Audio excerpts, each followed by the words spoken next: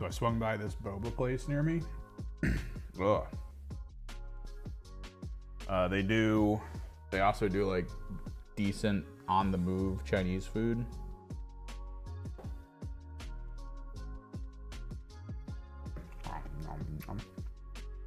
They basically do specials every day based on what they have access to food wise. And they have a spicy fried chicken bowl today. Basically rice, peppers, and fried chicken. And 4 times as I was ordering it, they asked me, they were like, "Are you sure? You good? It's spicy. It's really hot. It's spicy." And I was like, "Yeah, I'm good." And I guess they had to check all the boxes of testing whether or not I could handle a pepper. And yeah, it's good. It's delicious. Decently spicy. It's not crazy spicy, but it's decently spicy.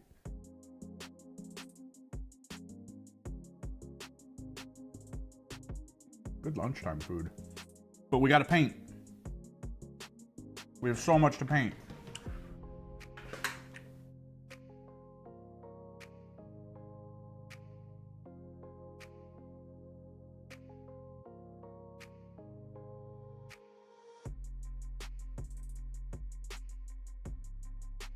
There we go. We gotta do all of the black. We gotta pull as much of this into where it's supposed to go. We got so much correctionary stuff to do. It's gonna take a minute, man. It's gonna take a minute. Let's get some stuff open here. The other one's basically done, which is good. I bought some dripper bottles so that we could try to do that weird oil slick idea that I had. But we don't need to do that today. Mostly we just want to get through as much painting as possible.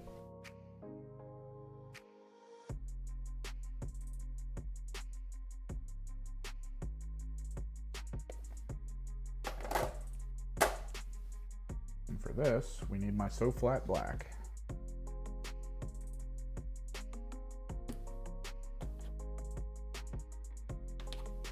It is way too good. DATASLATE day though. God damn. God damn. They nerfed the hell out of the K-Suns. Which is reasonable.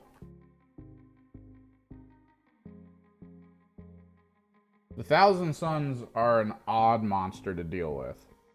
Because in the hands of an unskilled player, vis-a-vis me, with not a lot of knowledge on, you know, what's good, what's bad. I could have swore I skipped this song.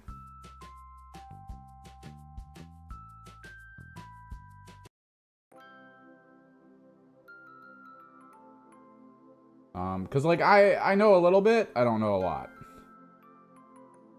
I get caught off guard by certain rules. I make very bad calls as to like what's a good matchup into what. Like I sent one Mauler Fiend into the squad of the melee-centric Wraithguard, figuring, you know, like, oh, this'll be fine. The Mauler Fiend, it's meant to kill tanks. It's meant to kill big things. This'll be easy. Guess what? Died to Wraithguard. Literally after a full roll, fully decked out and enhanced and all that craziness. It pretty much got one tapped by Wraithguard. I only killed one. No boy, no.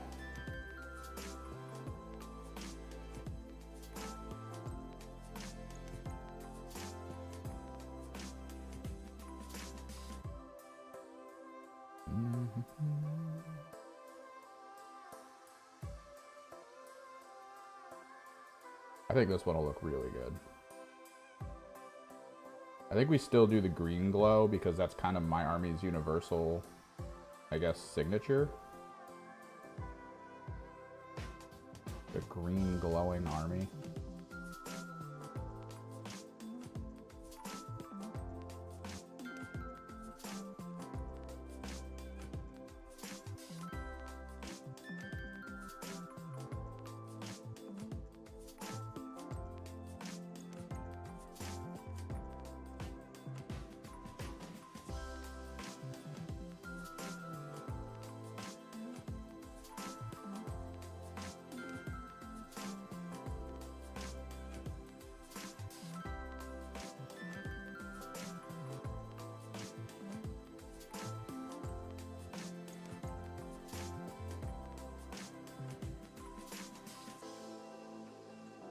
But yeah, we kind of expected the Thousand Sun nerfs at some point. Almost every tournament, every time I've ever heard of anyone matching up into Thousand Suns, it was always, God, this one rule kept screwing me over. Oh, the halving of my movement was the worst.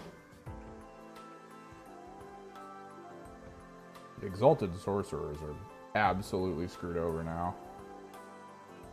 They have like such a limited scope of benefit. They only subtract 2 inches from movement and then any rolls, I think, made. Which means you kind of need to put them max range in front of something, which is problematic against anything that isn't only melee. Like, you can't do it to something that has decent range, because then they just move up and shoot you.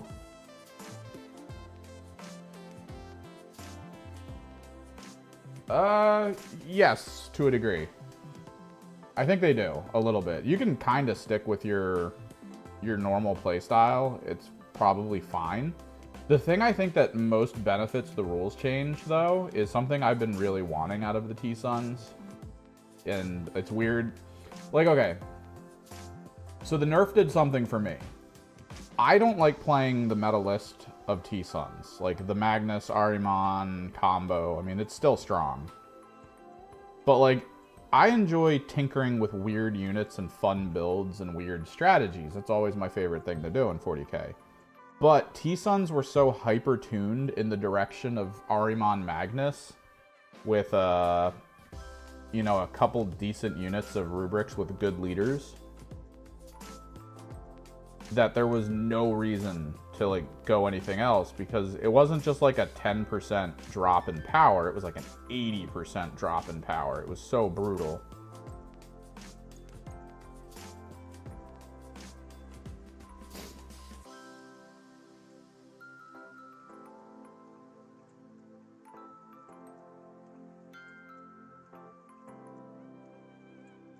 Because, like, I want to run weird Demon Prince lists with Zangors. I want to run multi-Mutilith Vortex Beast lists. I want to run... Like, I just have all these weird ideas of, like, oh, this could be fun. But when you run those lists, you don't have as many Cabal points, and there's just a level of your army that just doesn't feel good.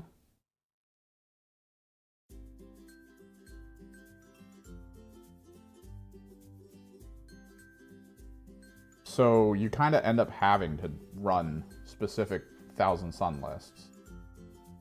But with the nerf, they've technically buffed the list building to a degree, because now there's reason to explore other elements of units in the Thousand Sun line of, you know, able to be built and stuff. There's also more reason to go allies, whereas before there was like next to no reason to go allies because you needed more Cabal points. So why would you spend any army list points on anything that didn't provide you Cabal points? But now, because you can't multi-target the same unit with, I think, the outcome of abilities, that's to try to nerf, I want to say, that's mostly for the nerf for Magnus, for his, like, triple move function. Because for a while there, you were able to multi-target Magnus with the temporal shift, which meant you could just go crazy.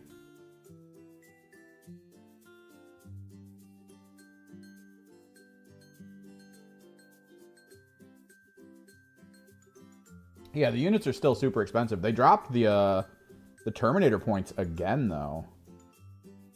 Which, I've been wanting to use Scarab Occult Terminators, and not a lot of people used them. And for good reason. Again, because of how the Cabal points have worked up until now, leaving stuff off the board meant that you were screwing yourself over. So there was no reason for you to go, like, heavy on deep strikes, heavy on transports. Like, you never really saw Thousand Sun Land Raiders. It's just the methodology to Cabal. Cabals were so powerful that you had to use them. But now that they've kind of limited it down a little bit and reined it in, like, there's no more armor strip. There was that whole gimmick I was telling you guys about that I thought would be fun to run with the Abominant and Thousand Suns, so that the Thousand Suns would armor strip and then the Abominant would shoot the target with an extremely powerful gun that had really bad AP. It had 0 AP. One of the worst Knights guns in the game.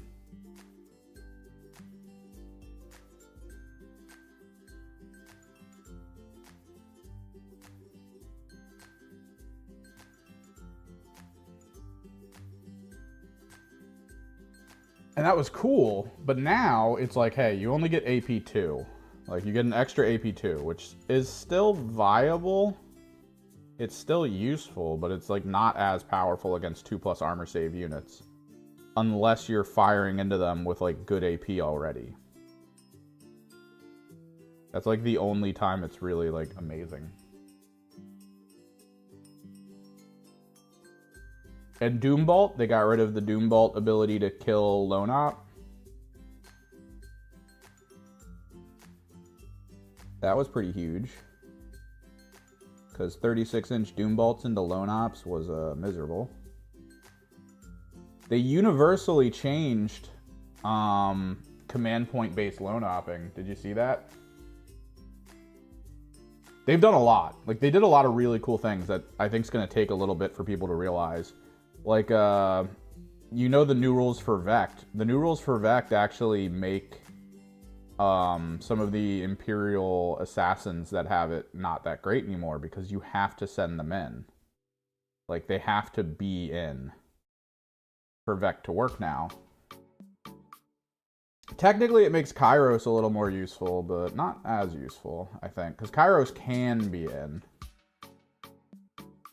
But you tend not to want him to be in. But now it's the 12-inch aura of any stratagems that target anyone in this area, +1 to cost. That's actually really good.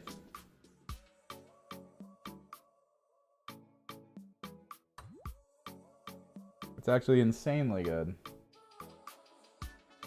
And now all the big demons have the Shadow of the Warp aura.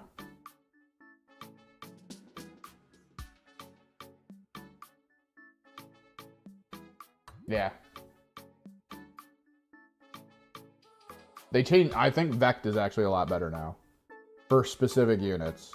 Imperial Assassins kind of took a hit from it, but everyone else has really good benefits to using it. It's the Calidus, right, that gets it. So I think the main reason is to try to prevent people who have one command point from overwatching the Calidus when it tries to get in on you.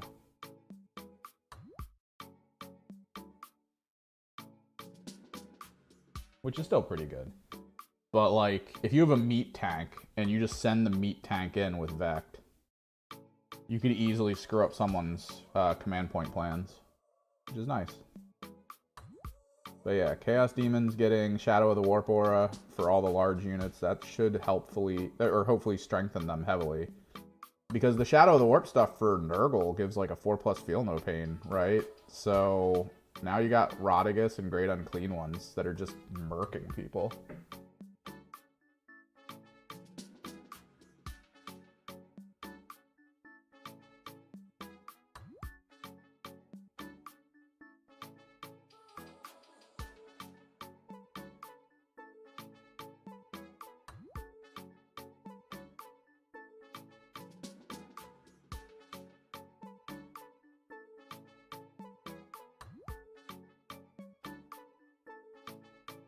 Apparently there's corrective information now out as well for the Pariah Nexus cards.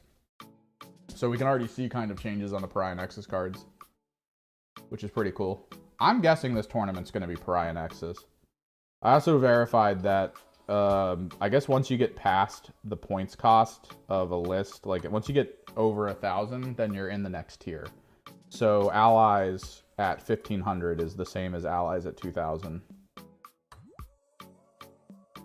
That's kind of cool.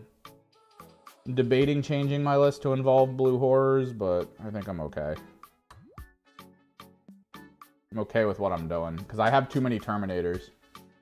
Terminators still cost a lot. I mean, they've been reduced twice, but they're still very expensive. I was thinking of doing a full Terminator brick, but I think I want to split them up for different functions on the field. So I have 2 5-mans and only 1 Terminator Sorcerer Lord to lead them. I'm trying my one weird trick with him, though, with the Vortex. Because Arcane Vortex, I feel like on the Terminator Lord is actually really good because he has an anti-tank attack with Dev Wounds. And the Vortex brings it up to 3 damage. And then if you're not shooting a tank with it, it's Strength 5, I want to say, with that Vortex. And damage 3 with good AP, which means it's still good at killing units.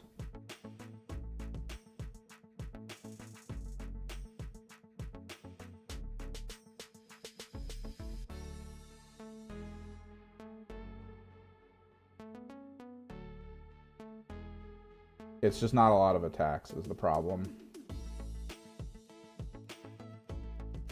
But because he provides lethal to the squad, I can basically leave sustain active for this army. And I'll be happy with it.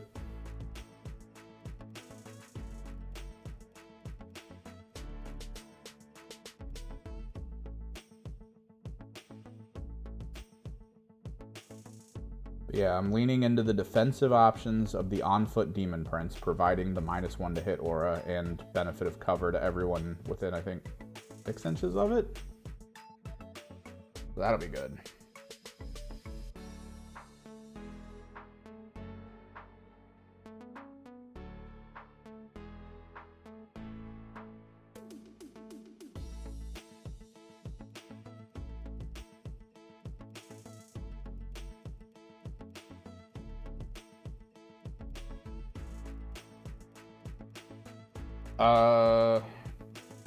What, a reduction or an increase? Wolfen, okay, so a current strategy for Space Wolves is called Wolf Jail, Puppy Jail.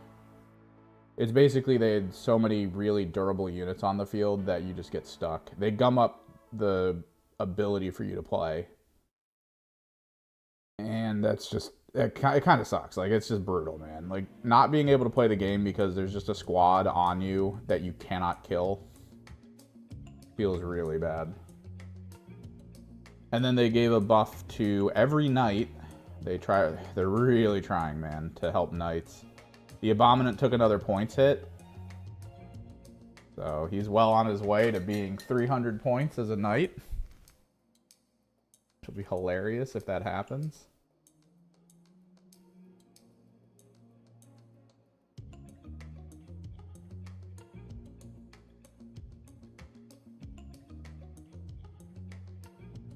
And they got the Despoiler points reduced as well. And the Despoiler, for a lot of people, is the main one you use.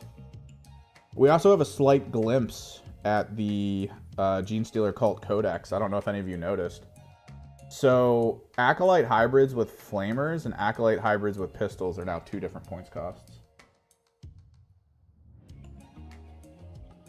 Which means there's 2 different data slates, or data sheets for them. Potentially. There might be one data sheet that requires you to go one or the other for different points values.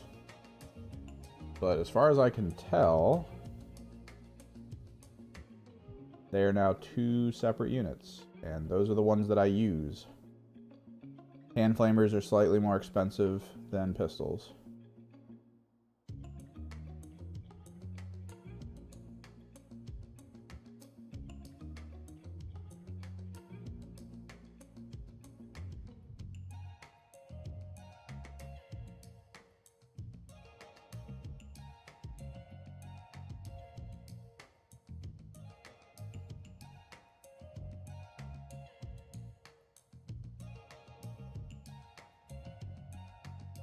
Pure strains appear to be pretty cheap. There's a chance, man, that before the convention next week, I put my pure strains together and we just go hard on the Genestealer Cult Codex.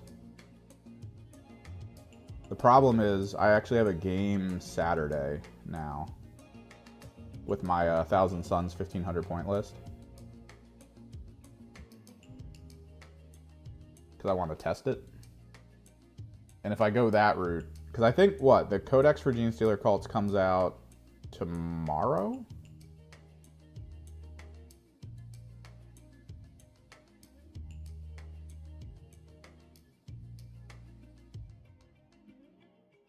And I feel like if I really like it, maybe we could power through next week and just get my Pure Strains painted and ready to go.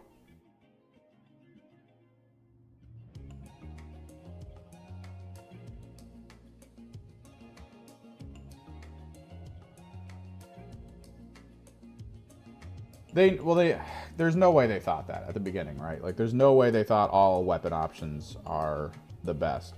Not only that, but it is very clear that there is value shift in weapons because they are kind of useful. Like, if you're going into Horde, you'd probably rather take, like, flamers than pistols, right? That would just be your goal if you were really aiming to, like, min-max into a Horde meta.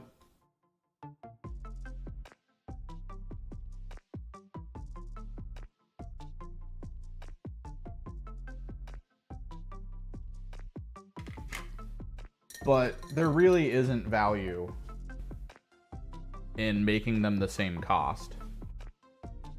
I think the thing they do need to, and I feel like they're doing it, the thing they do need to work on is, like, it's preventative at trying to get people to, like, weird min-max. Like, the kind of people who will put, you know, everyone in the squad has this weapon except this one guy, because that guy, like, allows that squad to now, like, do something weird.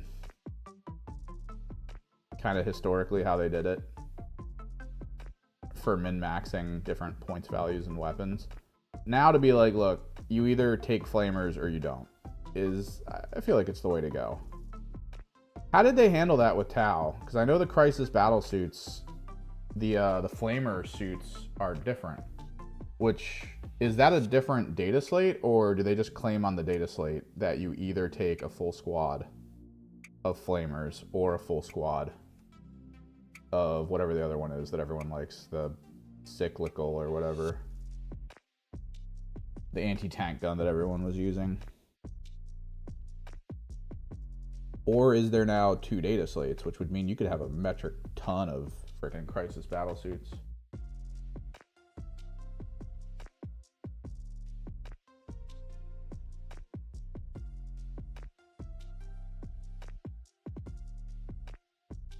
I guess I'll see in about a day with my Gene Stealer Cult Codex just exactly how that works with the Acolytes.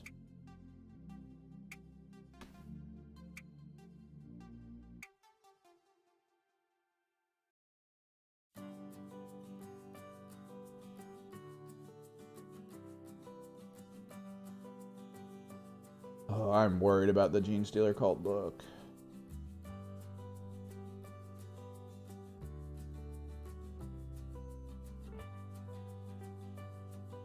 I don't think I'm changing my GSC strategy that I've been using till now.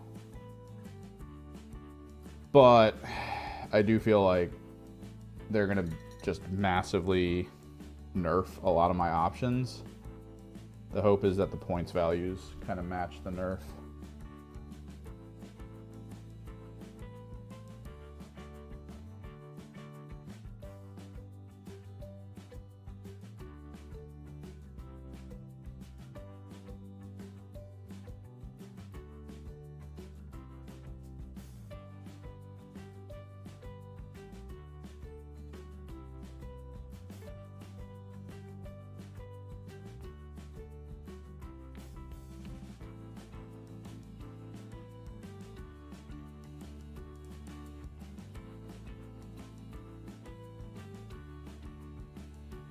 But yeah, technically, okay, so the technical buff to me for 1,000 Suns is that I like making weird lists. And right now, if I go to a tournament or I play against someone in a competitive fashion with a weird list, their immediate assumption is I'm an idiot. And I feel like with the change, there's now more value in weird lists. Or at least the percentage difference in strength between meta lists and weird lists are a lot closer, to the point where it's not going to be as big of a deal for people to see me like show up with just no Magnus, only like a couple Cabal Point units, and then a bunch of Mechanics units.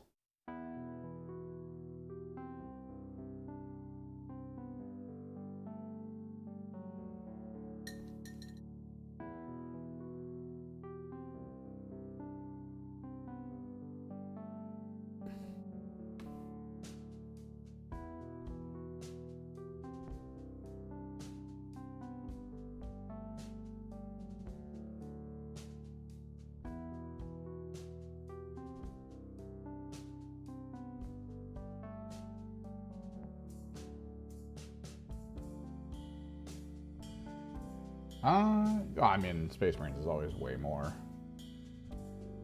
I feel like in a lot of instances, though, with like Chaos Space Marines and Space Marines, there's really not a lot of reason to split sheets because of how they apply, you know, pick this gun or do this thing. Like for every 5 Space Marines, you can choose one of these weapons. You can't have more than one of it in the squad, like that kind of stuff. That kind of stuff's still fine. Because you're 100% taking whatever the bonus is. You'll decide what you want that bonus to be. Most likely it'll be like a Melta or a Plasma or something. Because having one Flamer in a squad does not really help.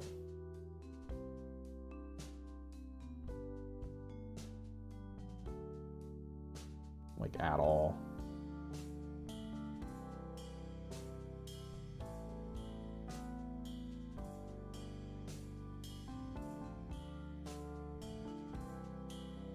It's one of the least helpful things you can do to the squad. You guys get 1 extra d6 of attacks. Versus having a gun that might kill a monster or a vehicle. Huzzah!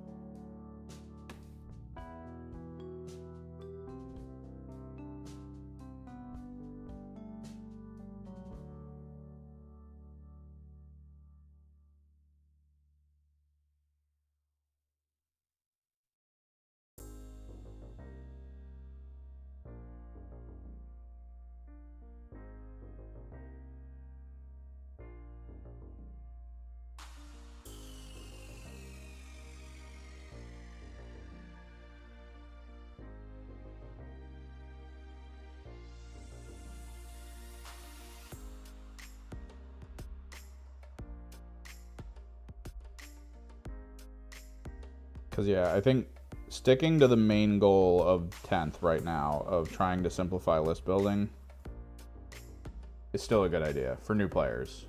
Because at the store I go to, we still get brand new people coming in. And when we tell them how to build lists and how, like, it's changed to not be as nuanced. Because, like, a lot of the people who come into the store have at one point in time looked at Warhammer and been like, oh god, this is too much. This is so much stuff.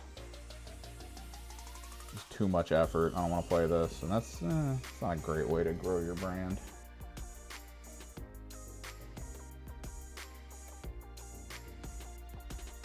Ooh.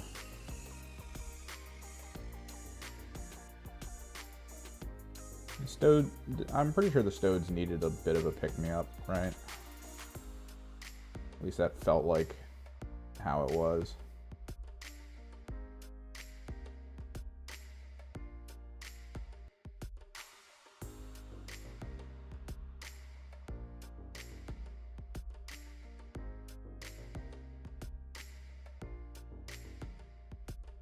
I'm pretty sure our local Stodes player is still going to avoid playing them.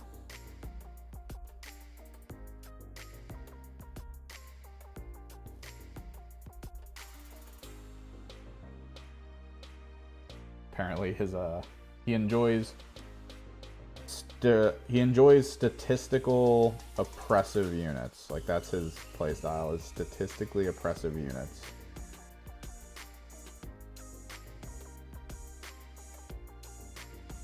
Which is why he folded over to Necron.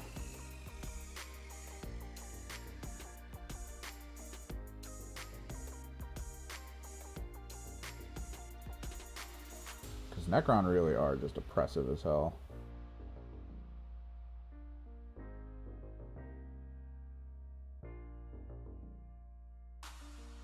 I hate making decisions into Necron because I never feel like I put enough strength in, right? I'm always like, maybe we'll get this kill. And then it never happens. And it's just the worst feeling in the world.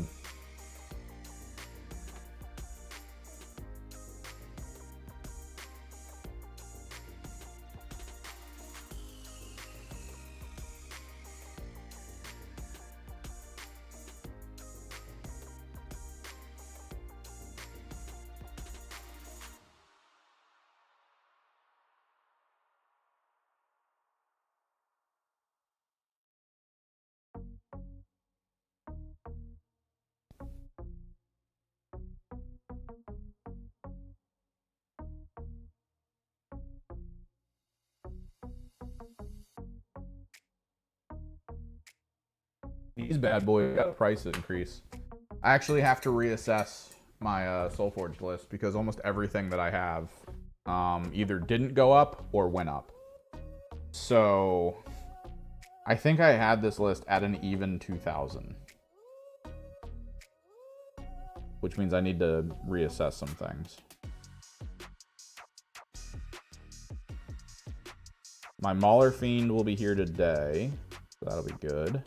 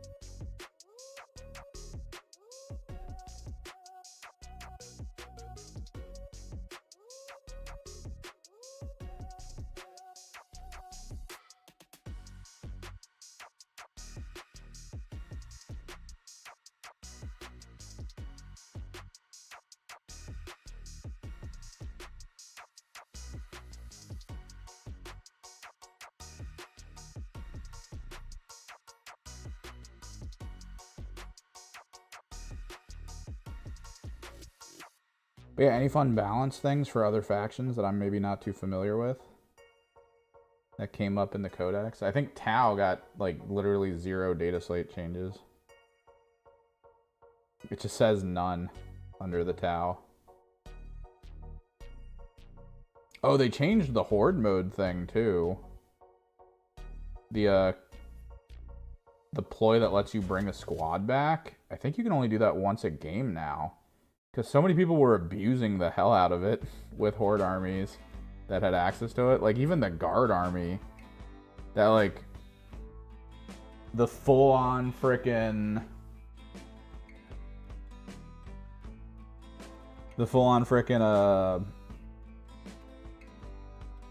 cavalry guard army that just keeps coming back. Oh my god. That was crazy to see it in person. Like, it was just like, whoa. Why would you do this? Don't you want others to enjoy the game?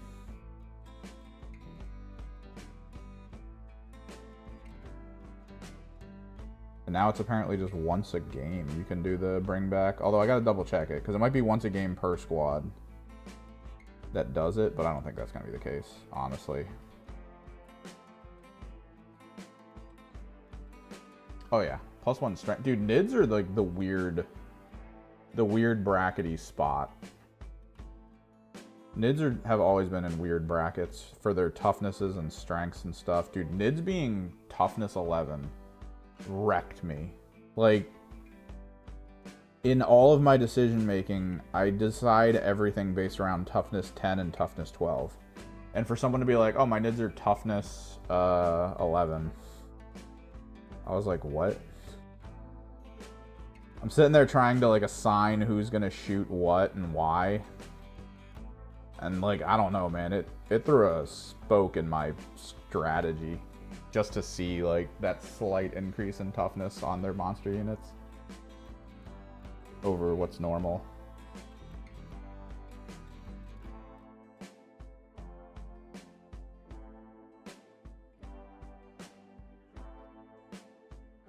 So yeah, we got the first Mauler. I don't think I want to grab a second Mauler. Again, it's all about table real estate. And I think one of the key things I want to try to do is to most likely put my Forge Fiends in reserve. Because I do really hate having to find a shooting angle that works. And I feel like getting my Forge Fiends in reserve scares my opponent enough to have to, like, sit around corners in ways that they don't want to sit around corners in. Because you don't know where my firepower is coming from. And that, I don't know, that feels like a good idea. Because having turn 1 plasma cannons on the field doesn't seem to help me as much as I originally would have hoped. It depends, though. If my opponent doesn't have a lot of, like, small things, or if they're very horde-ish and like I need to start whittling them down turn 1, then I could see leaving the plasma cannons in. But if the person I'm playing has a lot of like individual really hard-hitting ranged units, I think I put them in reserve. And then I just play the game of let's hide units around corners and see what happens.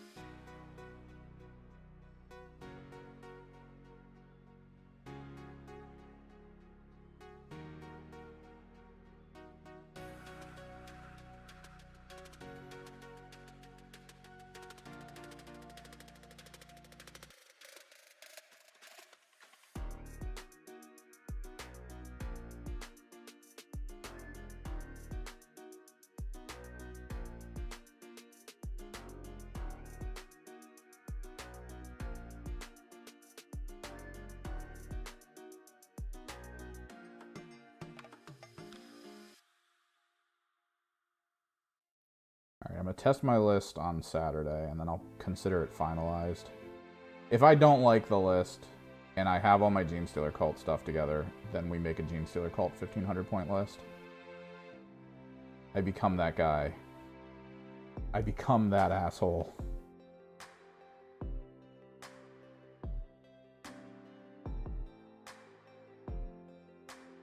The guy who shows up to No, they do have Blast. But, like, if I'm playing into Horde, I want to be able to see the Horde and blast them. Like, turn 1. There is a Forge Fiend gun that doesn't have Blast, but a lot of people lean away from it, even though I do think it's good. It's the Hades autocannon variant. Which, I mean, I feel like it's strong. And it's a guaranteed 6 attacks per gun, so you'd get 12 attacks guaranteed if you go dual Hades.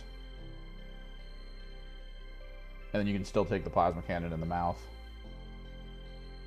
But they do have Blast, so you can't shoot them into their own combat. They can shoot out of combat. But it's basically full tilt Forge Fiend into one squad is 3d3 Blast. So if you're shooting into a 20-man squad, it's a guarantee... What? 4, 8, 12. So it's a guaranteed 12 shots, and then 3d3 on top of it.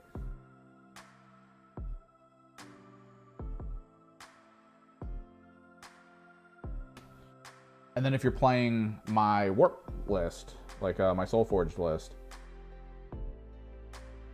you're pretty much getting guaranteed lethal sustain on that as well.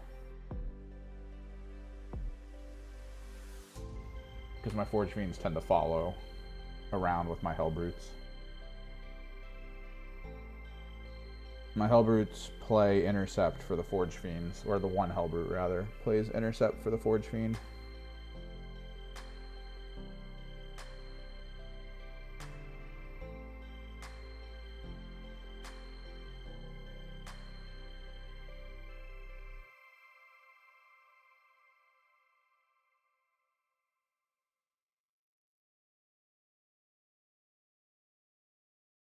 We are so close to done the Fixative Black. I like them though. Weirdly, I prefer the Thousand Sun Forge Fiends to the Chaos Space Marine ones, but I also understand the sheer raw power behind the Chaos ones. You really can't add that like extra layer of utility to that. Because the Chaos ones get, I think it's it's either once a game or just use it whenever you feel like it, but you do have to pre-announce it. Hazardous. You basically apply hazardous to all the weapons that he has, and then you get dev wounds on all the shots. Which means with a Hellbrute nearby, you get lethal sustained dev. Across the board.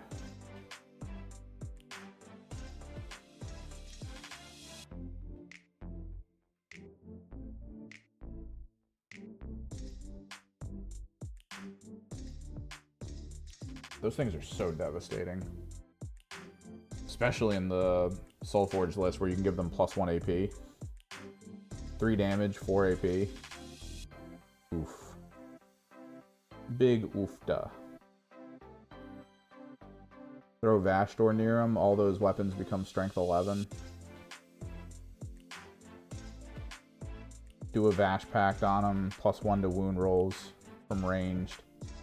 And then if you have the enhanced Warpsmith near them, like literally the stacking admin buffs into that Forge Fiend are crazy. Warpsmith buff gives them +1 to the hit roll, so they're hitting on 2s instead of 3s. If you Vash Pact with the Warpsmith that has the enhanced aura on, you get full rerolls of hits. Near the Hellbrute, you get lethal sustained. You can activate dev wounds. And then you can make them strength 11. So into toughness 10 tanks. With Vash Pact active, Vashdor nearby. I keep calling it Vash Pact. It's just the enhanced pact. I just like the idea that this is a Vashdor focused army. But with Vash Pact active, you're wounding on 2s. So, have fun. Spend a command point. You can make it AP4 if you need to. Massive overkill for almost everything.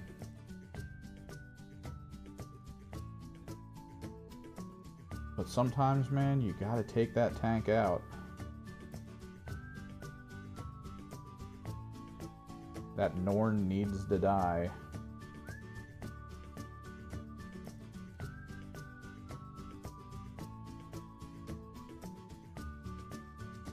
Full squad of Terminators, it's gone.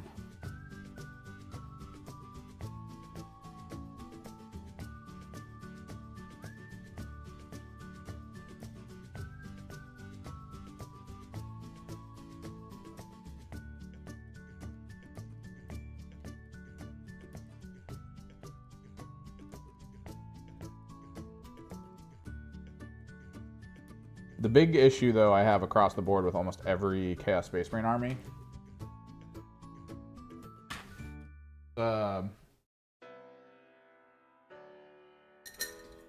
they feel like they're just meant to be choked on command points, and I don't like it.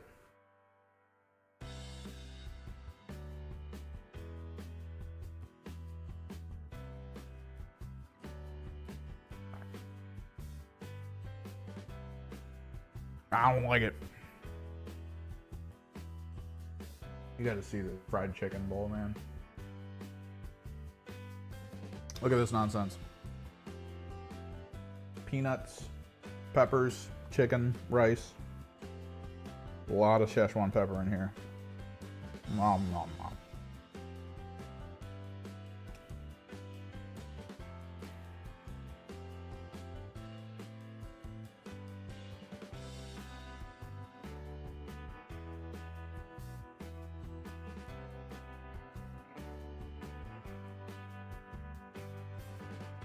It's so good. Oh my god. What's up, Trevino? Oh my god, this is such a good rice bowl.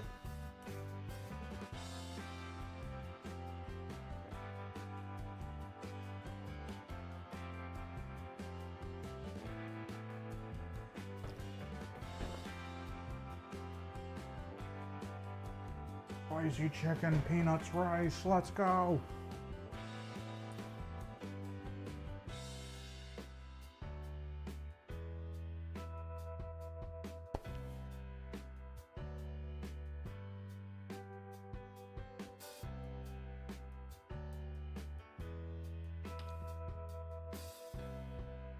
We just sitting here talking about DATASLATE, painting some Venom Crawler.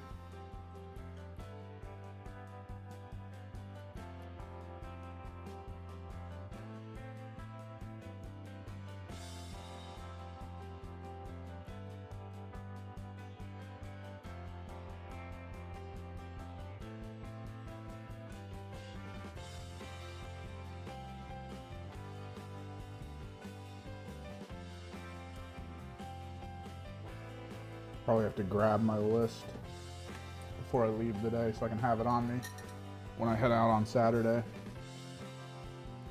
I might try to stream tomorrow, but I'm not sure. I had a doctor's appointment early, and if I'm just like tired or generally indisposed with other things I gotta do in a day,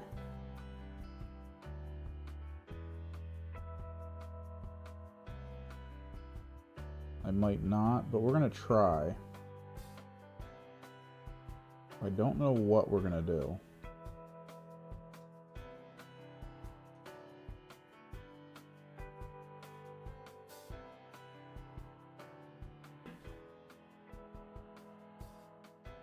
I mean, we're basically gonna be painting. There's not much else outside of that to do right now for this. Sadly, none of this was going to be ready for next week's tournament.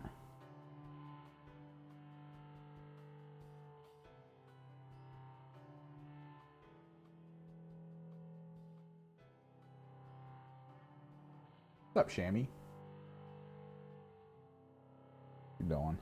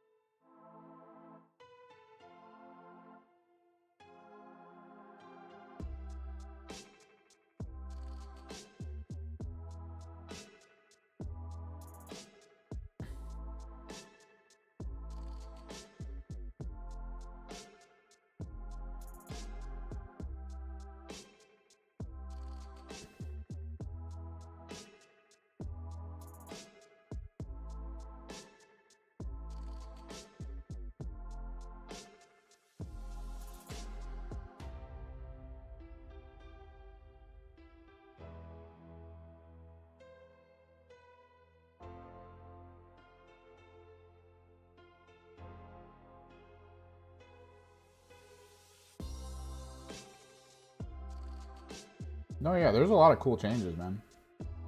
I like the new Vect rules. I like what they did with the Chaos Demons for their aura, to try to like give people more adaptability in list building.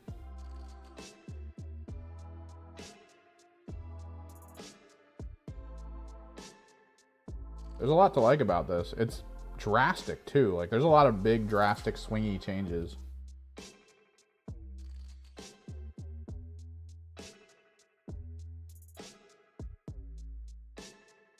Try to rein some problematic power in while simultaneously lifting people up. I think I got everything here. Oh, we got some underframing to do. And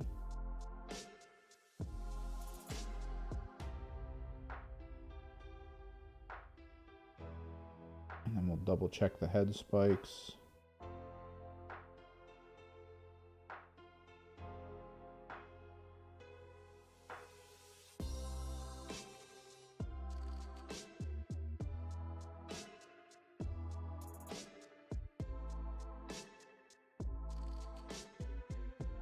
Make sure I got everything there.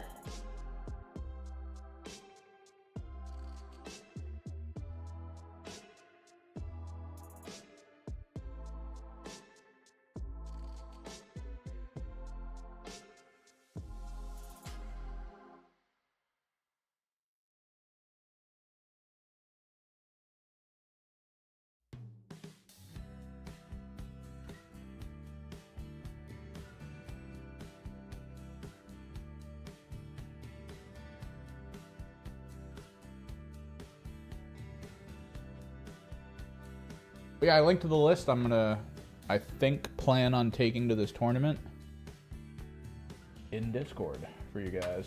Oh, dude, T-Sun's got nerfed pretty hard. Which I was trying to explain in a way where it's weird. I don't know.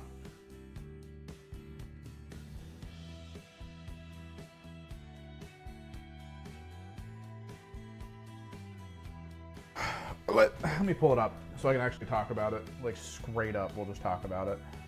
I'll actually swap to a different screen and everything.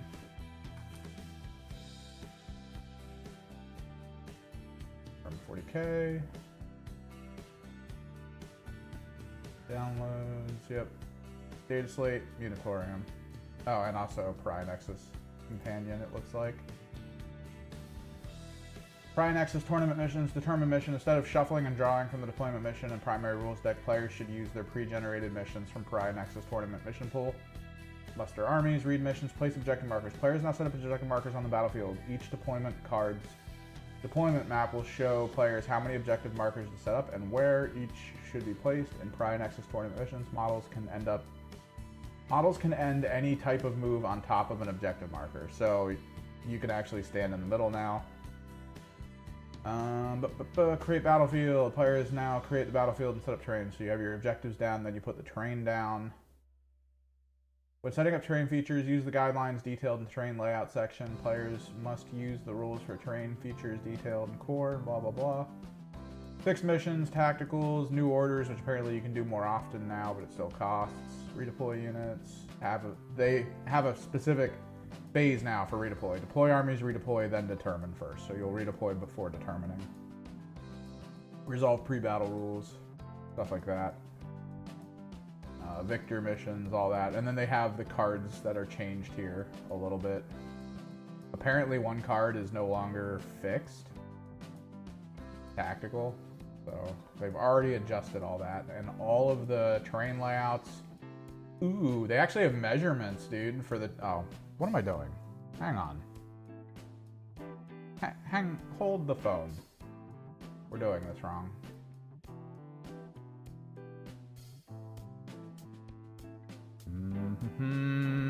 Where is the button?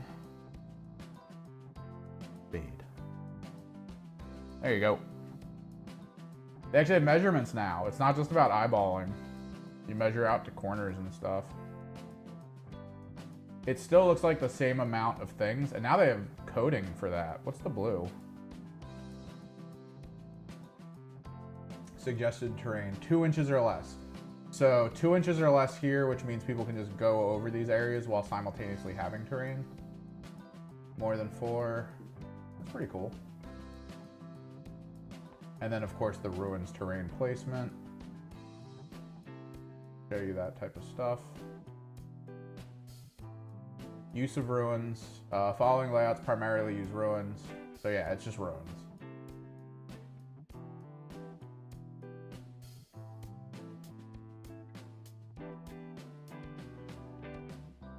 Single area terrain section.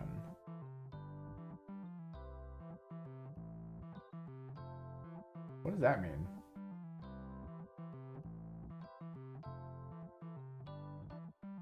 Separate area terrain sections.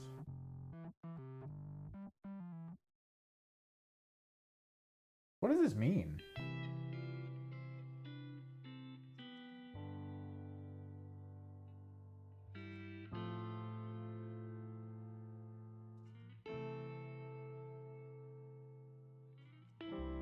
Single area terrain section, separate area terrain sections. So why is it just eyes? I mean, I'm guessing if you're here on this side, these are now combined, which means people can't see you. And then when they declare separate here, does that mean that people could see you from like different sides? I have no idea what this means. Cool though. Yeah. Munitorium. Let's actually go here. So this is huge. Modifying stratagem CP cost, massive. Rules enable target unit from your army with a stratagem 0 CP, but does not specify the name of the stratagem. Instead, reduces the CP cost of that use of the stratagem by 1 CP.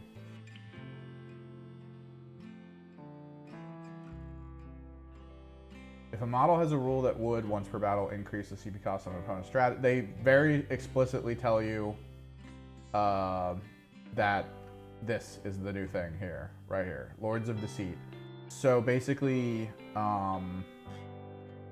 Kairos now has this instead of his other CP cost. So anyone within 12 inches of him spending anything on a stratagem, 1 CP. But until rules that enable you to target a unit from your army with a stratagem for 0 CP, but that do not specify the name of the stratagem. Instead, reduce the CP cost of that use of the stratagem by 1 CP. Oh, hang on. Did they reopen? Did they move things away from battle tactic again?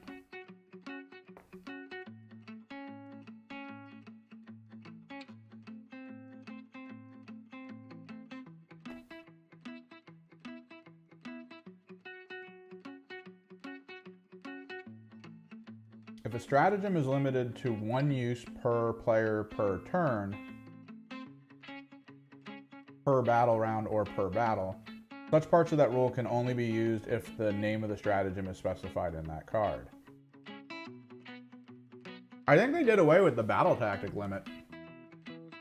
Did they do away with the battle tactic limit, or is that in QA? Probably QA.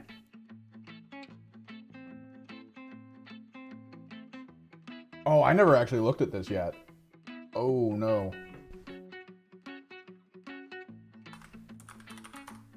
Battle tactic.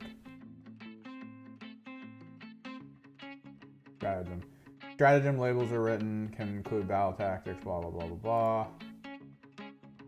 I think they did away with the battle tactic limit. Rules that enable you to target a unit from your army with a stratagem for 0 CP, but that do not specify the name of the stratagem. A captain's right of battle ability instead reduces the CP cost of that use by 1. The model has a rule that would, once per battle, increase the CP cost. Yeah, I think they did away with the battle tactic limit. Let me actually post that in my local Discord.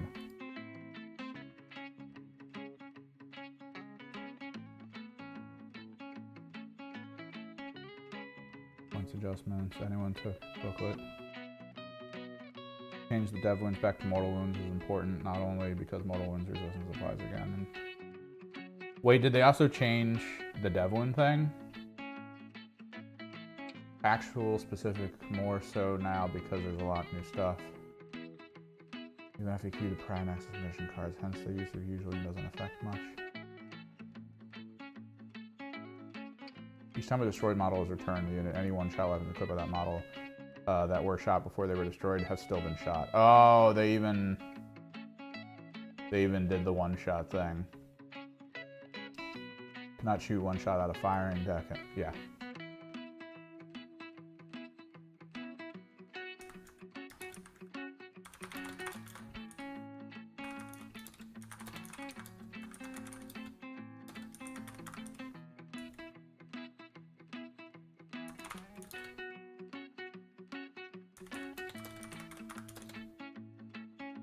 They stopped.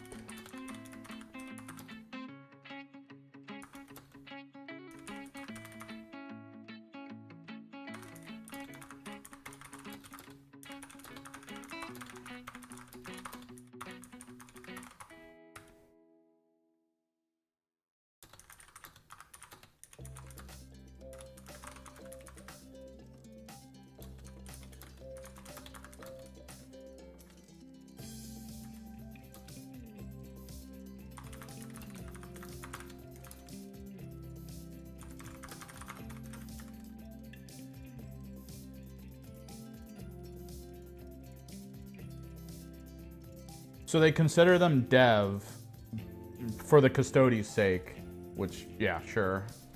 I mean, technically they already changed the rule for custodies.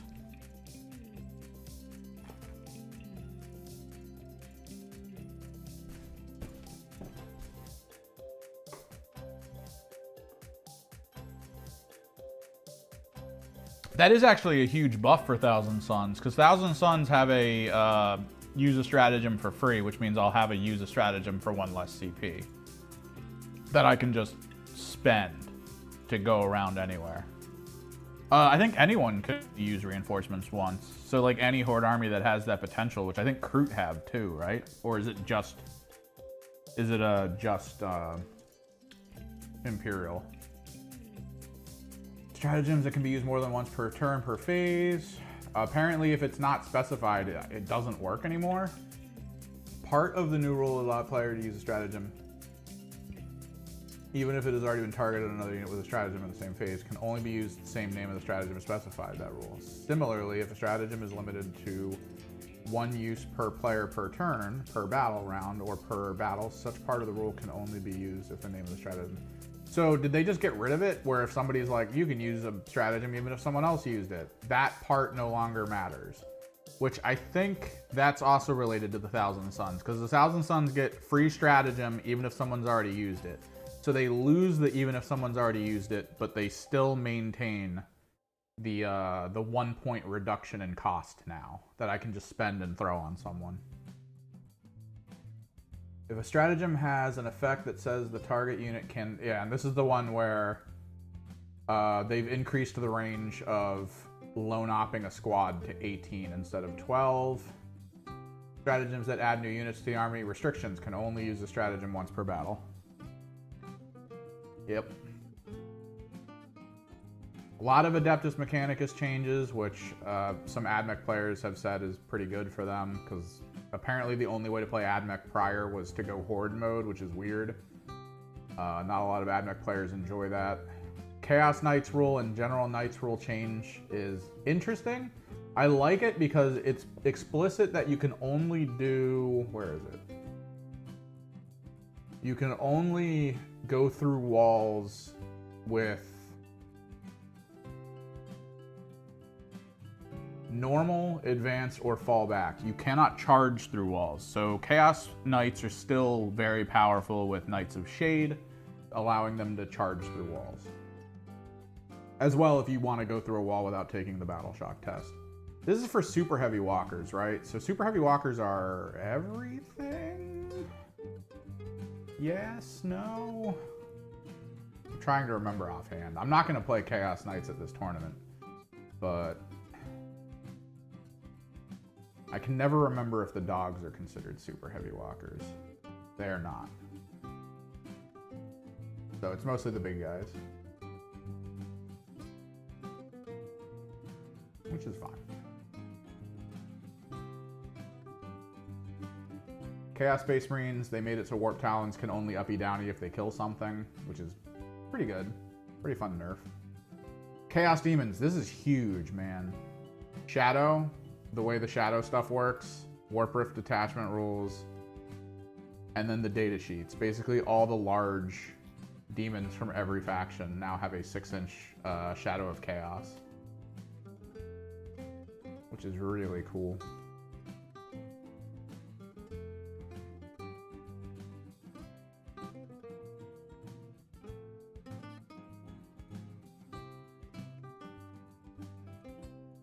Gene Stealer cults. None. None. Imperial Knights. Yeah, same thing down here. Necrons, Orcs, Green Tide specifically is getting hit, it looks like. Space Marines. Oofda. Space Wolves. Neato. Here you go. This is key. No, it's not. Lone Op isn't 18. Lone Op's still 12. But there were command ploys that would basically Lone Op a squad for a now 18. I always refer to them as basically Lone Opping because it was the same rules as Lone Op, but just for units instead of individuals. But most units that had that as like a unit rule were always 18 inches instead of 12, which kind of made Hypercrypt and stuff, or is it Hypercrypt? It's one of the Necrons that have the 1 command point Lone Opping. It was always kind of shitty that they could do it because it meant you had to really get in close to them to try to prevent it. But the trick now is that like it kind of loops around and it makes it so the squads are 18, so it's a little bit easier to play against.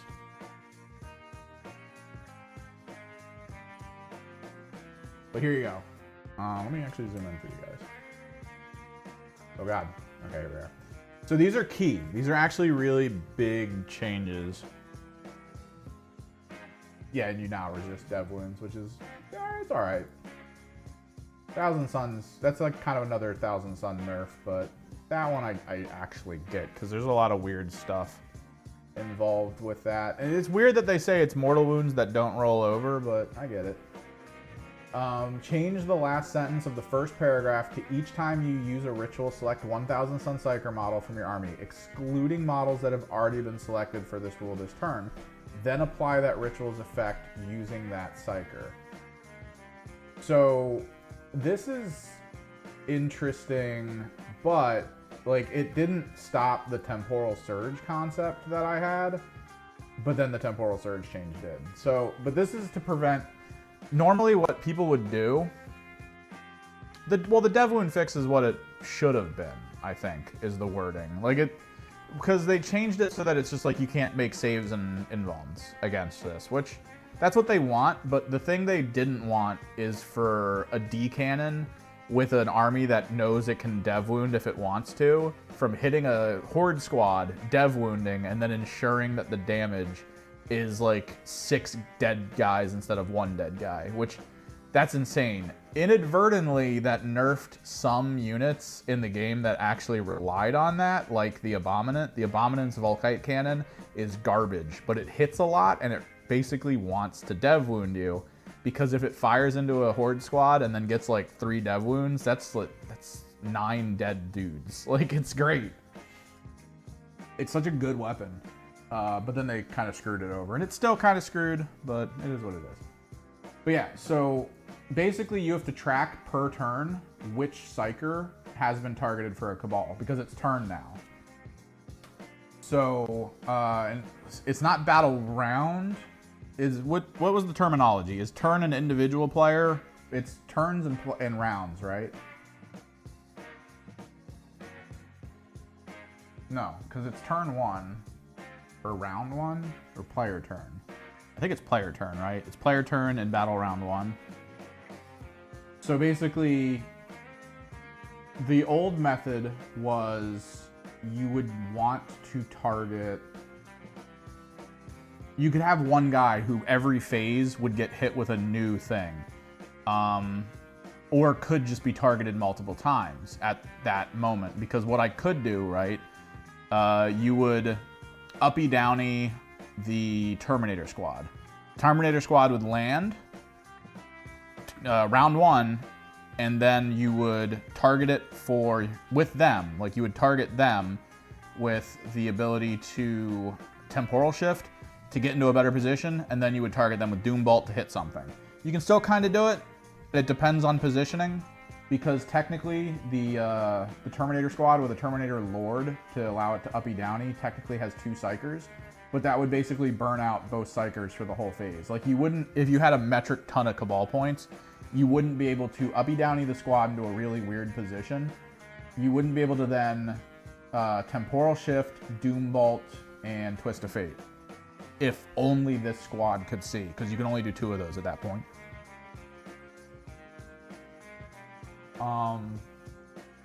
But yeah, Twist of Fate is now no longer, you have no more armor save. It's AP2.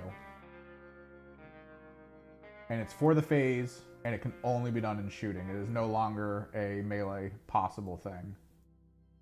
So I can't charge with my Terminators and then Twist of Fate in the melee phase to try to like kill something. I can only do it in the shooting phase. The thing is, costs aren't changing. It's still the same costs.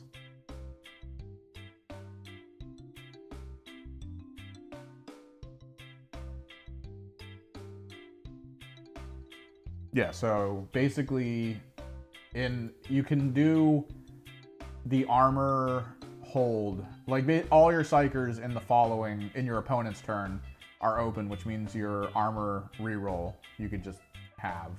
I think even the command point one.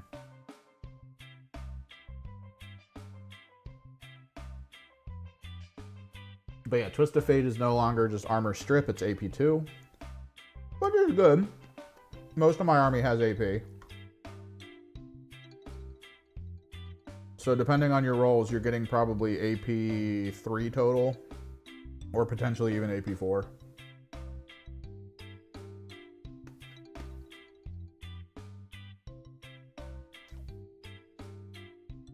Dude, this spicy chicken bowl.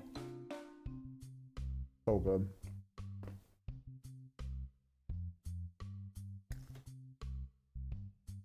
I realized I should close my black paint. I gotta keep it from drying out.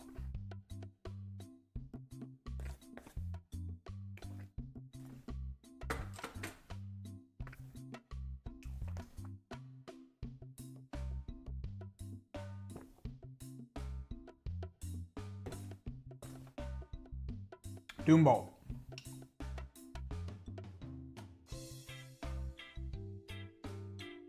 There you go, kids. I can no longer 36-inch kill your lone ox with a Doombolt.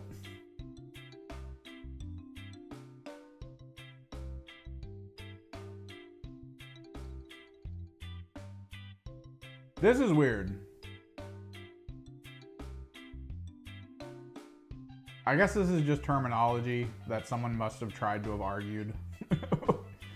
Having to put that enemy unit in here like this is a little weird. Temporal Surge. This was the big nerf because you used to be able, in theory, in a turn, you could temporal shift twice a single unit. So not only can you not target the same Psyker and all that, but you can't double temporal shift Magnus anymore, which probably useful, probably a good thing. That was insane, because you would always target, you would move him and then you would max range target with another sorcerer, temporal shift on Magnus, and then you would target Magnus with the temporal shift. Or no, it was you had to have an MVB for it or to be weirdly positioned. There was something about it where you needed to move temporal shift with Magnus, then temporal shift with another sorcerer, or potentially do that with two sorcerers and then possibly have enough points left to like Doombolt something. Oh no. Oh no, there's a bird. And he just went into my like windowed well area.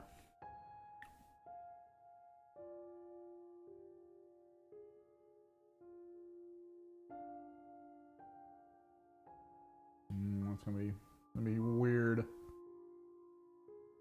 Datasheet, Exalted Sorcerer on disc. This is a massive nerf. Massive. So the original plan with the Exalted Sorcerer was to move within range, the 18 inches needed for the psychic ability to go off, and then to hit him with Temporal Shift to get him the hell out. That was the whole point.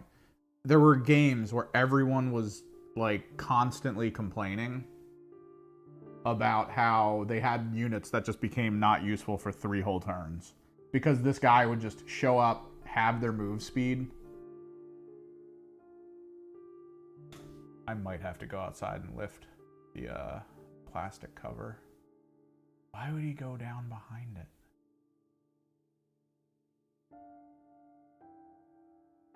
Stupid bird. And then, but then he would run away. This requires him to shoot, which means he can't temporal shift afterwards. This is actually why I changed Ahriman in, because the points difference allowed me to take Ahriman.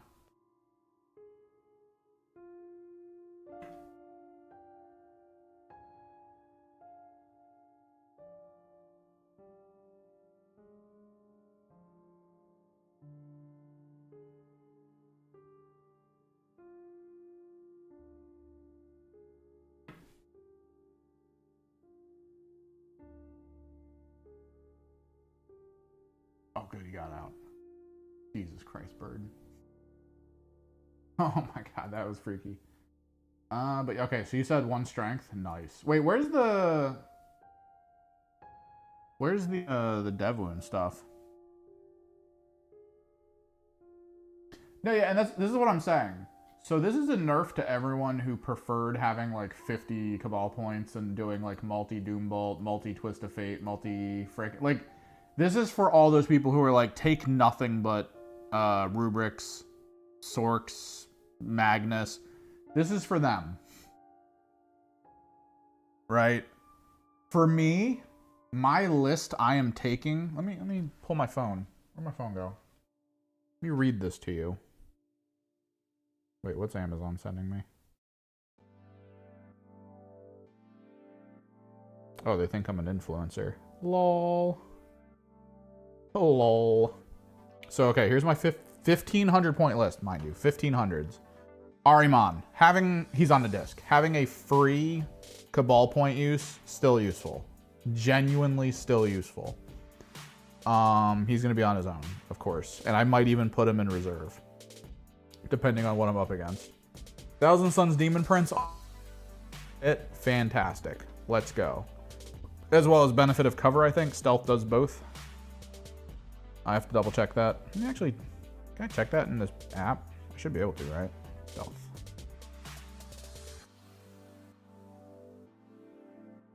Boom. No, it's just the -1. Okay, subtract 1. So he minuses 1 to hit everyone around him.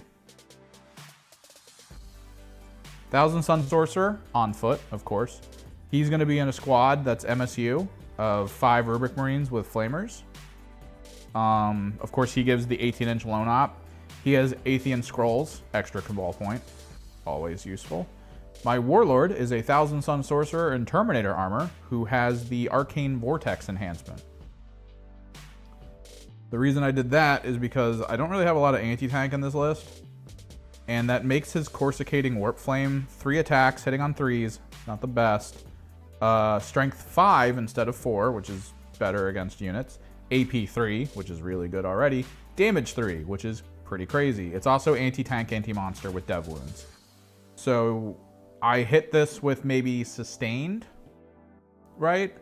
I have Sustained running for the most part because he'll give the squad lethal anyway. And then, yeah, you just slam people in the face with this attack. And hopefully kill, like, a vehicle or chip it down a bit. Pretty decent. It's not the best. Honestly, I'd probably prefer it on the Thousand Sun Sorcerer because of the 2d6 attacks. But... maybe. I don't know. I think I'm okay with it. Because technically it also increases his melee weapon. His force weapon. He'll be strength 7, D3 plus 1 damage.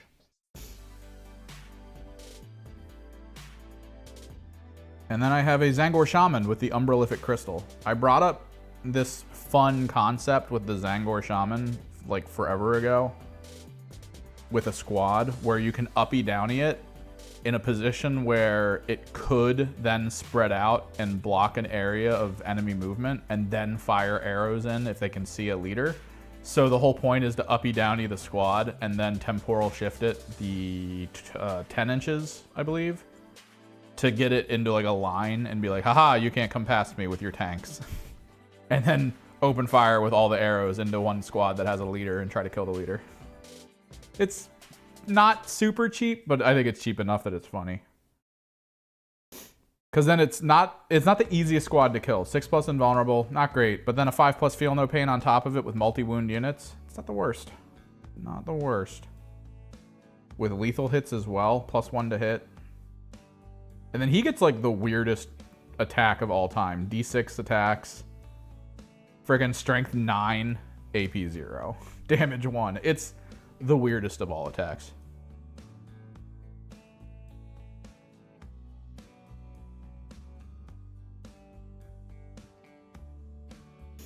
No, yeah, I think my list is fun. Like, that's what I want. I want my list to be fun.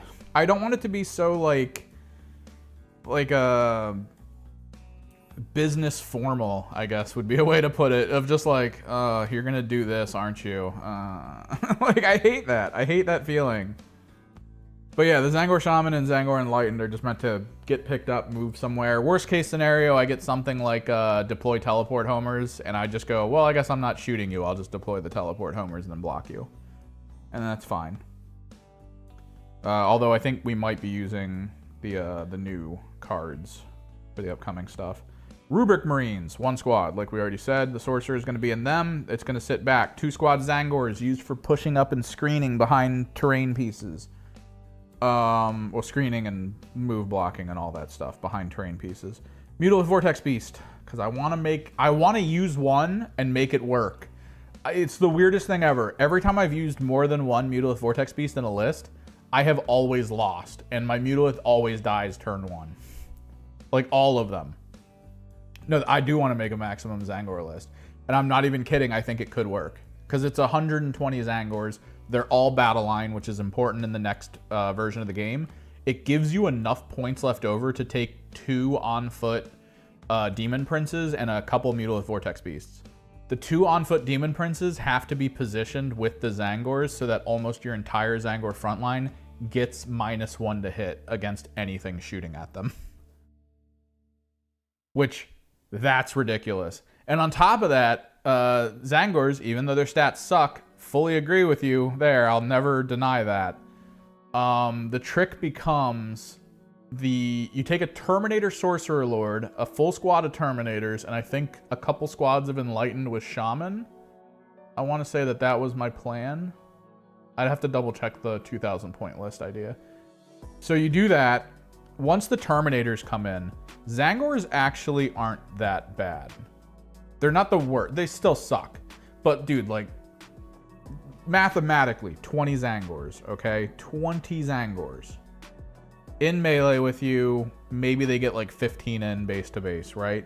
They still get to re-roll their charge against you. That's a big thing, is that they get to re-roll charges passively. But you go melee weapons, you go Zangor Blades. 2 attacks each, 15 people, so 30 attacks. 4+ to hit. Sucks. It's horrible. I do have 2 squads modeled with the chain swords and the pistol, which I'd probably put those guys at the back because it's not good. It's one of the worst builds you can go. Because it's 1 less attack for Zangor Blades, but it's +1 strength. Strength 5 in melee is actually a really good bracket because they're wounding on 3s. AP 1, damage 1, that's actually not that bad. The trick comes down to you need to have Terminators down, and you need to have them near the front line because the Terminator Sorcerer Lord will mark the targets the Zangors are about to slam into and provide the Zangors rerolls of 1s. So you are about 30 to potentially 40 attacks if they haven't died, which, I mean, I imagine many will have died before they got there. But it's like 30-ish attacks, hitting on 4s, rerolling 1s, strength 5, AP 1, damage 1. Not the worst for the low points cost that they have. Reroll charge rolls passively. That's a big thing in this game right now. Brayhorn allows you to reroll advance and charge rolls. So even early game with mobility, you're still like, well, I'm going to advance to get to a better position. Oh, I rolled a 1. Guess what? And then you just re-roll it. And then, you know, get another 1 and feel bad.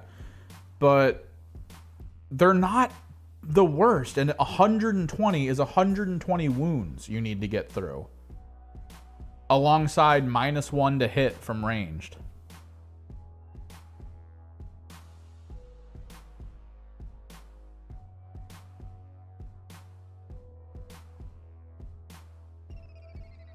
And the thing is, for, I want to say, $10 more than a box of Zangors, you can buy Kyric Acolytes from AOS. Same size bases, same silhouettes, similar loadouts to what you would expect from Zangors.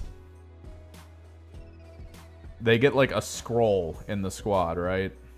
And a bird. And you get 20. So you already get the doubled up Zangor squad from a box of Kyric Acolytes. But then, yeah, we go Mutalith Vortex Beast, which is going to sit back near the... it's going to sit back near the Sorcerer Squad to provide him the 36-inch range if he wants to, like, do stuff downfield. 2 MSU squads of Terminators. 2. Both spec'd for Soul Reapers and stuff like that. So one squad's going to have the Sorc Lord in it. The other squad is going to be on its own. And I think both of them and the Sorc Lord are going to be in Deep Strike. Unless the enemy has a ton of ordnance, at which point Ahriman might be in deep strike instead. No, yeah. Objective control, move blocking. They'd be so good. And then, like I said, you would still go Zangor Enlightened, like a squad of archers with a shaman with an uppy-downy Umbralific. That way, if you get first turn, you could even force your opponent to just be hard moved blocked for a turn. Like, you would just toss it in there. And then depending on how many points you have left over, like, this is all key to how many points you have. I would honestly say dumping, I think it's 300 points. How did this change, actually? Where's the Munitorium? Chaos Demons. Let's see if they changed. I don't think they did. 13. Yeah, they didn't change. Blue Horrors. 250 points. You get 2 squads of Blue Horrors. Those have Infiltrate. So you don't need to burn your Umbralific turn 1. You would just throw the Blue Horrors down on the field in Infiltrate position. And then if you get turn 1, you just advance them and put them in a position to just sit in front of the enemy. Then the enemy has to now kill your Blue Horrors, who are just sitting in front of them. Which, that's not an easy task for most people. They're usually not teched to kill that type of a thing. Right? Yeah, well, you can't go, you can only go 1 Blue Horror in Kairos in that situation. But I would go double, because that's a big, wide area of just like, you can't move now. So you do that turn 1, the person's stuck. They kill your Blue Horrors, maybe they don't, who knows. If they do, at the end of turn 1, or beginning of turn 2, or whenever your next phase is, you uppy-downy your Zangor Enlightened, and then temporal shift them into a blocking position as well. And you can literally just hold a person for 2 turns in their own space and just be like, you can't go anywhere, I'm sorry. Like, 2 whole turns, you just have Zangors in the field, not giving a crap. How does this look, actually? Demon Princes went down here.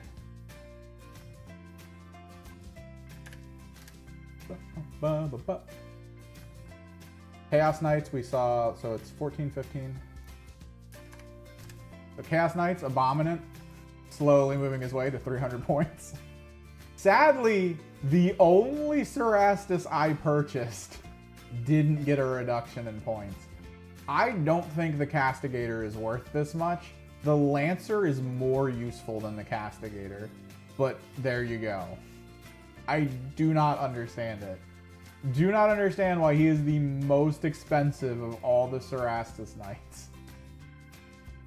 He has the same stat lines. He has the worst suppression roll. The only benefit he gets is sustained 1 as an aura effect. But they gave it to the Lancer, which is winning tournaments for people. Like, the Lancer just goes through walls and kills things. That's what it does, especially now with the new rules of just going through walls, killing stuff. But yeah, the Abominant's on its way to 300 points. And the Despoiler went down, despite being probably one of the most powerful flex platforms you can purchase. This hurts me greatly. Venom Crawler. They should really show the old points. I think it's only like slight. But that hurts me greatly. This kind of hurts me, because I think this was 130 before, and I was planning on going an Annihilator. Vindicator kind of hurts people doing the Vindicator in the box strat. Outside of that, though, not really that perturbed by it. There's your Dark Angels. Getting Shrek'd.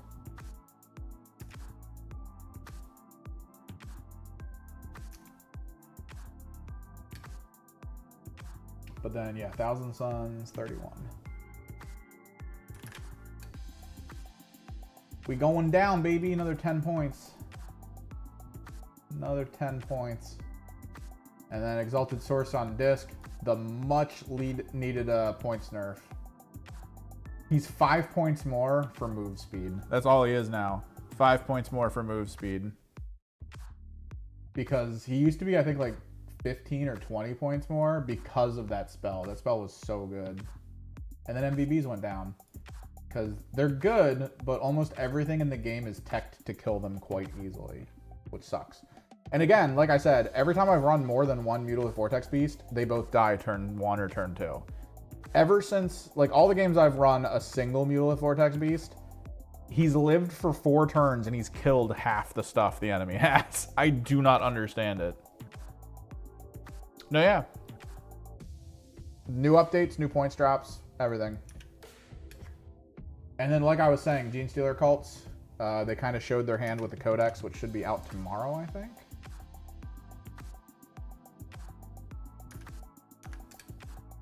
Check it out. So they're already changing costs on this stuff. The faction I'm using, I think, is this. Biosantic. I think it was Biosantic. I know it's not Outlander or Ascension or Brood. Pretty sure it's not Xenocreed. I'm pretty sure it's this. So I've already gotten a nerf without having the Codex. Not only here, but I use an Icon Ward. I don't use Keller Morse. I use the Primus. I might use a Patriarch. But we did get points reductions. Pure Strain Gene Stealers. I have a full 10-man squad, 150. That's nice. I have Ridge Runners that I use, which good to see the nerfs there as well. And I have a Rock Grinder. Again, beautiful. I do have Clamavises though, and Clamavises, they're still cheap enough. There's no reason not to use these. They're so good. You can either put them in squads to protect them, or if your enemy doesn't have indirect, you just don't put them in squads. You put them in corners. You hide them. That's all you do. And then you have this massive grid of no deep strike. 0 deep strike for you. But yeah. Like I was saying, they split stuff. There you are. Acolyte hybrids with hand flamers. These are the ones I use. 75 points per. Versus auto pistols, which are 5 points cheaper per. Or, I guess, what? A point cheaper per model? Not a big deal to me. I think. We'll find out. Aberrants are still the same cost, which that's a little worse. Well, actually, are these cheap? What were they before? Because this would be the update from the Codex that isn't out yet. I feel like these guys were 75 before. Did they reduce these costs and then just not change them? I thought this was like 175 or 200. Before this, because I know they nerfed them, so this might actually be their reduced points cost.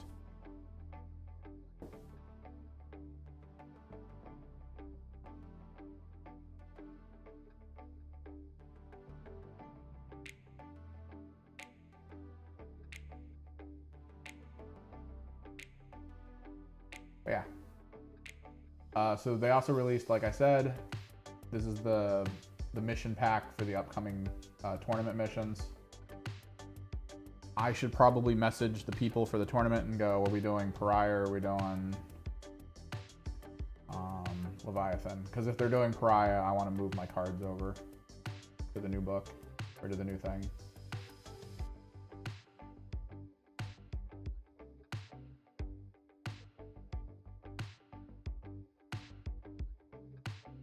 Where's the dev wound change?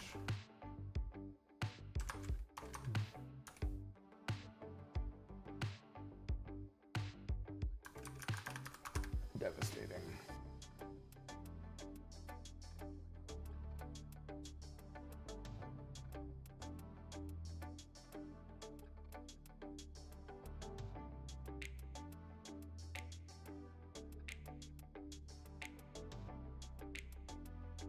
Is Devastating in the QA now? It would be, right? Here we are. Weapons with devastating wounds on their profile are known as devastating wound weapons. No saving throw can be made of any kind against that attack, including invulnerable. Such attacks are only allocated to models after all attacks are made. The attacking unit has been allocated and resolved after that attack is allocated, and after any modifiers, it inflicts number of mortal wounds on the target equal to the damage characteristic of the attack instead of inflicting damage normally. Wait a second. Weapons with devastating wound in the profile are no saving throws of such attacks can only be allocated to models after all other attacks made by the attacking unit have been allocated and resolved. After that attack is allocated and after any modifiers are applied, it inflicts a number of mortal wounds on the target. Okay, yeah. So it is still singular. Still singular models. And it's after modifiers too, so plus damage will apply. They just wanted to make sure to get that in there. Plus or minus.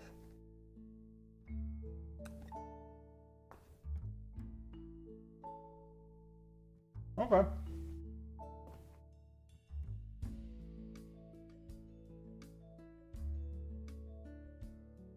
Yeah, you can split between deep strike or regular strategic.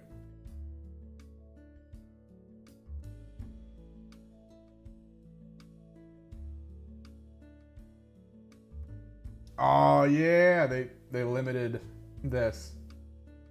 You can't go above 1+ for the weapon skill or ballistic skill.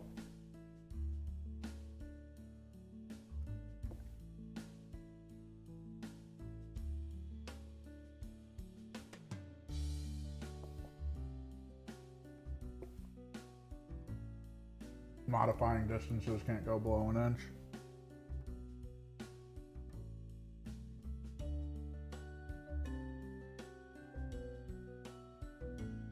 God, there's so many changes to the main rules.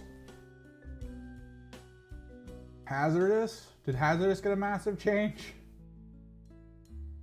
After the unit resolved all its attacks for each hazardous weapon in the target. Oh, didn't they go flat 3 instead of D3 or something?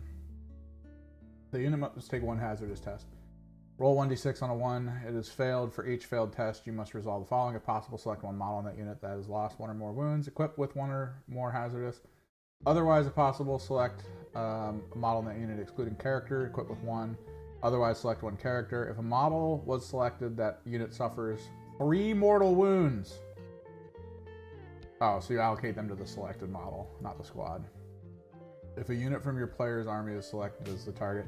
I guess this is for people who have like squads of hazardous that has like 4 health, so you don't just lose a model.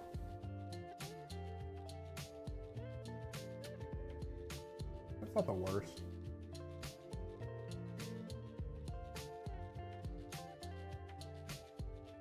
Shooting phase.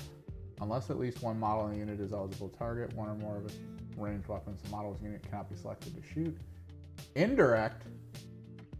If no model and target are visible to the unit, then when you select the target, then each time the model in the attacking unit makes an attack, indirect fire, subtract 1 from the attack's hit. An unmodified hit roll of 1 to 3 always fails. That's cool.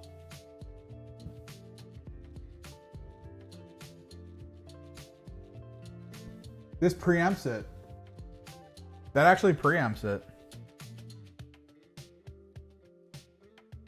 Oh, wait, does this... That fucks with typhus.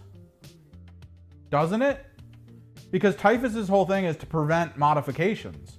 But if you're firing an indirect, it doesn't matter. Even if you prevent modifications to the indirect, you're still always failing on an unmodified 1 to 3. Ooh.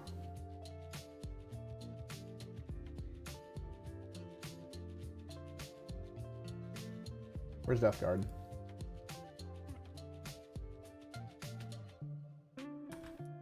Crawler.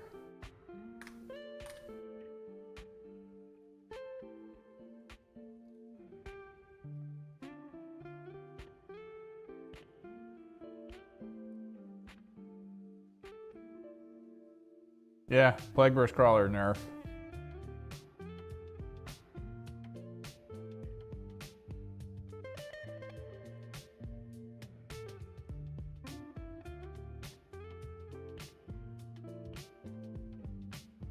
Death Guard Biologist, still 0 CP, since specifically named, we can no longer use the grenade set twice in a battle round.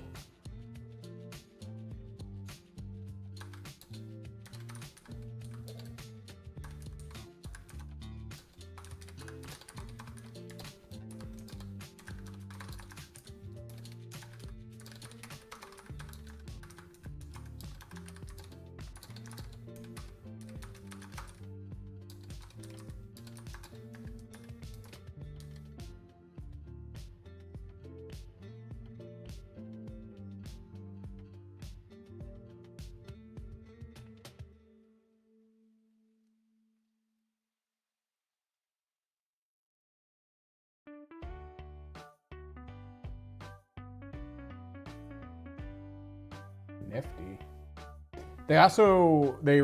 They made sure firing deck is still like one shots, can't shoot those who have not already shot this phase, including weapons.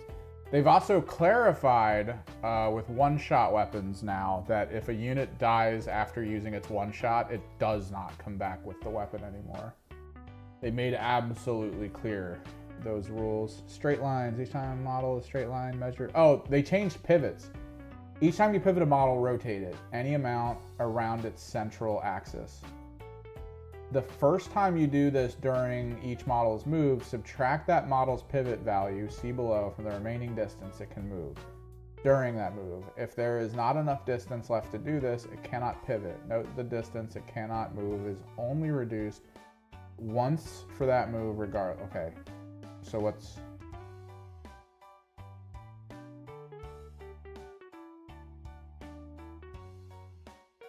Wait, models have a pivot value of 0 inches unless otherwise stated.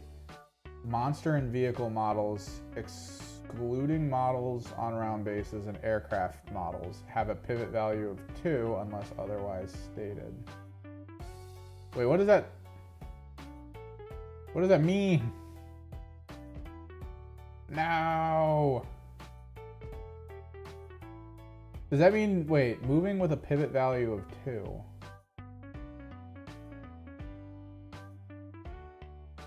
Because it's measuring corner. Okay, so 6, moves 6, then moves 4 in another straight line. So you can't measure like curves anymore. You have to kind of measure. This is more of a kill team measurement here of just being like, boop, boop. The pivot subtracts its pivot value of 2 from the remaining distance it can move, so it cannot move further. What does pivot value of 2 mean? Because if it's here, like if you go there and then you want to twist like this. So wait, models have a pivot value of 0 unless otherwise stated. Oh, are they simplifying cost now? Moving with a pivot value of 0, you just go. So round of space always counts as 2. Oh.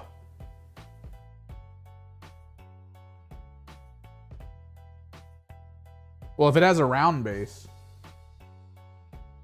hang on. Wait, okay. Monsters and vehicle models, excluding models, have a pivot value of 2. Okay. I'm about to say, this is actually kind of funny, because, hang on. Wait.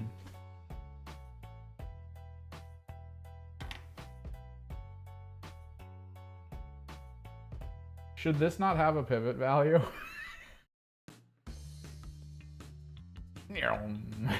So this guy can just freely turn. He can go up to a wall and just be like, let me pivot. Oh no! Oh, this is my good one too. I feel like I've had to fix this one like 4 times. I might not put this back, actually. I might just leave it off. He still looks cool. The problem was I had to clip this so that I could adjust it because it was too tight to what was over here. I think we'll just leave it off, actually. Screw it. I'll just paint over it.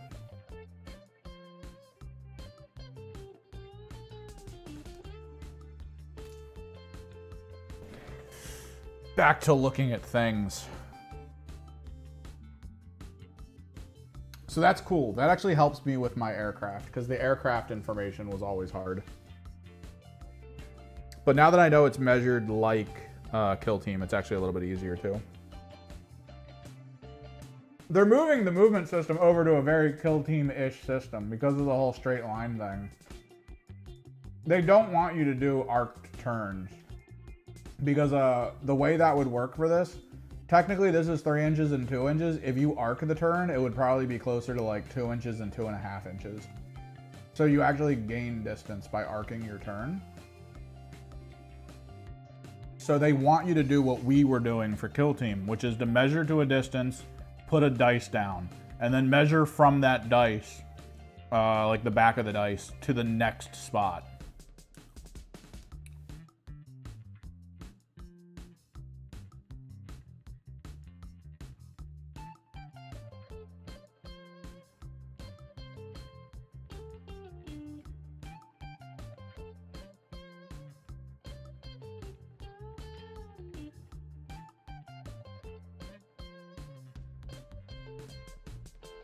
Moving without a pivot doesn't cost anything as long as the points end up exactly the same, but then moving with pivots is just considered 2. So yeah, this is nice. I like this. Move unit, 3rd paragraph. Each time you move a model other than... You cannot move it across the battlefield in any combination of straight lines and pivot. Or you can move it. While you're moving it, no part of the base can be moved through an enemy model or cross the edge of the battlefield. It can be moved through friendly models, but it cannot end its move on top of another model, monster or vehicle. Each model cannot be moved through their friends, so this is fine. Because the wings don't matter, model matters. Which, again, this is actually a massive buff. Holy shit, this is actually a huge buff to my Helldrake. Because the worry was always that the wings on the Helldrake suck, but even when moving the Helldrake, the only thing that matters for the movement is the base. Oh my, dude, I love my Helldrake. I love it. It's so stupid, and I love it.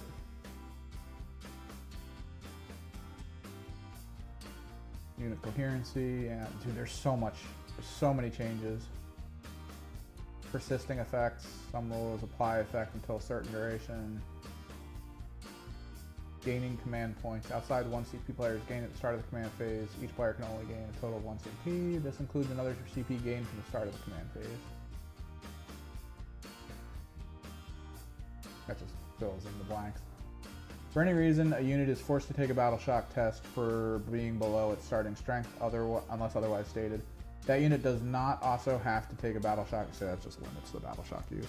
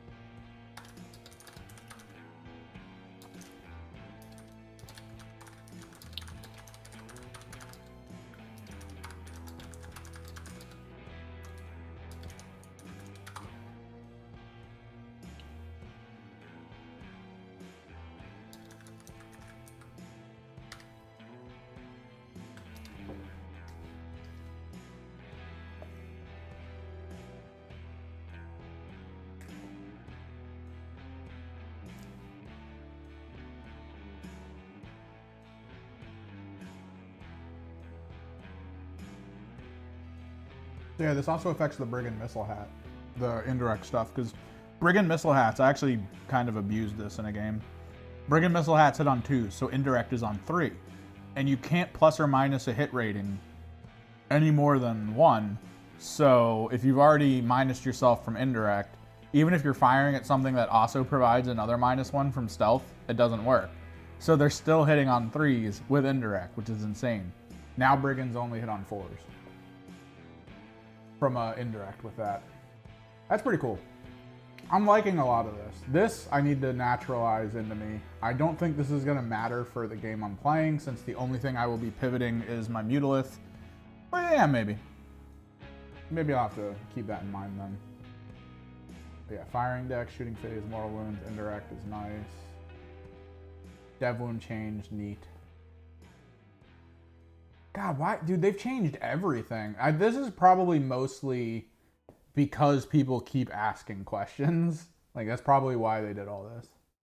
Each time a unit that is part of an attached unit is destroyed, it does not have the keywords of any other unit that makes up the attached unit. Yeah, okay. Each time the last model in a character unit is attached to its bodyguard is destroyed, there is another character unit attached. That attached unit's bodyguard unit becomes a separate unit. Its original starting strength that happens as a result of the attack, they become separate units. Okay. Each time the last model on a bodyguard unit is destroyed, each character unit that is part of the attached unit becomes a separate unit with the original starting. Yeah, okay, yeah. It's all whatever. Oh my god, we have so much here. Oh my god. Before you take a battle shock test. Yep. That unit from your army. Yep.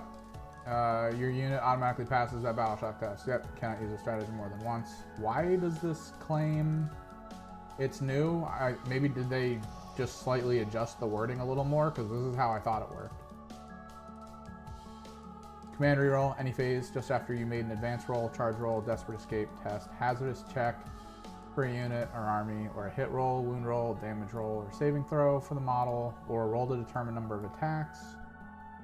If you are using fast dice rolling, this stratagem can still be used after rolling multiple rolls or saving throws at once. I think this might be the change. That unit or model from your army. Yeah, I'm pretty sure this was changed, just to clarify. Oh no! They nerfed me. My idea with my cultists was to advance them then throw grenades. Okay. That's fine. Whatever. Can't advance, fall back, and throw grenades. Whatever. Rabbit Ingress. Not new. Not new. Heroic. Ah! Ah!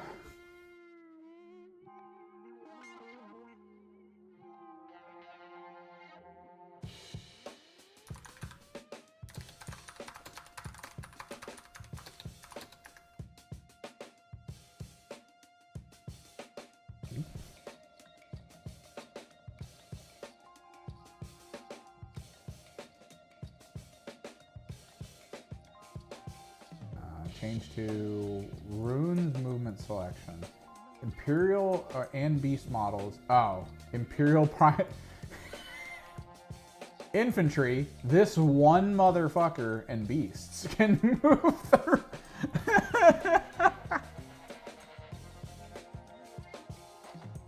I love it. Dude, I love this. All of your infantry, this one guy and beasts.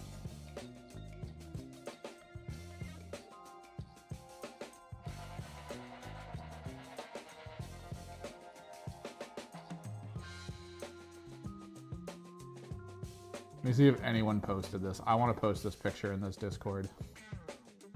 I want to be the one to post this. I'm doing it.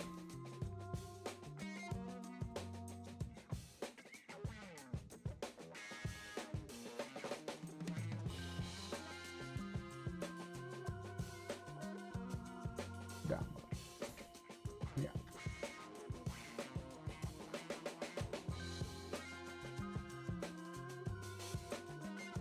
Wait, where did this go? New.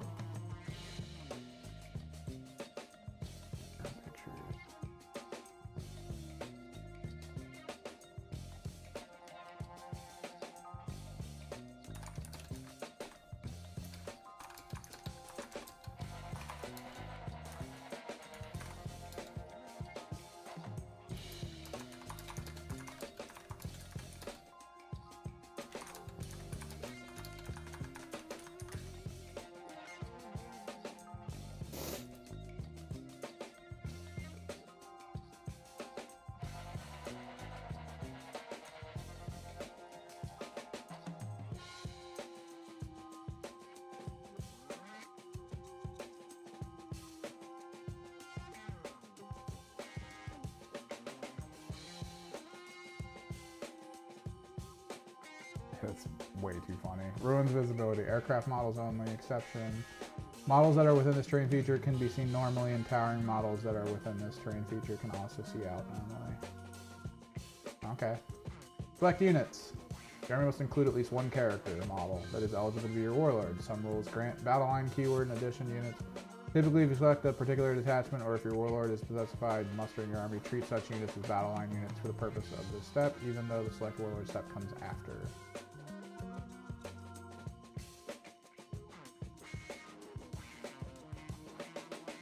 Player will control an objective marker at the end of any phase or turn if their level of control over it is greater.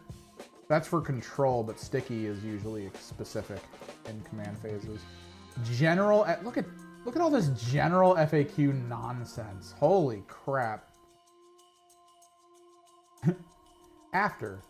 Just after. As close as possible, the exception is base-to-base contact. Two models are touching, and base-to-base when moving. The distance your model could move was sufficient to move it into base-to-base with the enemy model if there was no overhang. You have moved your model. Wait.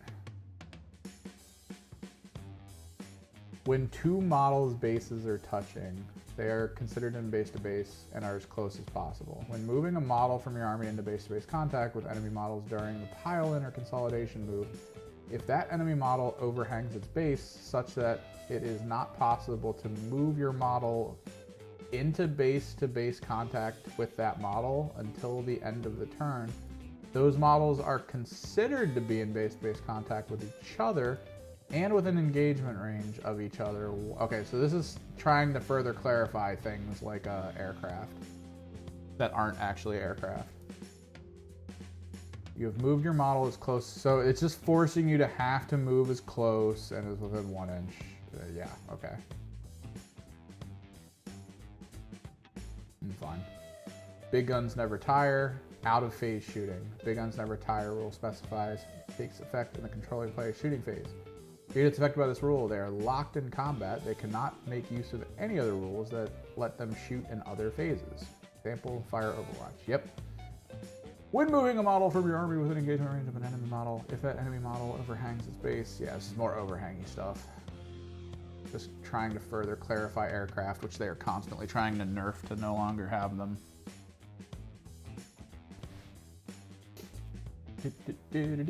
Fight on death. When doing so, those models may pile in. Okay. Hull. When measuring to and from vehicles, excluding walkers, and models that do not have a base, measure to and from the hull, which means any part of the model its base is the closest point. Note that this may not correspond literally with the area. The vehicle is usually termed the hull. See vehicles with bases. Okay, so this is probably where they get more clear on that. Gaining CP from mission cards when players move for discarding second right. That CP counts towards the limit. Yep. Immediately. See just after. Measuring to a destroyed model, and a player measures a destroyed model, distance destroyed model. The player can measure to any point occupied by that model's base, or any part of that model it does not have a base or is a vehicle, excluding walker models. Measuring to a destroyed unit.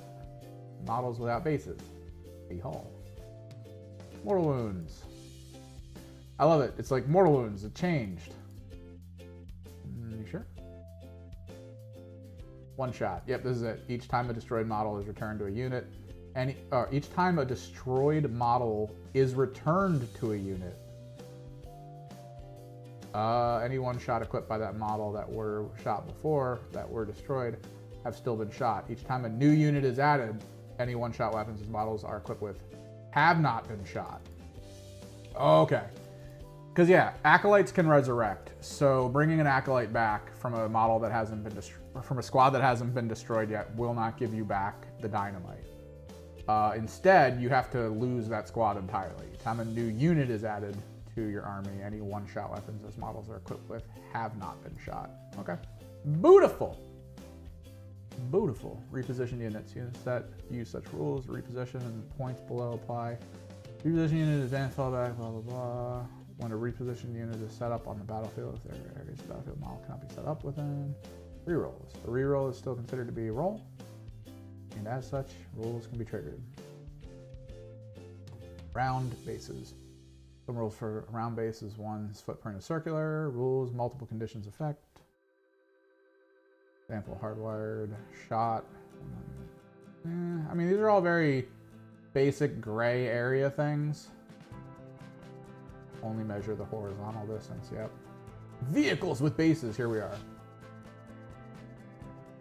When measuring to and from vehicles with bases, excluding aircraft, which a Helldrake is not, and he is also not a walker, always measure to and from the closest part of the model for all rules purposes. Measure to and from the base or its hull, whichever is closest. The thing with this is I still think it maintains that when measuring for deep strike, you actually measure down. Like, you measure as though the Helldrake is a two-dimensional thing on the ground. Then you measure out to see if you can't deep strike within that range. When a model ends a move within engagement range of one or... But because of the other thing we looked at, the only thing that matters for positioning to make sure I can move through objects and do stuff is... That's all. As long as the base is measured out that he's going to go somewhere, and then wherever he ends up, he's able to be there, we're good. And now that I can have a 2-inch pivot, 2-inch pivot is actually god tier for frickin' the Helldrake, especially when you consider consolidate moves, right? Because if I can 2-inch pivot any distance, I can spin those wings to try to get within range of a new squad and then shift an inch and be within range of another squad for melee. When a vehicle with a base excluding aircraft and walkers ends a move within engagement range of one or more models, it is considered to be in base-to-base contact with those models while it is within 0 inches horizontally and 5 inches vertically, which is every single wingtip on a Helldrake. There was a guy at the Alamo tournament who got banned because he kind of fucked with this. He, or supposedly, I want to say. It's still up in the air, I guess. But the TO assumes that when he came over to measure the distance from the wing to the ground, that the guy touched the front of his vehicle in a way to lift the back wing up so that the back wing would be above 5 inches, when in other instances it has been found to be below 5 inches. Although it has also been ruled in the opposite direction in other tournaments. Modifying characteristics. All modifiers applied. Strength, toughness, attacks, damage, characteristics can never be below 1. Exception is when specified. All other modifiers are applied. Leadership characteristics can never be 4+ or better, or 9+ or worse. After all modifiers are applied, armor, pen, and objective control characteristics can never be worse than 0, which sucks for the Chaos Spawn one, because Chaos Spawn for the Chaos Space Marines is now one of the worst models in Chaos Space Marines. It just doesn't do anything of value anymore. After all modifiers are applied, move characteristics and range characteristics for ranged weapons can never be less than 1 inch. Yep, we already hit that somewhere else. Improving weapon skill, ballistic skill, improving weapon skill, ballistic skill, save, or leadership characteristics subtract the appropriate amount from your number before the plus. Improving a weapon skill of 3+ by 1 wound result in a weapon skill of 2+ after all modifiers. Or apply weapon skill, ballistic skill, save characteristics can never be 1+ or better, blah, blah, blah. Yep. All right, so Q&A. The actual Q&A, which is apparently a whole new section that got added. If I can find it. Here we are.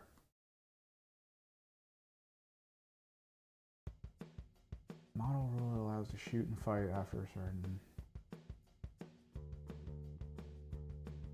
as many times as relevant conditions met unless otherwise stated. When a rule allows a model to shoot or fight after being destroyed, no, such a... before being removed. Does that model unit count as having been selected to fight or shoot? No. An attack characters, the timing, After all modifiers applied, can I save characters? Yeah, we've already been over this. Like, why? Why is this even a question? I thought there was literally a thing in the core rulebook that said rolls of 1 are always fails. Like, you measure from the base closest of any part of the model. Do not the base describe that. Yeah. Timing sequence. Before all rules take effect before any primary or secondary missions. If there are rules that take effect with the same timing as when primary and secondary missions are checked for scoring VP, are such rules resolved before or after primary and secondary? Before. So scoring actually occurs, wait. When primary. Are such rules resolved before or after? So the rules that occur in the scoring phase always occur before you actually choose to get the points. Some rules take effect at the start of the phase, turn battle. Like, a lot of this doesn't really affect me, I think. Out of phase rules, can a monster or vehicle unit. But it's only engagement range of one or more enemy unit, target fire, overwatch. No, big guns never tire, isn't able to do that. Can rules that specify they take effect in the controlling player's shooting phase, positioning, movement, transports. I feel like a lot of this is like stuff that I already knew. When a unit is set up on the battlefield from reserves, it's unable to move for the rest of the phase. Can such a unit make use of an ability in another phase to let them move? Yes, which is what I was talking about with temporal shift. They just come in and they're considered to have moved, so they can't make 2 normal moves in that phase. Yeah, this is already a thing. The unit in reserve and some of the models in that unit have the deep strike ability, but not all. Oh, actually, oh my God, I actually thought of something crazy.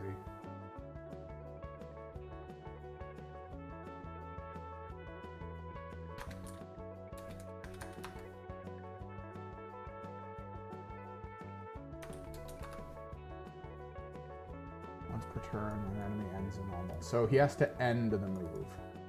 Oh, this is actually dick.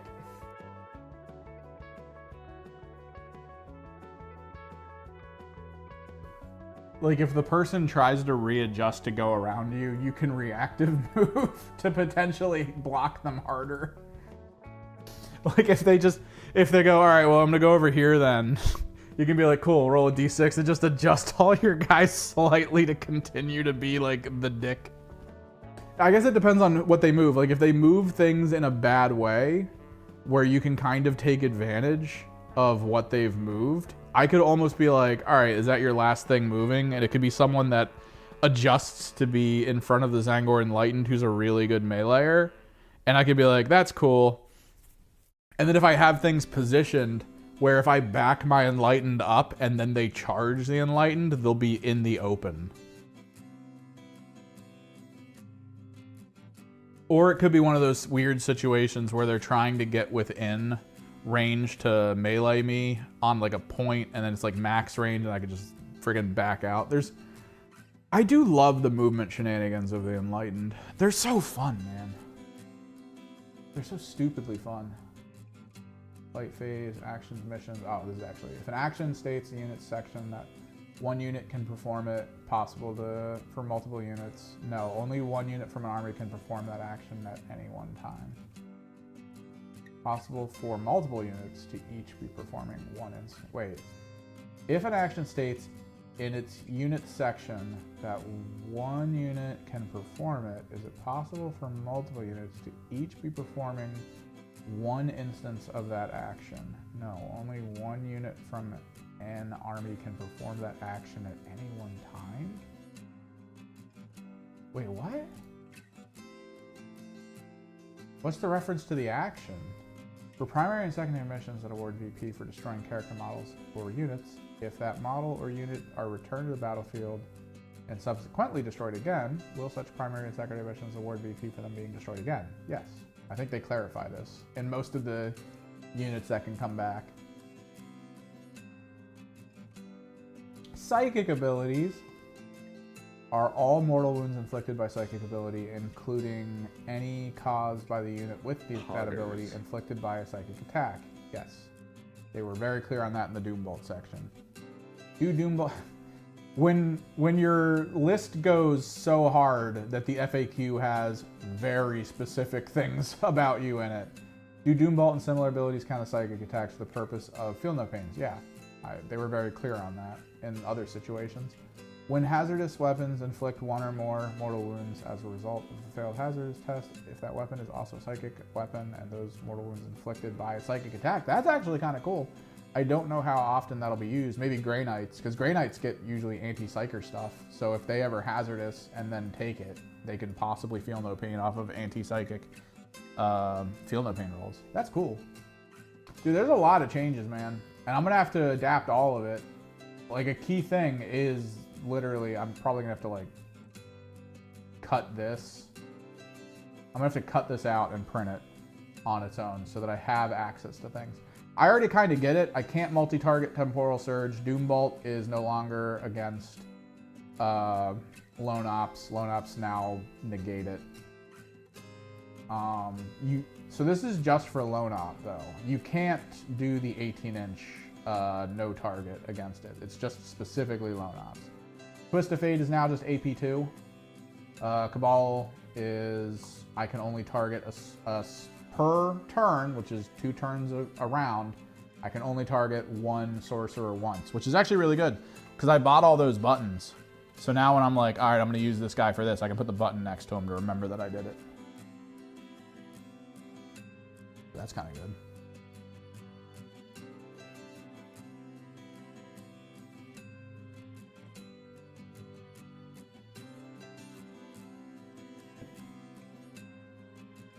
And then, what else? Binding Tendrils, I don't have him in. Yeah, I might not need this, honestly.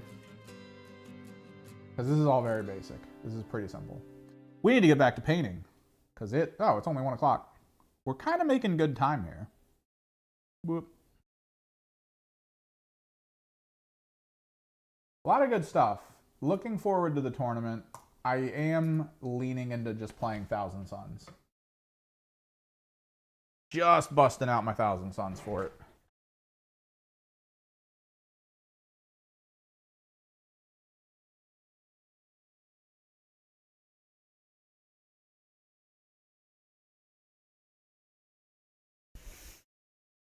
Well, that's what I'm trying to figure out, right? Like, I mean, I guess there's stuff in play where that unit could die during the moment when he's supposed to be deploying the Homer. I guess. But, like, there's tricks to that, right? Like, what about actions? So only 1 squad can perform an action. But what is the action? What would the action be? Cleanse? Can you only cleanse once? I know the big issue people have with cleanse is if you have a big enough squad that you can daisy chain them between 2 points, you can technically cleanse both points with 1 squad. And that was an issue people had with the rules writing.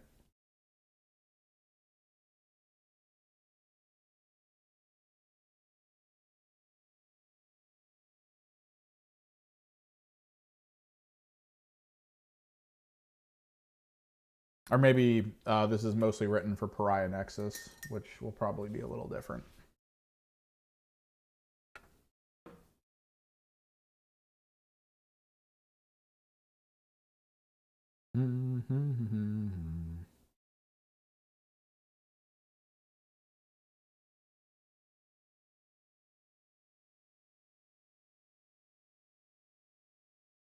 Wait, is music over?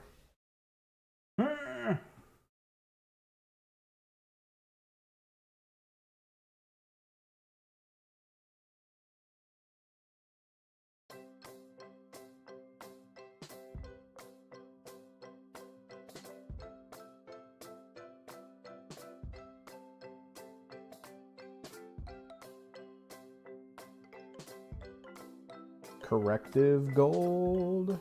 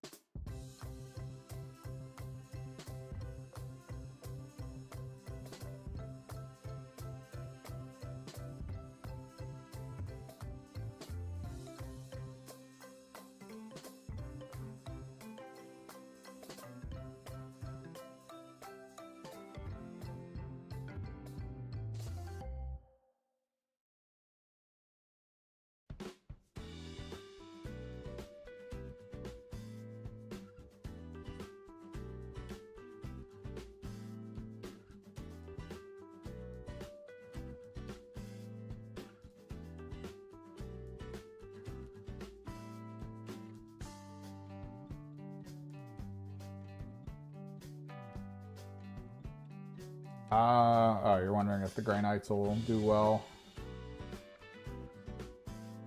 Like, okay. I like to think that in the hands of any skilled player, any team can do decently. I don't know, though, with the Grey Knights. Recently, I got a comment on my old Grey Knight battle report where a guy was like, could you be any more biased against Grey Knights? And I'm sitting there, I'm like, what?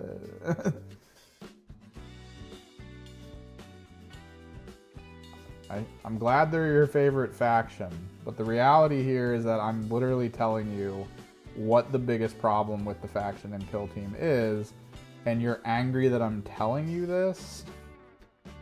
Can I be any more biased against the faction that you're seeing get completely stomped? Because that's the, like, objectively speaking, I think they're like the hardest team to win with against most things. Honestly, into things like horde armies, like maybe the orcs, maybe the vet guard, I think they could do well. What's up, Chase? The issue is that for some reason, honestly, I don't know why they gave them lower health than most elite teams. I don't know if that's something you guys want to come to as a conclusion, as like a group that wants to play, to be like, hey, let's give them upgrade. I think they're still lower, right? They're still lower than most elite teams in health.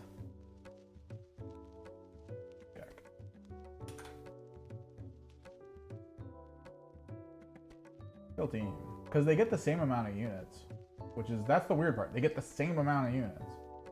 The thing that makes them durable is the fact that you can spend an action point to go to 2+ as a save, but like that's just not that good anymore.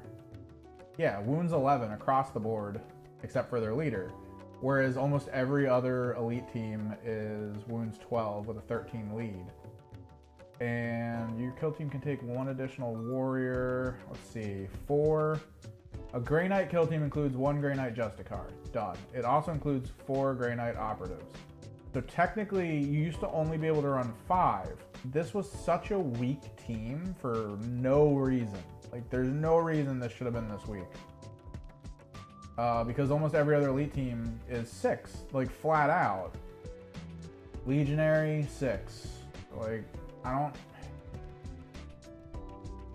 I don't know why they thought 5 was good. It's 6 now, but every single one of them has 1 less wound than normal, which again, I don't know why that's the case. It's not good. And then their damage output and their benefits from like their weapons just aren't great. But I mean, in the hands of a skilled player, they'll probably still be able to outscore people. They'll be able to position well. They'll be able to use their abilities well. A lot of their power comes down to how good they are with their gunner. Like, you really want a good psi cannon, like overseeing the fight. 5 attacks, 4/6 damage line. If you land really good psi cannon rolls, which I think you can enhance. Astral aim gives no cover. It's not that good. Or do they have an equipment for it? Santic Blessing, operative gains the following once per battle. No. Cybolt. Select 1 Stormbolter. I think you have to basically give a Cybolt to a core unit that's gonna work. And then you have to like true silver armor your gunner so that you can just spend most of your command points on other things, maybe? I don't know. They're just really hard, man. Yeah, Plague Marines are 12. Almost every elite team at the time of Compendium was 12. Like, there was almost no elite team that wasn't 12. And all of a sudden, the Grey Knights come in as the hyper elite, like, super Space Marine soldiers, and everyone's like, oh, cool, what are they going to be? Oh, 11 wounds. Well, are they as mobile as their 40k counterparts? No? Okay. I don't know how they play into anyone and like have fun. But maybe you guys can homebrew some stuff because, you know, the compendium stopped getting updates, I think, after the 4th update DATASLATE. So it might be worth it for you guys to be like, let's see what we can do to make them good. And honestly, the straightforward answer is to make them all 12 wounds. That's at least my answer. And if you guys can all look at each other and go, yeah, let's do that, maybe it'll be fine. But I don't know. Because again, they don't have good equipment, not the best equipment. Like, consider that the damage upgrade for bolts for the Death Guard is, I think it's like a anyone can get it situation. The equivalent on the Grey Knight side is a one-person thing. Only one person can have an enhanced bolt gun. Now, granted, the Plague version, I think, is only for the crit damage. It's still good. It's still pretty universally good, especially when you consider double shoot.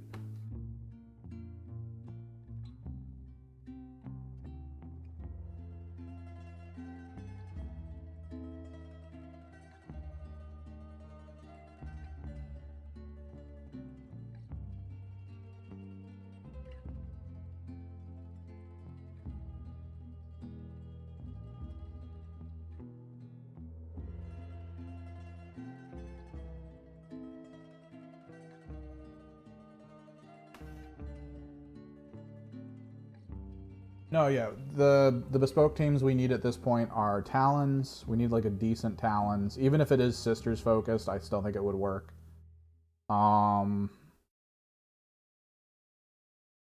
We need Tyranid, of course, and I do think we need a Grey Knight one. Like, I'm not... Unlike what that one comment said, I'm not biased against Grey Knights. I love the idea of Grey Knights. I love where Grey Knights went. Me and my friend played 40k back when Grey Knights were first introduced, and he played Grey Knights. He actually picked them up.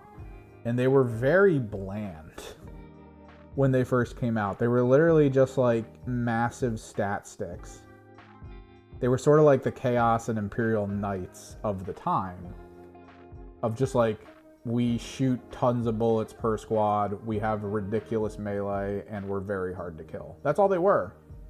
They were basically knights or custodies or whatever. You had so few units of them on the field, but every single one unit was so valuable to try to not kill, or to try to like not die with, that if you were able to really keep yourself going and hunker down and hide, you could easily handle anything with the Grey Knights. But now that they've, you know, been around for a while, Games Workshop went, oh, let's give them the ability to teleport. I love that. I love that for them. That is my favorite thing ever. A Space Marine army that's just all about teleporting everywhere? Come on.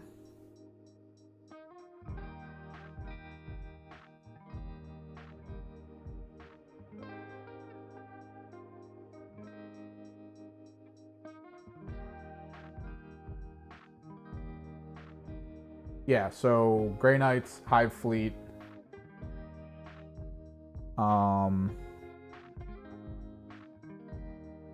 Talons. Those are the big ones for me that I would really like to see new kill teams for.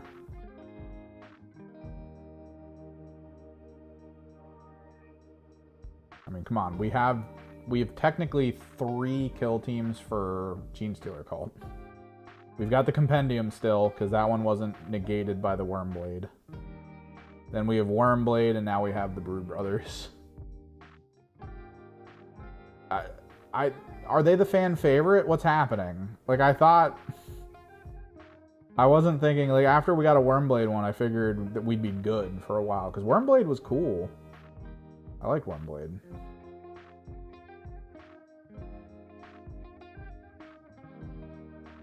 We got a Kroot team. I mean, come on. Once you get the Kroot team, it's time.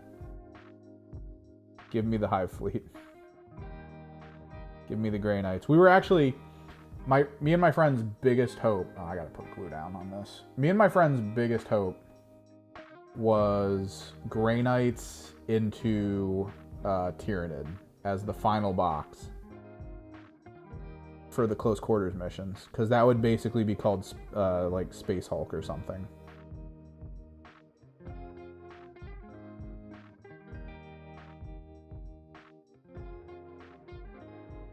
We were hoping it was going to be like an elite Grey Knight and then like a batch of acolytes or something, or some lowly Space Marine unit type. Like it would be like a Terminator and then a bunch of like cultists almost.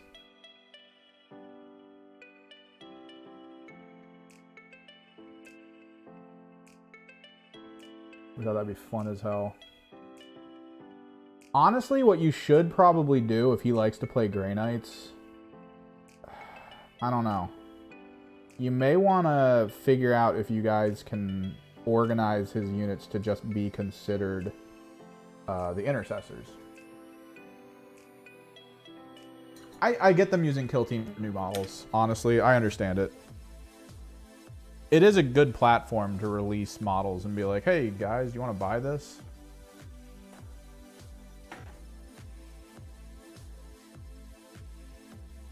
But yeah, you might want to talk to him about, he can use, because they're 32s. The basings on Grey Knights are 32s. Most of them have melee. So you could almost be like, yo, just run intercessors.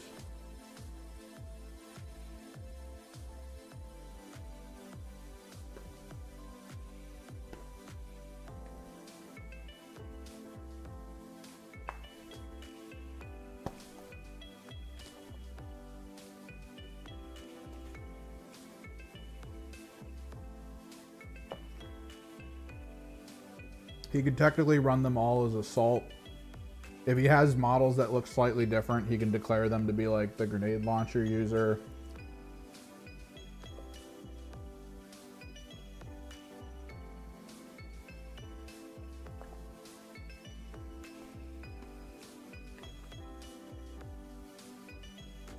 I'm sorry, the spicy fried chicken bowl is so good. Oh, so delicious.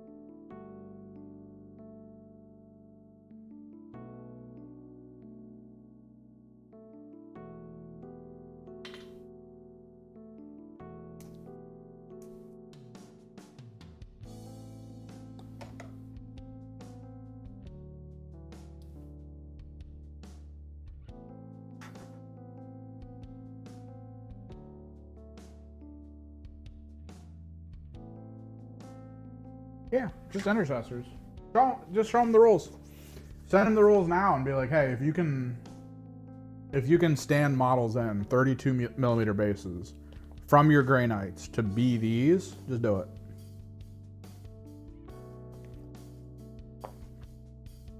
He'll have access to gear that I feel is more flavorful for Grey Knights. Like the tilt shield and stuff.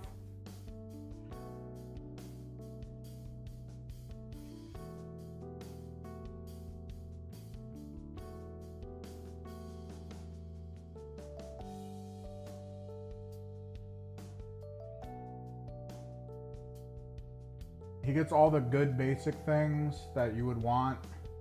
Angel of Death, transhuman physiology. Just general stuff.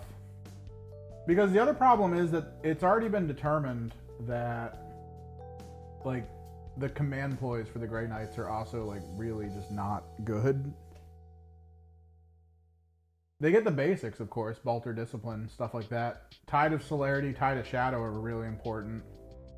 But if you look down at tactical ploys, they only have 2. And one of them is so weirdly timed that everyone uses it wrong. Use this tactical ploy when a ready friendly Grey Knight operative is incapacitated.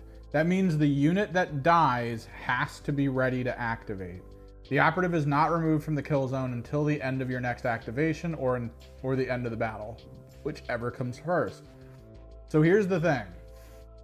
Oh, it does not count as being injured.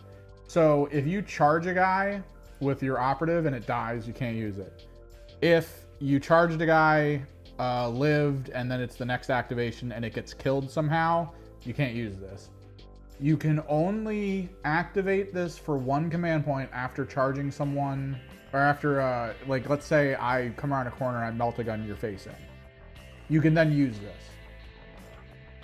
You then have to activate that unit next. If you activate any other unit on the field, it dies.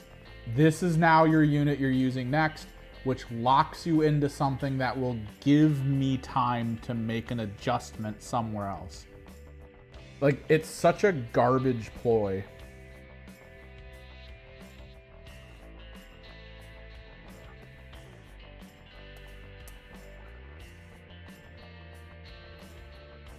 And its use case is so limited.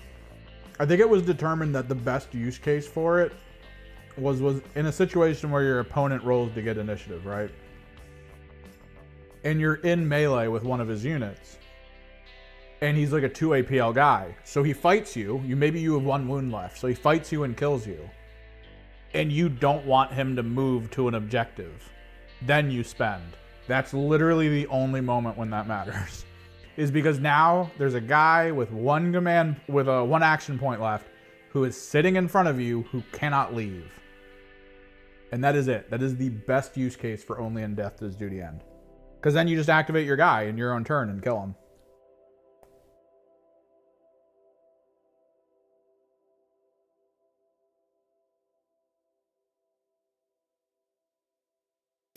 Because he's not removed from play till the end of your next activation. So you just fight, and no matter what damage your opponent puts into you, he's not removed until the end of the activation. So he basically just goes, hooray!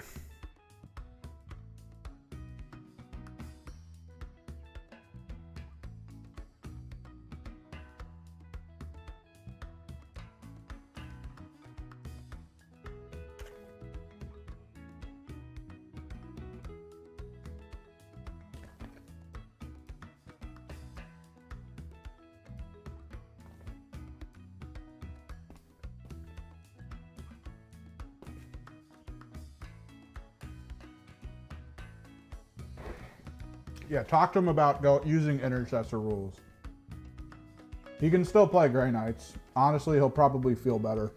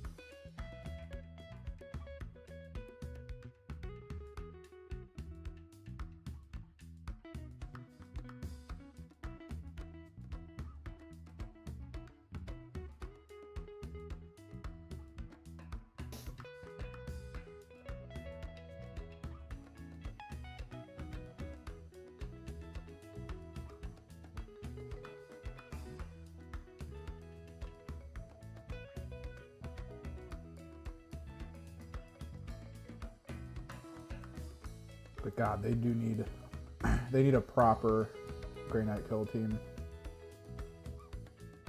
Because they really are a fun team. I love their lore. I love the way they work.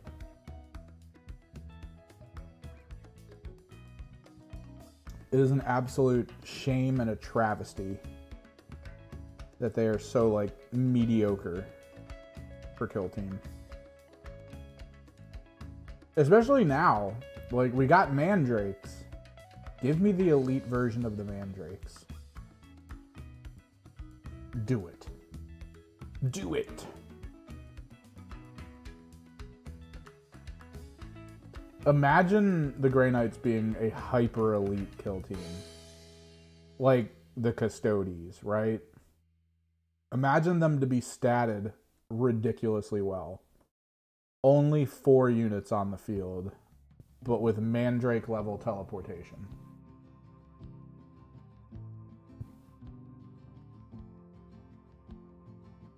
Because the biggest issue with elite teams, like hyper elite teams, isn't necessarily their numbers, it's the fact that they get funneled with their movement. They have to basically preemptively choose where they're going, and then that's your whole plan. That's everything. That's 100% what you're about to do. There's nothing else you got going on. But the adaptability of a team that can go, oh, let me pay a command point and move 2 of my units to different areas of the battlefield. Or even like your whole, dude, if you could do that with your whole team, if every single turn you could be like, all right, hang on, I need to readjust. 1 command point, let me pick all my units up. They come back in where I want them to be.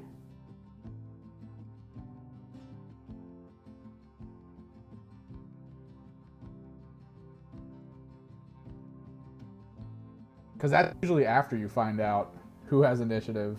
So if you get initiative, you can just be like, oh, it's time. Just have one of your guys show up. Ideal spot for killing.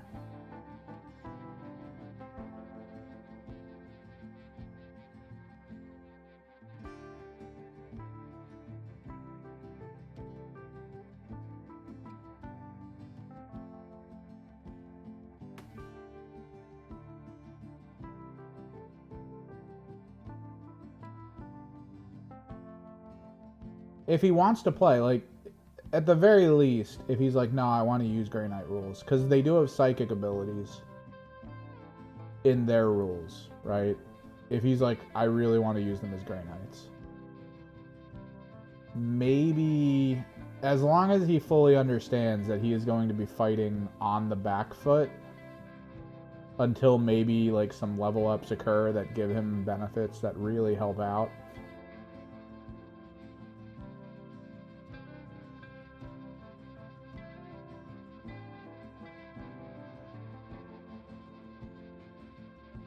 It might be a problem. Like, if he knows, then yeah. Otherwise, maybe figure out if everyone's cool with homebrewing +1 to wounds.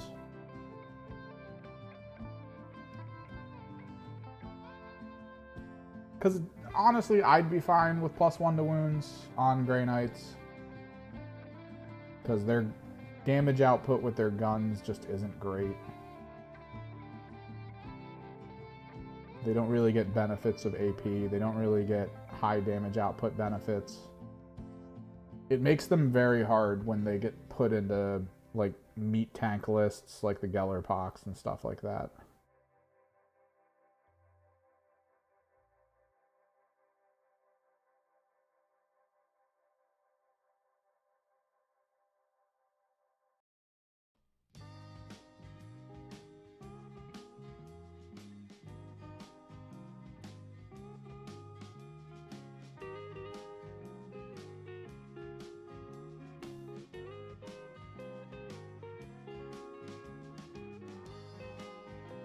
Tyranid Warriors would be good with 3 APL.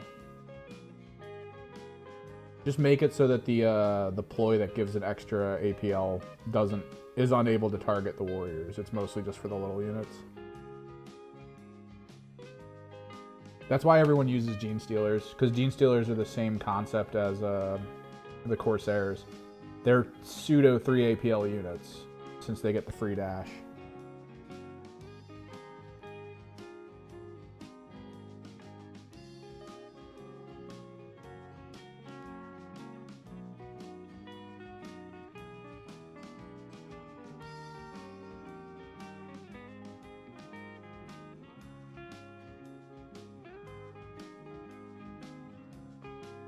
Which, I mean, it's okay, but it's kind of a crutch, I think, for them.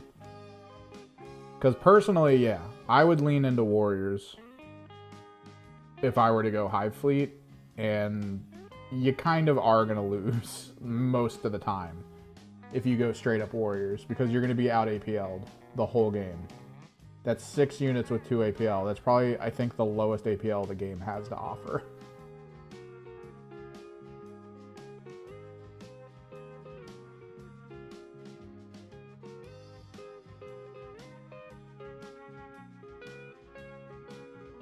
And the thing is, stats-wise, their guns aren't that incredible. It's their wounds. I think that's the core issue, is that they were like the highest wound units in the game. And the way their synapse rule works, I think it, wording-wise, they'd have to QA this, which they never will, because it's compendium, and they don't really care anymore about that. But the wording of their faction rule makes it sound like super injury doesn't affect them. Because the whole thing about super injury was that you're basically injured regardless of anything that says you can't be. So that's what causes you to take the debuff, is that you're injured no matter what. The wording on the Hive Fleet rule explicitly states that, yeah, I'm injured. That's fine. I'm ignoring the debuffs applied by the injury state. That's all. So you can injure me. I'm fine with that. I'm still considered injured. So, like, if you have a rule that goes, hey, you get to double strike against injured targets, or hey, you get this benefit against injured targets, you'll still get that. You have that. But I get the benefit of going, hey, I'm injured. I'm still hitting you for my normal hitting rate.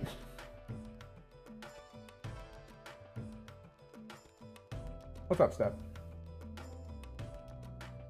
I have not played against Mandrakes yet. It's slowed down kill team wise locally because I am constantly trying to get people in my local group to play it. And a lot of them have bought armies, or squads rather, and have talked about them and have been sounding very interested in playing. But every time I check the skirmish games looking for group section, it's always just like Necromunda. And I feel like I'm just sitting here like, hey, who wants to play kill team? And just no one responds. Despite everyone being like, I finally got my Night Lords. I finally got... You know, they all got these big armies that they've been... Or these big squads that they're like, oh yeah, I've been waiting for this to come out and kill team. Now I feel like I want to play, and then they just don't. And it's so obnoxious, man.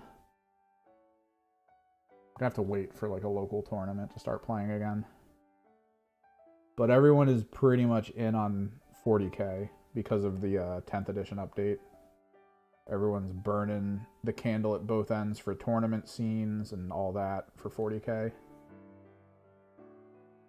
I feel like the core group that I play with in the local group go to a tournament every weekend.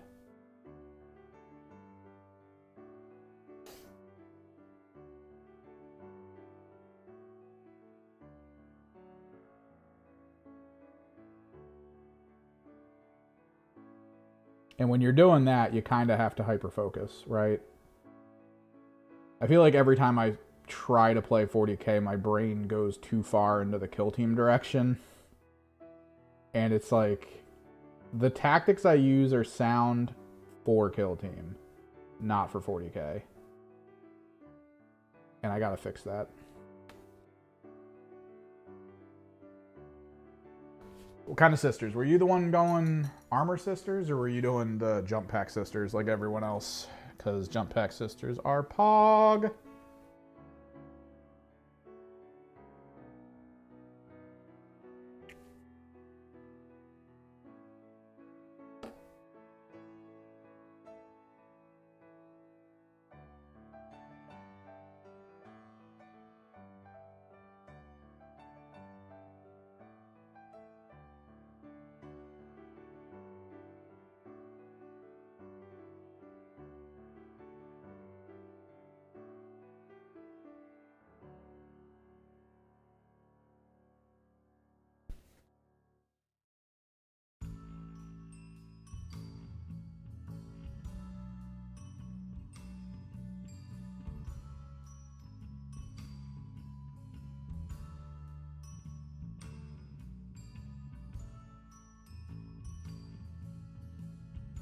Oh, Kill Team. Wait, are you doing sisters or are you doing novitiates? They did. We talked about it. It's specifically about bases that aren't round. On walkers, they have basically buffed my Helldrake that I use in my Soulforged list. Because now, if I want to pivot my Helldrake, it just costs 2 inches. For the biggest ever base and model to turn. I can pivot him however much I want for the cost of 2 inches. That is to say, if I finish killing a unit in melee with him, and there's a unit completely behind me, for the 2-inch consolidation, I can 180 my Helldrake to face the other way. What base is the Stomp on? Is he just free float? I think if he's free float, yeah, it's still the 2-incher. Because the round bases and stuff, that's free. Like, that's what they want with walkers. Almost everything about walkers are base. Also, they clarified that things with bases, the base is what matters for moving around the terrain. So, if you're familiar with the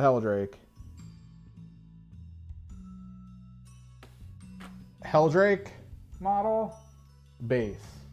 The base is what matters for going around terrain. Because the base is what determines, oh, this can go this way. Oh, this can go down this hall. Helldrake, base.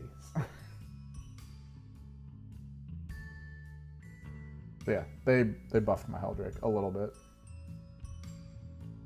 No points change, so... I mean, I guess they think they're cool, or they just don't have enough data because no one uses them. But me, I use them because I'm an idiot, and I love using them. But yeah, this tournament next weekend, looks like we're doing 1,000 Suns. Alternatively,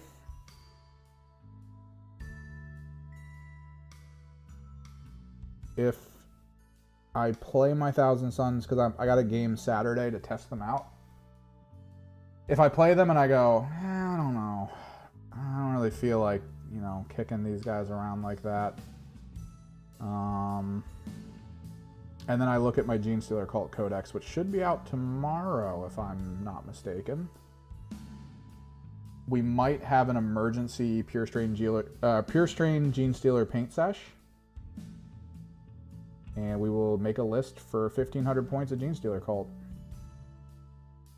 And I will be the asshole who goes to a tournament with a brand new detachment. Never before seen. To play into a ton of people who may or may not know how they work. So...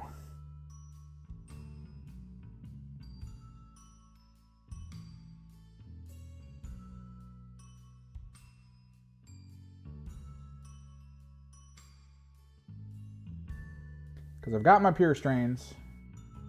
They got a points drop, which is cool. I like that you can get 10 Pure Strains in a box, so you get the full-size squad.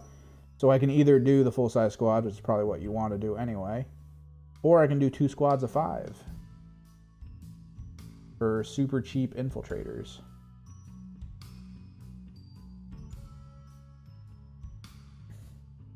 Super cheap.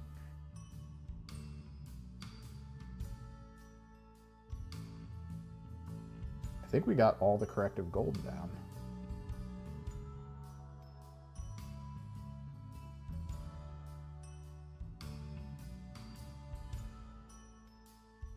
He does look a lot better.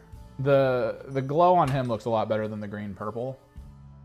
But that's just because the way yellow magenta works is it actually made it orange around the edges, which is really cool.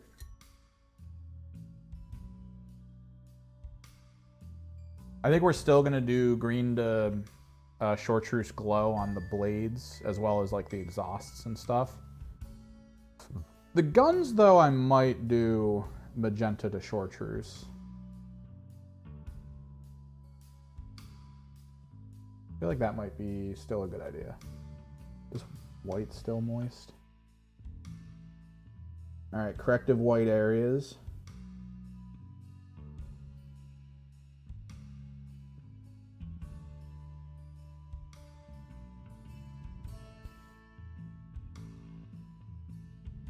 Mostly just the flesh tones.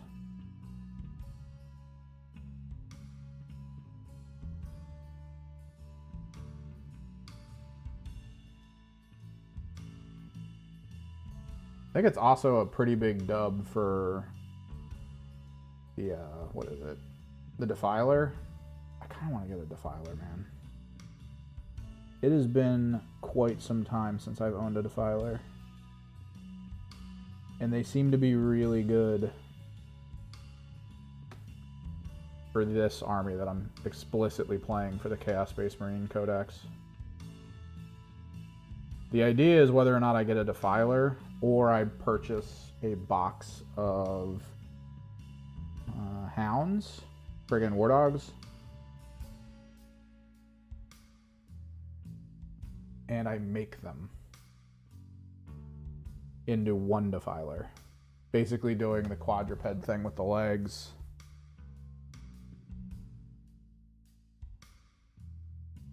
I don't think that'll be big enough though.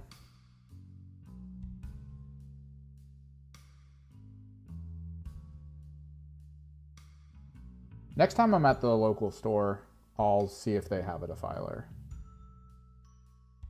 Not like for sale, but just built. Because if I can equal the size of a Defiler with 2 War Dogs, I think we'll be good.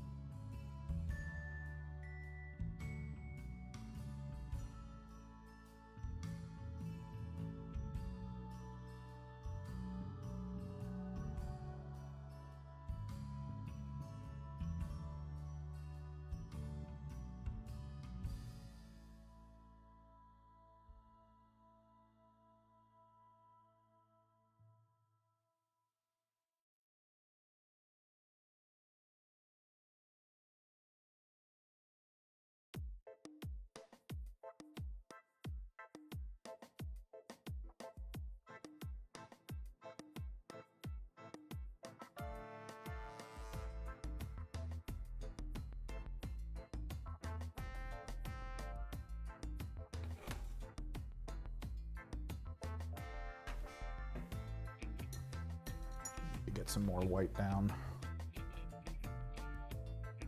Bro, krill.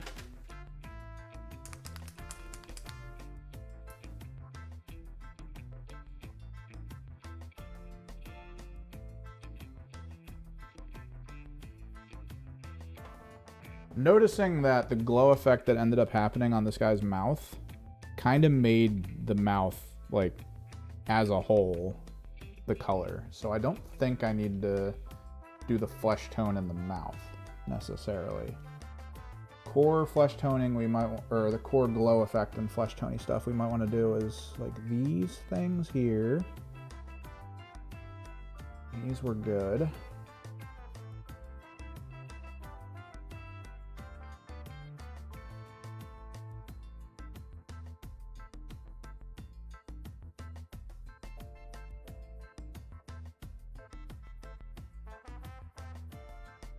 This one over here.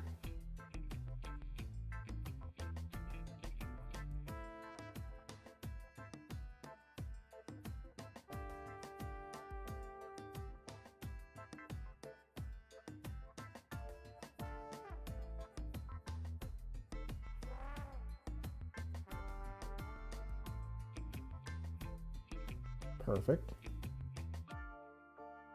I need to switch to a smaller brush for this next bit. Also, I don't think we do the burgundy armor plates on this guy. I think he's gonna end up being Luxion purple. I think Luxion purple is a better idea for him.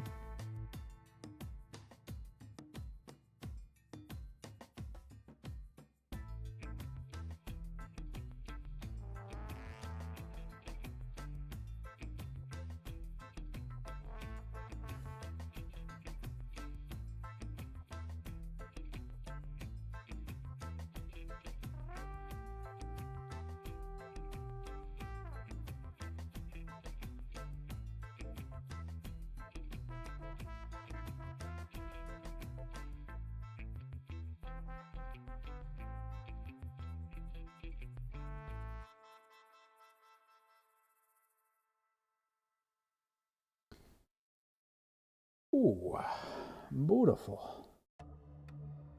Oh, beautiful. All right, there's a little bit of meat on the mid legs. We can hit.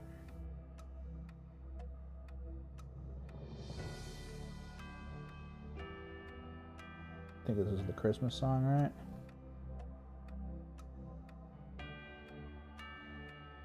Yeah. Yeah.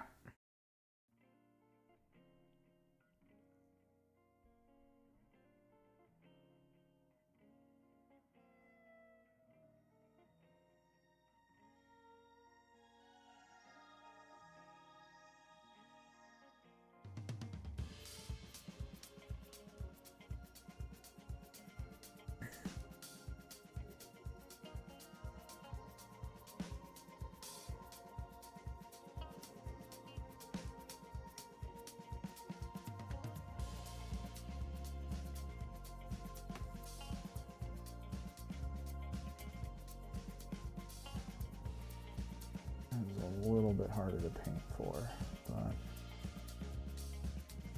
once you get stuff in the right spots, works out.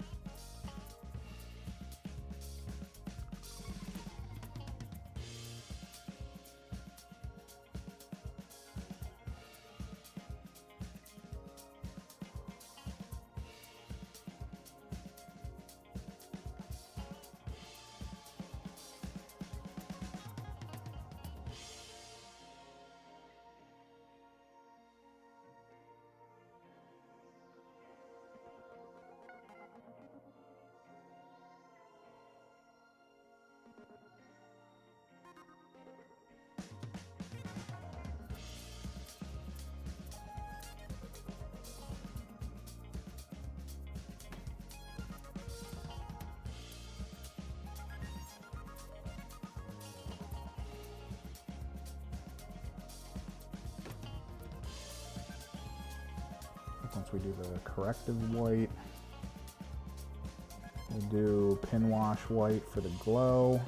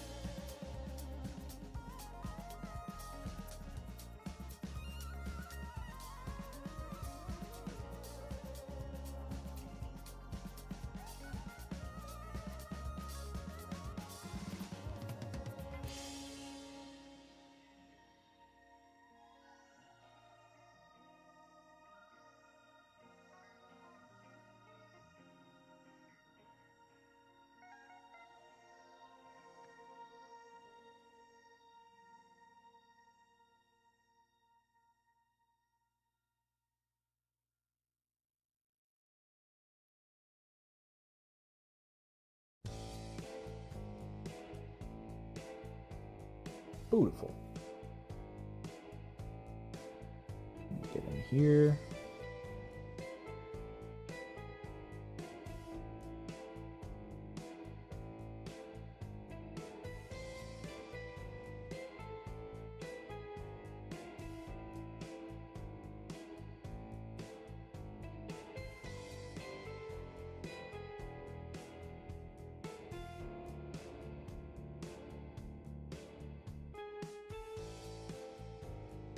I'm actually a little sad that I won't be taking my Soul Forge to this tournament. Technically I could, but I really want them to be painted. And the 1,000 Suns I'm taking are going to be 100% painted. That is one of those things.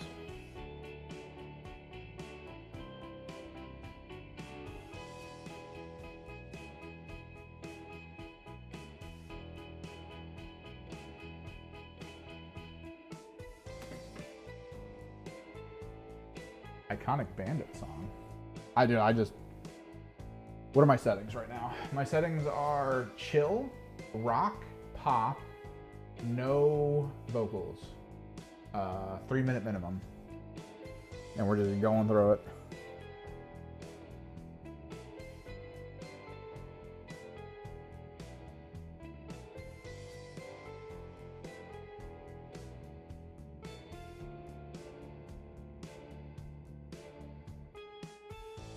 What we get is what we get.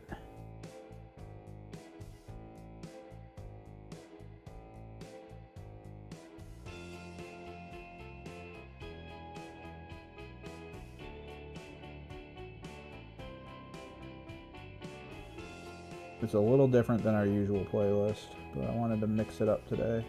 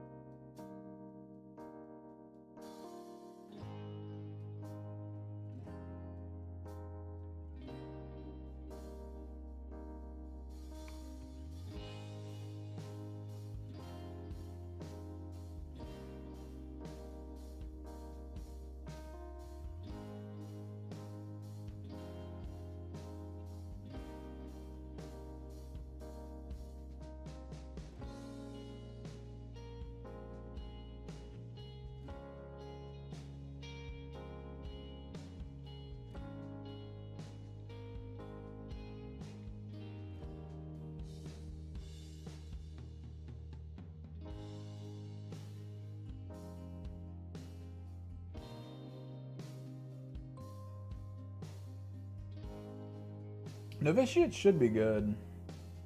I know I'm kind of like jumping back about 20 minutes, but they should be good. I still think they're useful. Not a lot of people play them. I think it's a flavor thing. Most people who want to play sisters don't really want to play the novitiates. They'd rather play the actual sisters. And the actual sisters are only in compendium format, even though I do think compendium format sisters are pretty good still. They're still very viable. Because they get all the same basic elite stuff from their weaponry trees.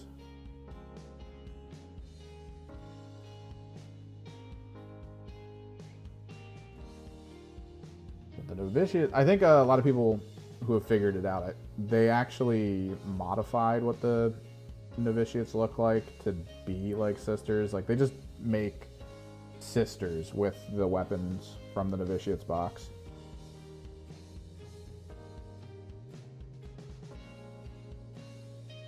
Because I think that's the iconic look people really wanted out of their sisters kill team. Frickin' grimdark corsets.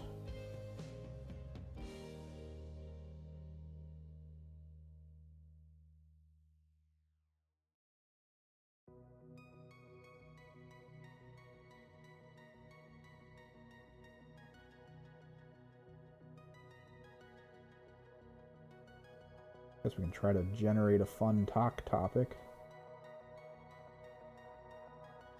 So what we're seeing, or what we've seen so far from Space Marine 2, is the initial threat is probably Tyranid. So you've got your Horde threat. A lot of interesting enemy types out of that. It looks like the secondary threat that might pop up later in the game is going to end up being Thousand Suns. Maybe we'll get some cool like demons and stuff from the Tzeentch side and all that. That could be fun. What surprise interactions do you think would be worthwhile? Although I will say, I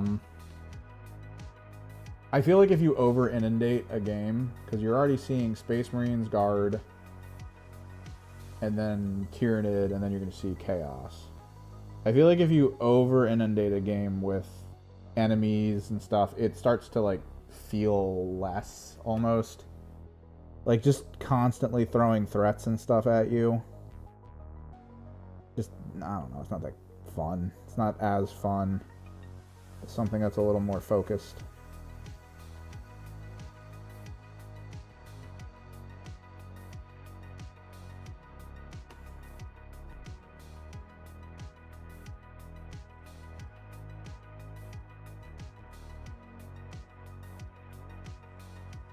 But, that being said, if something were to come up in the game, and there was like, let's say, a short cameo by a faction,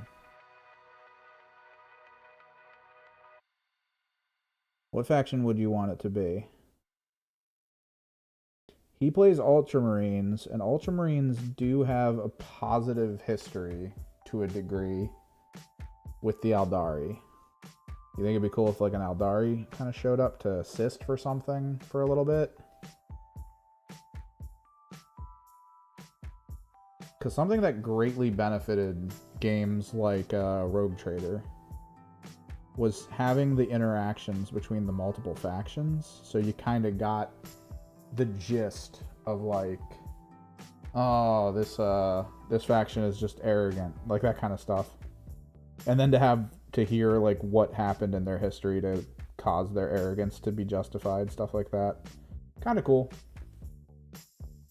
Sisters? I think sisters could be cool, like a couple sisters. Maybe they swing in and assist you.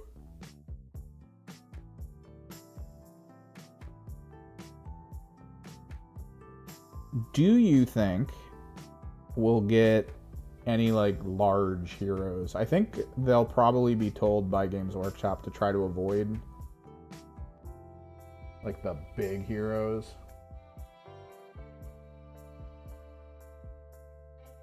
Like, could you imagine Ahriman just popping up on the Vox and starting to talk to you about everything that's going on?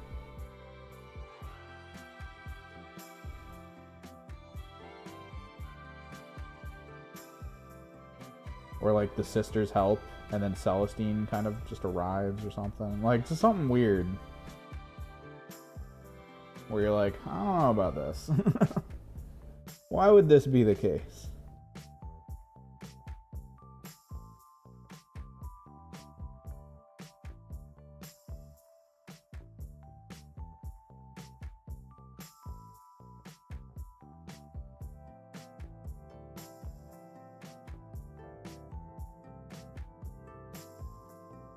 I mean, you're an Ultramarine. Does Gulliman show up?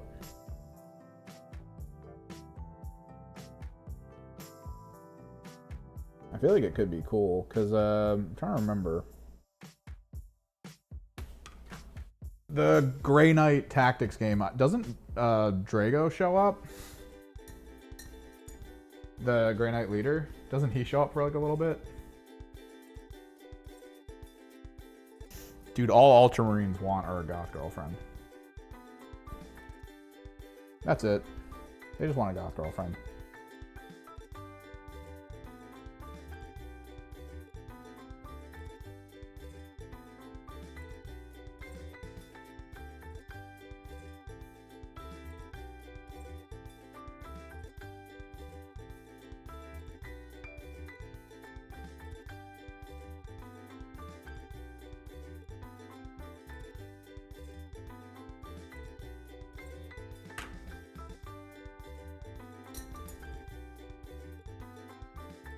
Didn't the Warboss die, though?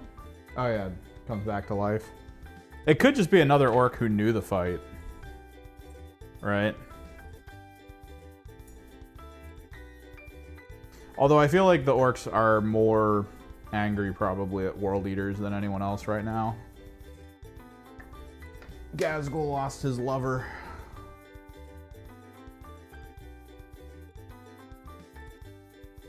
Oh, dude.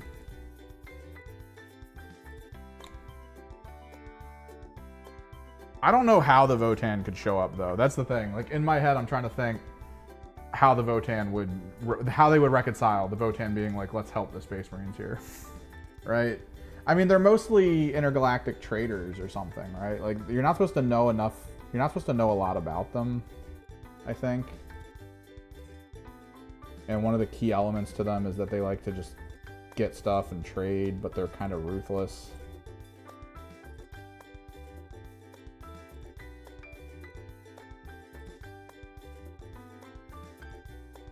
And the main reason they hate humanity is because humanity put them out there and then stopped talking to them.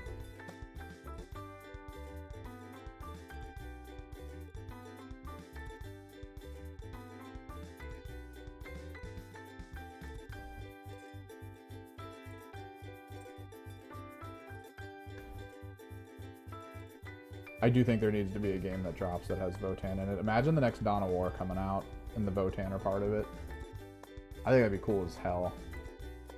They wouldn't have any units, which kind of sucks, but I feel like Dawn of War tends to go in the direction of, you know, let's just pick a couple units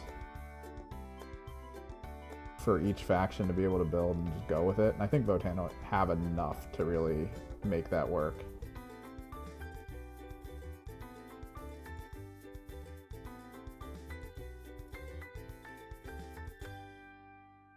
Yeah, Votann would be cool. The new baby faction. Finally getting some airtime. The Bibbies.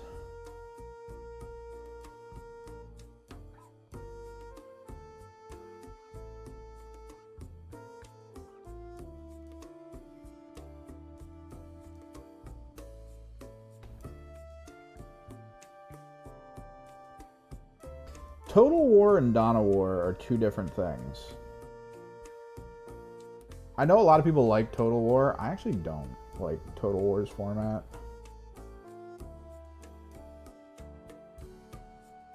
Dawn of War had such a good idea. They screwed it up in the third release because they drastically changed the overall feel of the game away from kind of the benefits that Dawn of War 2 had.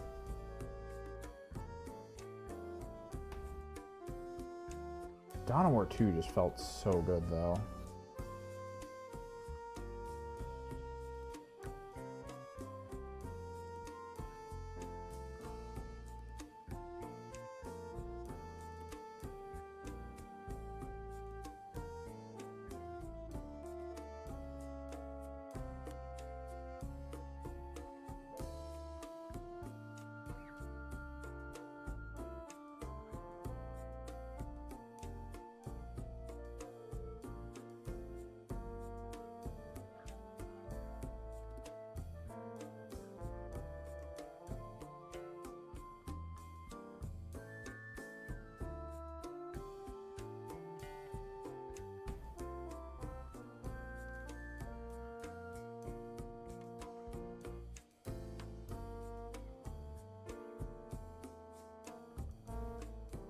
I know 40K's been reaching out to like do a lot of crossovers. I think doing a crossover with Coffee Stain Games.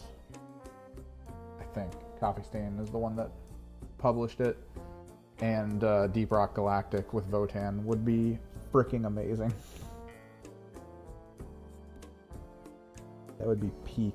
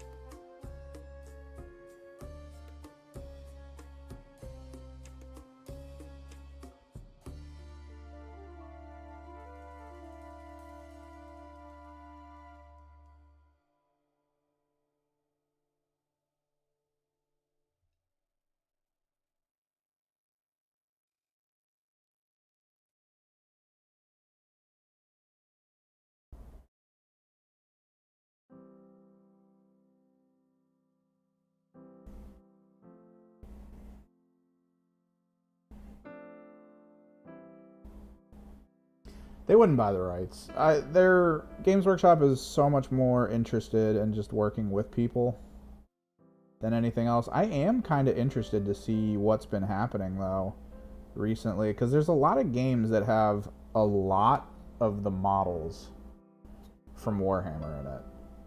Like a lot more than you would think.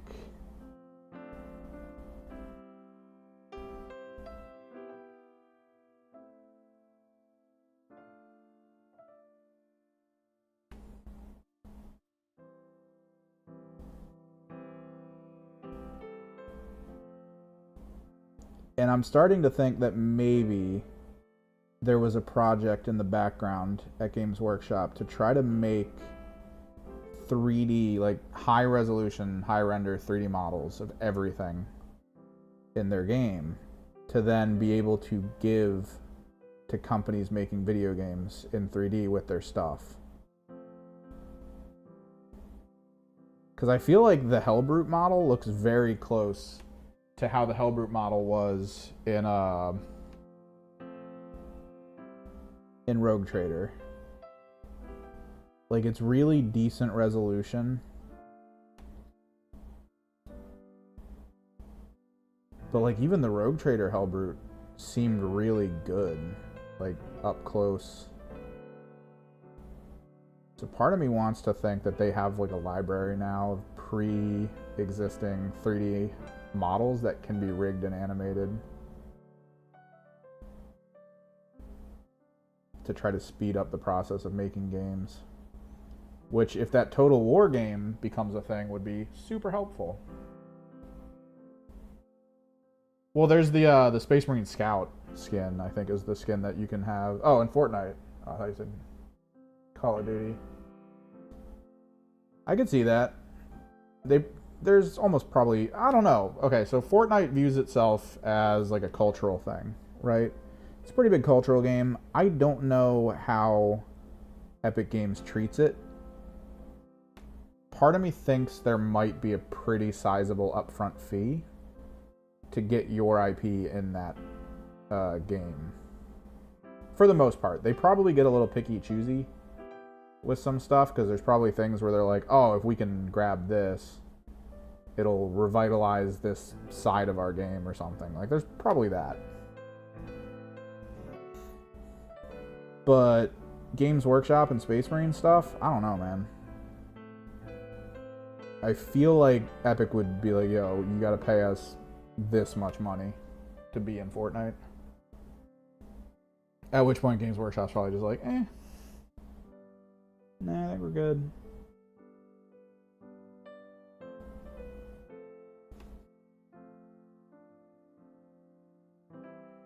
Pin washing.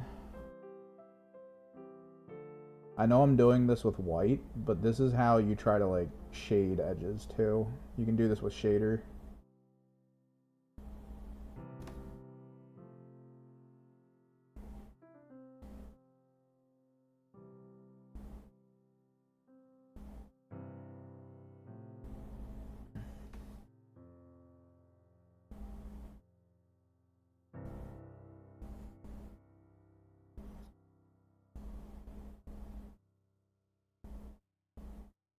They could turn... The thing is, with how much lore is in 40K, it could be a whole event in Fortnite, right?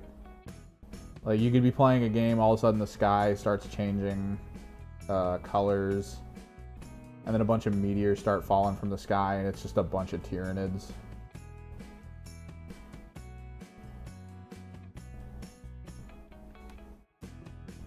Then you and your buddies can buy, like, the Orc skin, the Space Marine skin.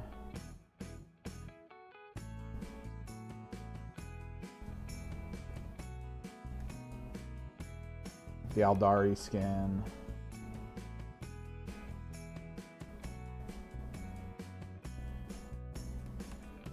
All the bosses in the world get changed out with Tyranid warriors and stuff.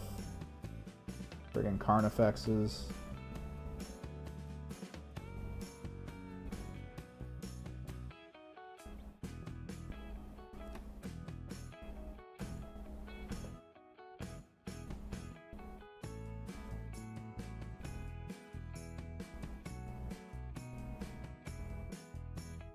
Get yourself a Howling Banshee with a Howling Banshee emote.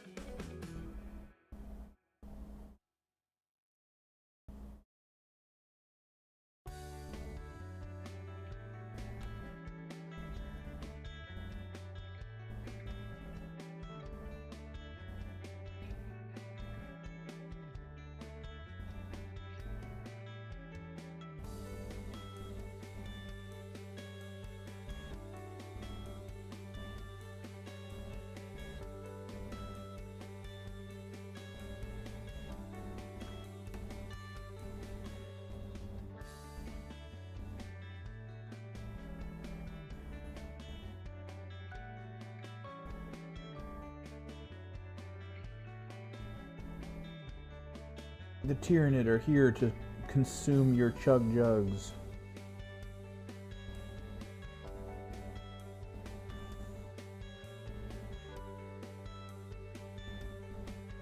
And they can make it the tower defense game that they've always wanted it to be, but completely failed at in the beginning because no one liked it. It had so many pay-to-win mechanics.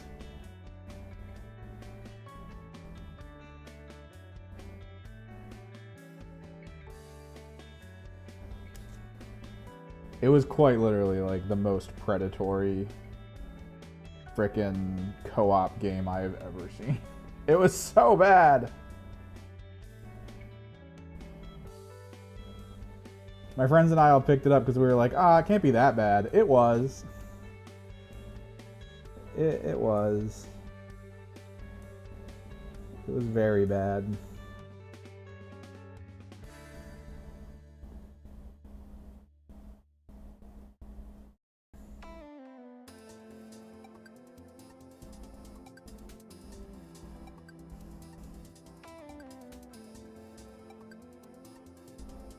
Like, the difficulty would just scale so hard that unless you had purchased weapons and, like, purchased base upgrades, you weren't getting past certain parts in the game. You absolutely had to purchase, or you were just screwed.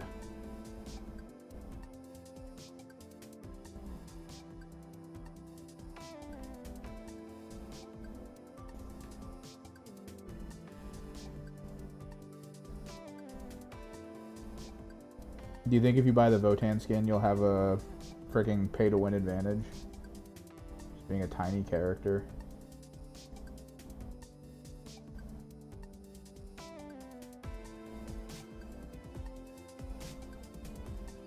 Do you think they'd make them full size? They'd just be like really wide models.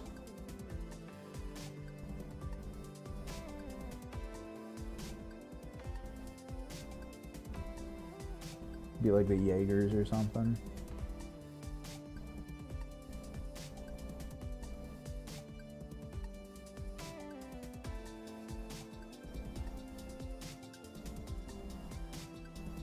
there was a skin that was very pay to win. I wonder if they changed it up. It was one of the League of Legends skins, I thought. It apparently had no sound noise, or no footstep sounds. And for the people who turn on like the assistives that show people where footsteps are coming from, apparently it doesn't even show up there. So it's just a model skin that just, you can't, it's gonna get to you. There's nothing you can do about it. You're not gonna hear it coming.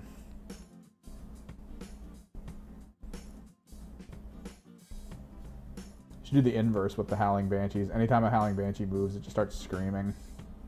You hear it from miles away.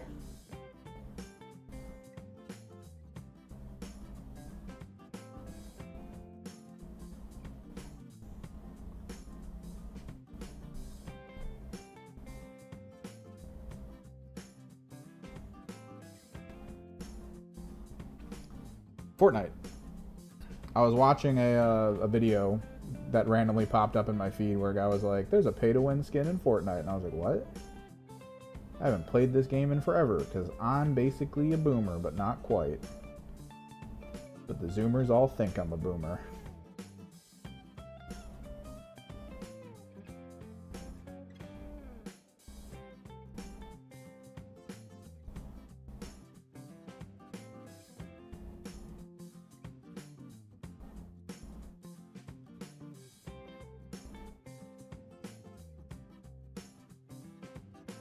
And he was talking about how a skin just didn't have footstep noises. I was like, oh, that would be a little pay to win, honestly. It's a pretty sizable advantage.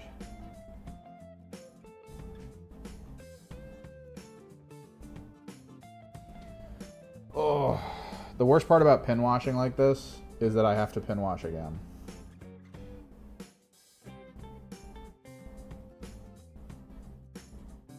We do this bit, and then I gotta go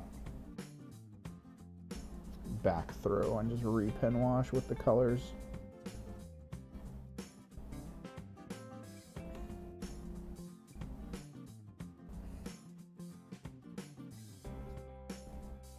So I'm pretty sure this was magenta, which means we're gonna want to use pink.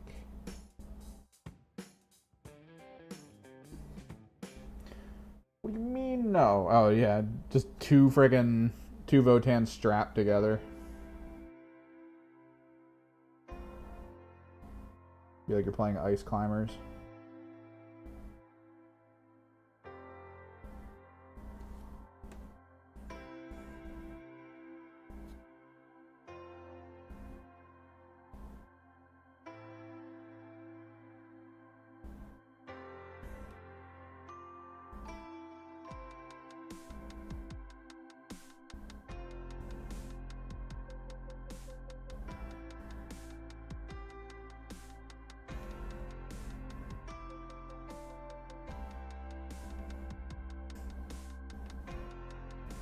Goro would just be a Swarm Lord.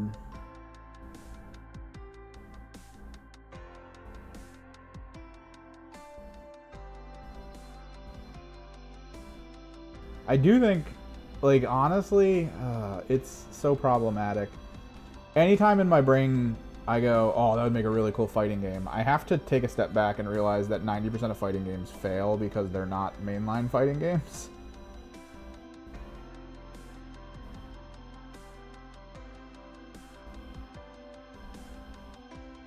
Like, that's just facts.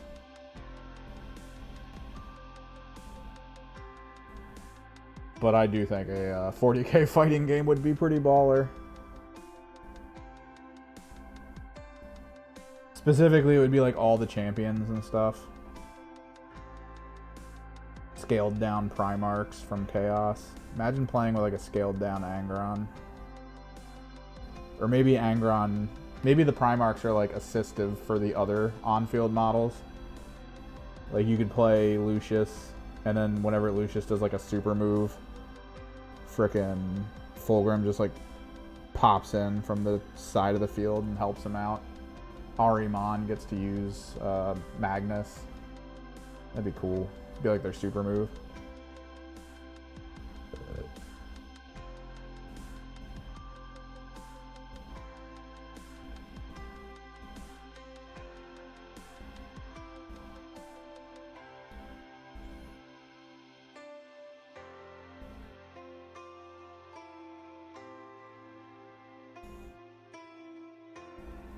Large scale melee combat. What's the FB? Oh, fantasy. See, the thing is, you're saying this. It existed. I don't know if you were around for the Warhammer fantasy MMO that came out that was trying to compete super hard with World of Warcraft at the time. That game was actually interesting, and it's also a really good case study in game mechanics that are good at like a utopian level that are then just bad because of how the communities are. Because I think one of the big problems with that game is that almost every server was always so one-sided. And there were supposed to be all these mechanics that they built into the game to be like, okay, well, if the Human Alliance, or the, I guess the Life Alliance, or whatever they call it now in Sigmar,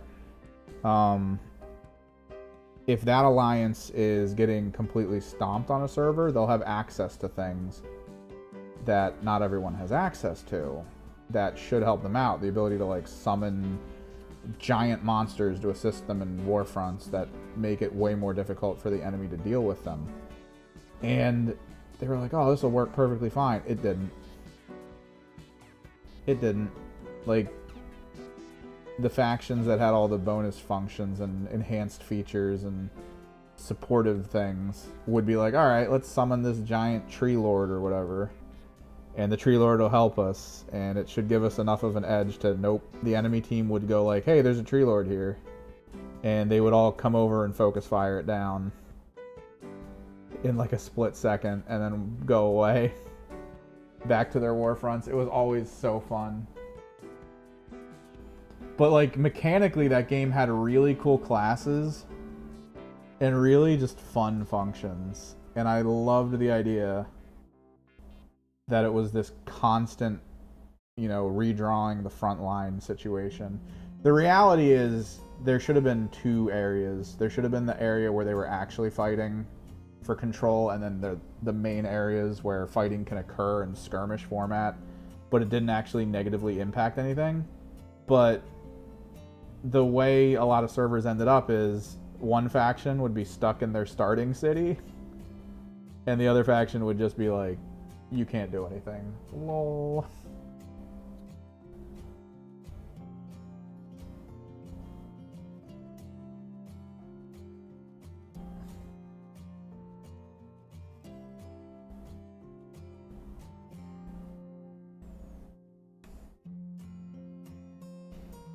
Chivalry? I don't know if you can chivalry. I don't know if you can do that. When you start adding in weird abilities and things, it gets weird from the first-person perspective. Although there was a really fun game I played kind of like that back in the day. I'm trying to remember. Dark Messiah of Might and Magic. It was the Might and Magic first-person game that they released that everyone was like, it's not that great. It was actually kind of awesome. And there was a multiplayer mode in it. And in the multiplayer mode, throughout the course of the game, your character leveled up. So you would unlock cool things based on your class. And I would always play Sorcerer, and I was really good with the Sorcerer. And I think you could spec into different trees, and I would always go down the electric tree, I want to say. Because he had some really cool abilities. In particular, he would eventually get an ability to summon like a giant electrical ball and send it down the field, and it was just so massively devastating. It was such a fun game.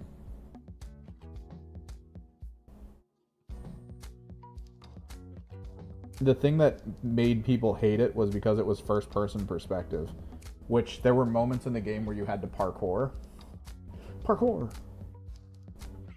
And like, this was before Mirror's Edge, so everyone was so jarred by the idea of having to do platforming from a first-person perspective. It was an immediate nope from everyone that saw it. I had fun with it though. It was cool. I actually tried to speedrun that game a bunch.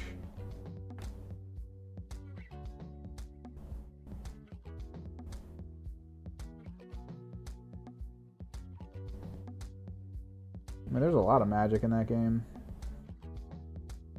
You played kind of like this Omni character. Like, he was being trained to be the best at everything because your master wanted you to, like, conquer the world.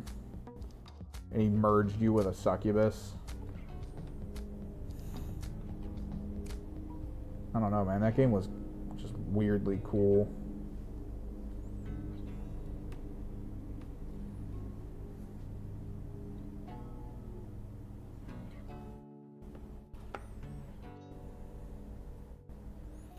I liked it, which means no one else liked it. That's all I'm gonna say.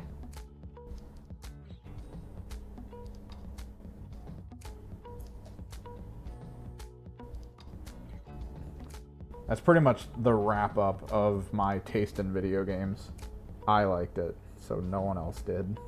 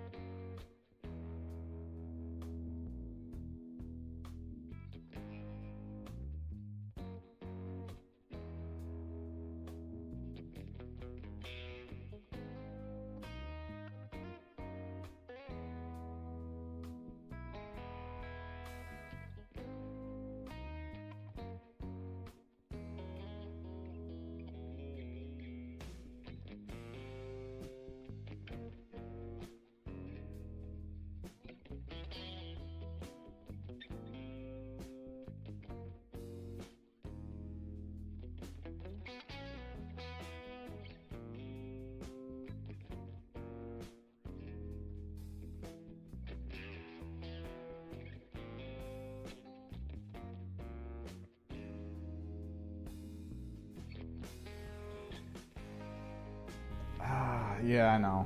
Avowed.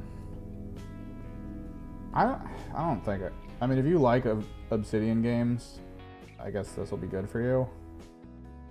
Every Obsidian game I have played, I have been disappointed in. And I know that sucks to say, because there's like a lot of people out there who are just like, dude, Fallout. Like a New Vegas is the top tier. I don't know, man. I feel like every Obsidian game I've picked up has always felt incomplete. Like they kind of just get to a point and then they stop. And they're like, yep, we're done. It's like, oh, well, you're missing a lot, so... I mean, I guess. Like, they did a top-down ARPG, right? And this was back when I was working for someone else on their sort of website for video game reviews, where they were doing write-ups and stuff, and we got invited out to PAX East. So we went there, and we had all of these appointments scheduled with all these people. And I just remember going to the Obsidian booth to play this game that they were really excited to show everyone. And I sat down, and apparently they were freaking out because I was one of the only people for months who, when they booted the game up and tried to get in to test it out, turned it on hard mode. Everyone else was just like, story mode. And the whole time I was playing it, the whole game just became like, oh, you dodge roll. And then that was it. Like, that's the game. You just pay attention to what's happening on the screen and dodge roll out. And then DPS, and then dodge roll out. And that was the whole game when I was playing it for the beta. And I was like, oh, not a good game. There's really there's no meat on this potato. Like, you're just sitting here doing the same action over and over and over again in a timed sequence that feels like a rhythmic game. And that's your game? This is what you think everyone's going to enjoy playing? I don't know, man. I don't know if this is a good idea. Maybe back to the drawing board. But nah, they were super excited to release that game. They were really happy. I was like, all right, cool. It's cool. And it didn't sell well, and they've never gone back to that system in a very long time. And that feels like the Obsidian experience to me.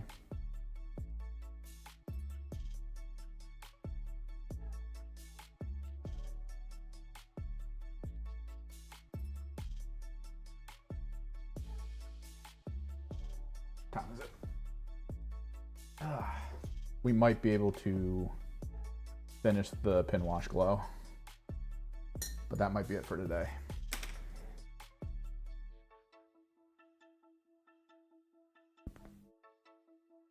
Yeah, no, I get that. There's a cross section of people who, like, Fallout New Vegas was the end. Like, that was it for them. Now, do you like Fallout 76 now, or did you like Fallout 76 when it dropped?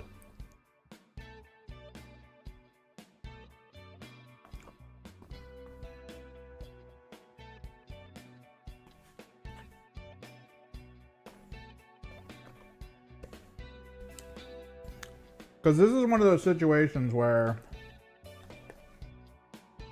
I'm part of a side of gaming, basically, on YouTube that is very much in a bubble. That bubble is, if your game isn't good day one, it is bad eternally.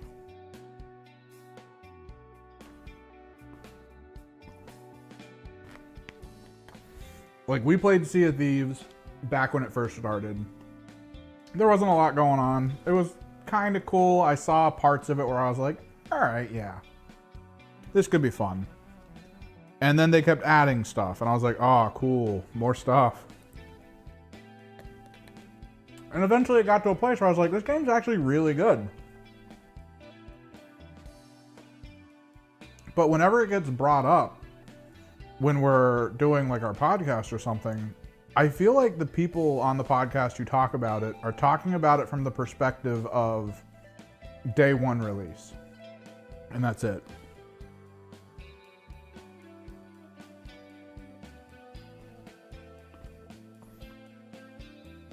Which I kind of get.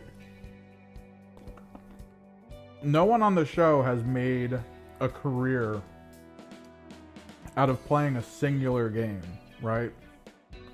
So they have to keep moving with the times, which means they can only see a game from the beginning. Doing retrospectives don't really occur a lot.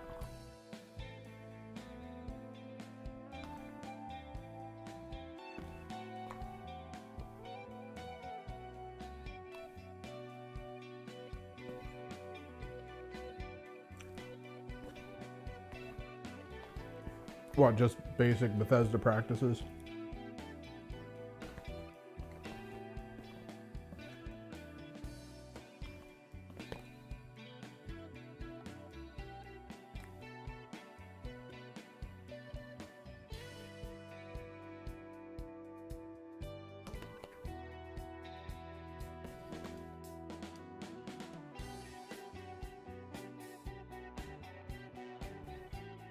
Yeah, so you waited for some things. I think at the end of that, maybe they did like, what, one expansion and then double backed on some of their predatory practices for purchasing like inventory space and stuff.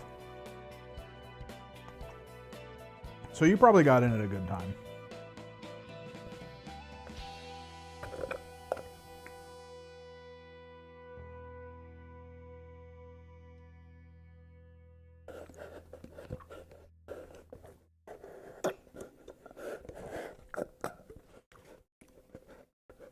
But now the people that I work with don't talk about it in any other light than day one. But then the news keeps coming out like, oh, 3 million people have played Fallout 76. And they're like, huh, that's weird. So, yeah.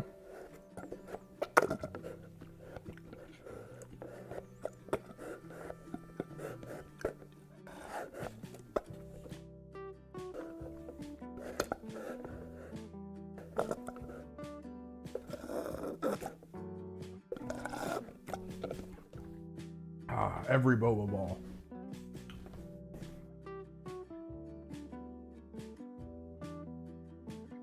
All right, let's do... How do we want to do this one? Do we do the inverse for the glow?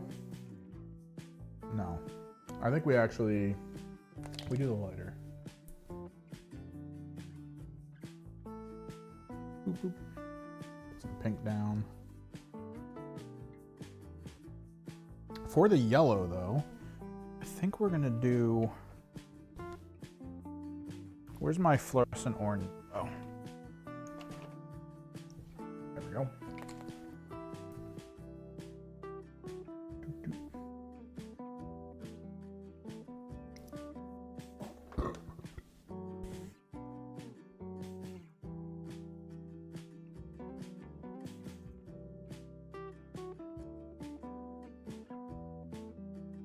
So for this,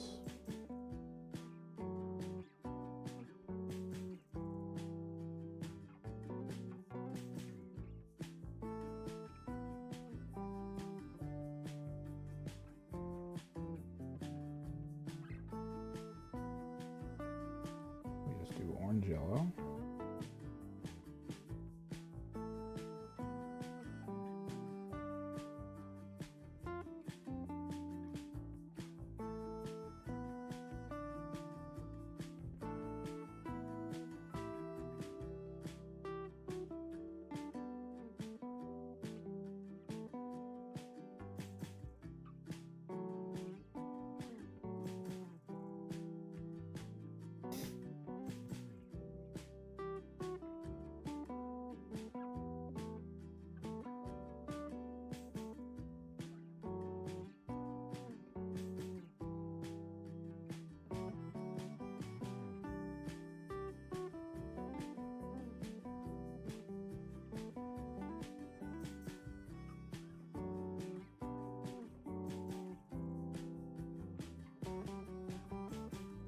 It is a weird bubble to be a part of, because you see kind of the problems of like approaches to thinking of things.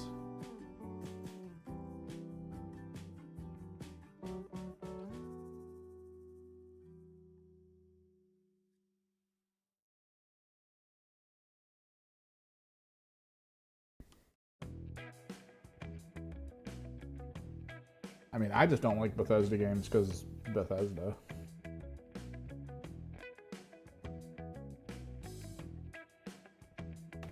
It's actually why I'm a little bit on the fence about Stalker 2.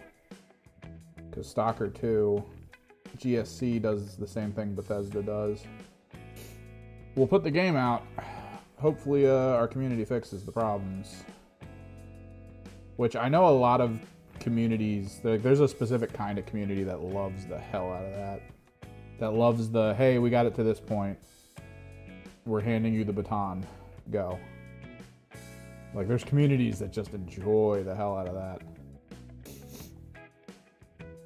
I'm okay with games that do that to a degree, but I would be more excited if the company putting the game out put the game out in a state where I was like, I don't need to mod this. I could. Maybe I'll look at some. But I don't want to right now.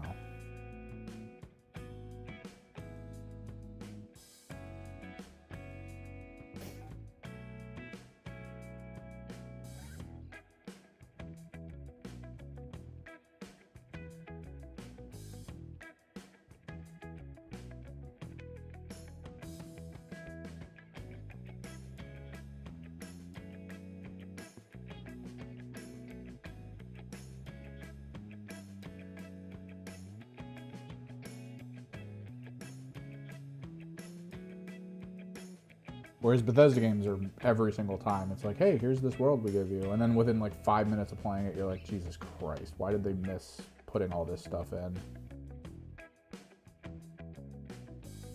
And then sometime along the way, and my favorite thing specifically about like Skyrim was when they released the special edition, the like director's cut edition or whatever. And it consisted of a ton of user-created mods in it.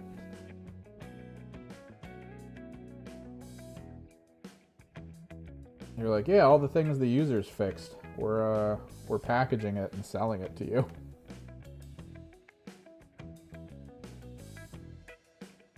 Like, okay, that's strange.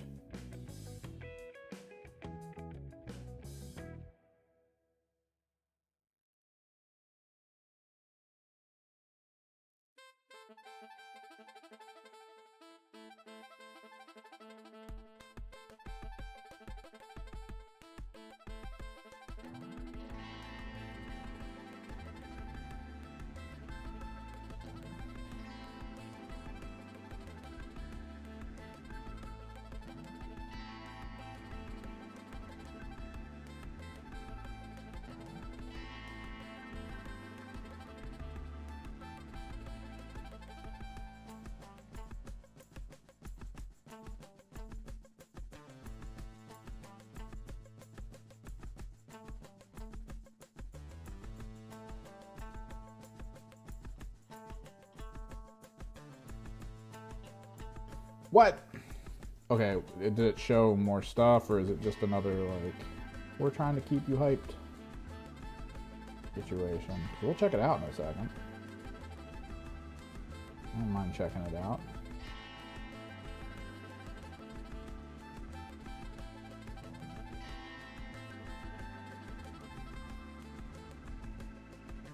I just want to try to get this pin washing done first. This is kind of important. The pin wash is finished. Then tomorrow, if we stream, big if,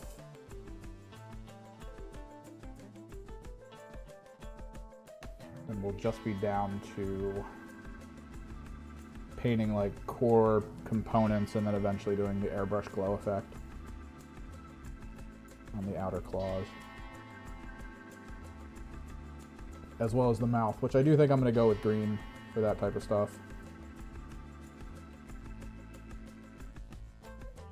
I feel like that's probably the most effective use of this.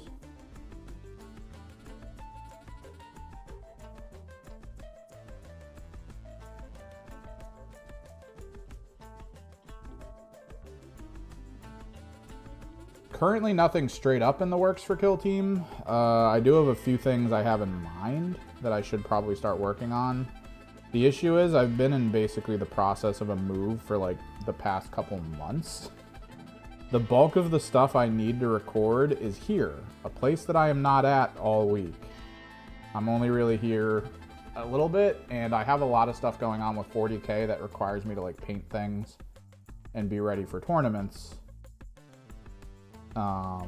So that's how I've been spending most of my time over here, is trying to get all this stuff painted and ready to go, along with a lot of the Kill Team stuff that I have, or that my buddy had that hadn't been painted yet. So technically I have stuff for the Kroot Kill Team I could do a overview video for. I have stuff for the Scouts. I have stuff for Breachers. We still have to finish the Breacher paint jobs though. I have stuff for the Commandos.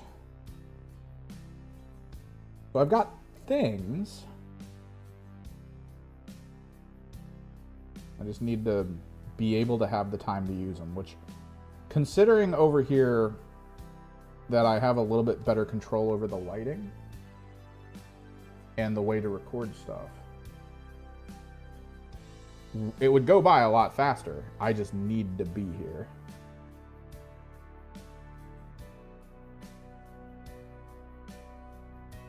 Which sucks, because I do really want to make more videos. Also, there's a little bit of like a lack of drive to do it because I haven't really been able to play too many games in it, sadly.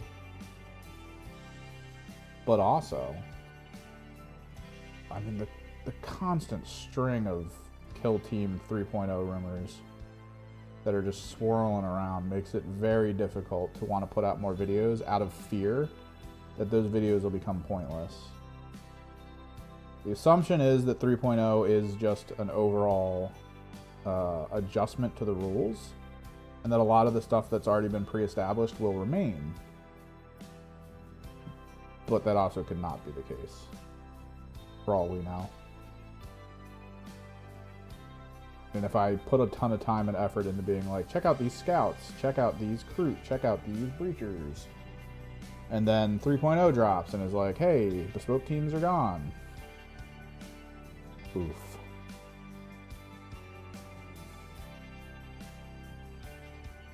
Like a whole backlog of my videos for my channel suddenly just vanish, which that's gonna hurt. That's why I was trying to get some more streams and some more hobby-based videos together.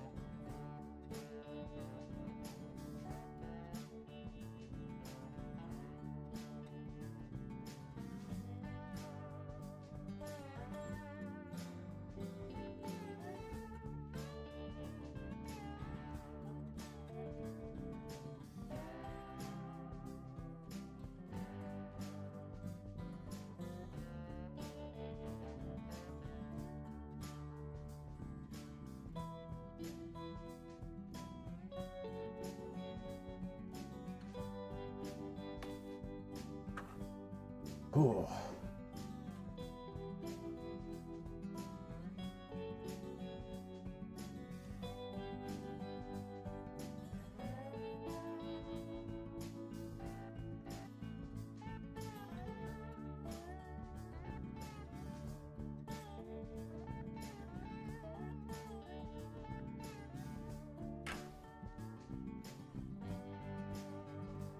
I think we'll do the guns in this color.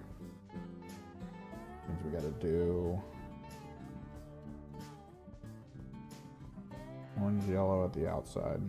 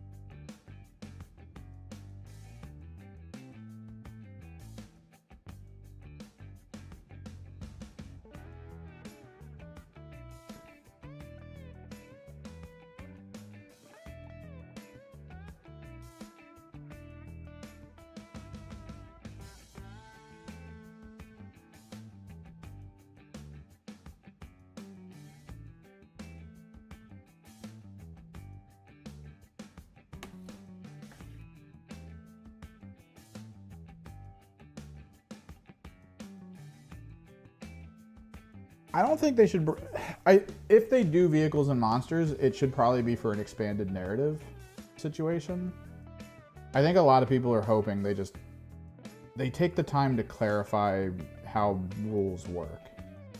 There's still a lot of issues people have with knowing how like activations work in sequence. There's still a lot of people who have issues with some of like the excess rules for mobility and all that. They're obviously trying to change how fly works. They removed fly from the Harlequins, which was massive. That was huge.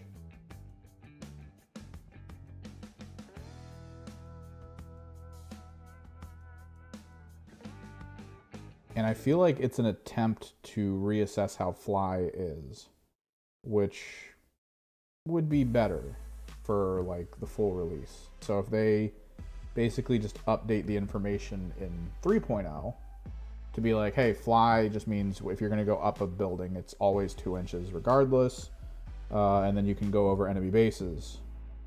Okay, we're there. We did it.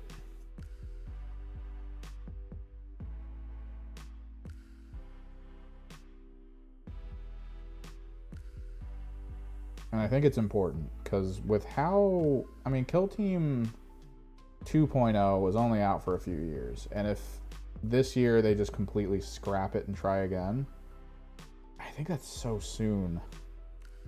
I'm okay with them moving Kill Team to be sort of the relegated, hey, we're introducing new units to 40k, Kill Team gets it.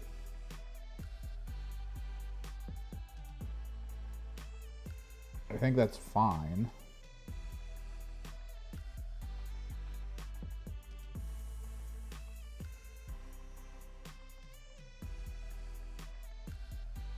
Actually not super worried about Kill Team suddenly not getting their own special units that can't be used anywhere else. Oh yeah, and an app. Put the app on the goddamn Warhammer app. Let people get to the rules without needing the rule books. It's so important.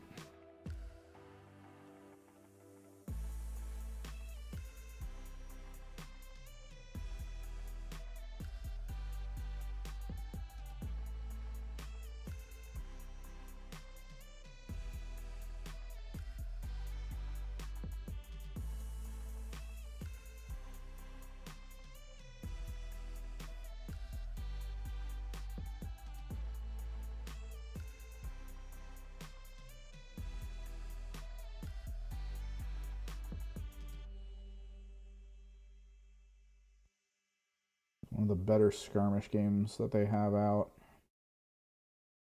Gets so many people excited because like the more you look at how tournament results are, the more you realize so many teams are just viable.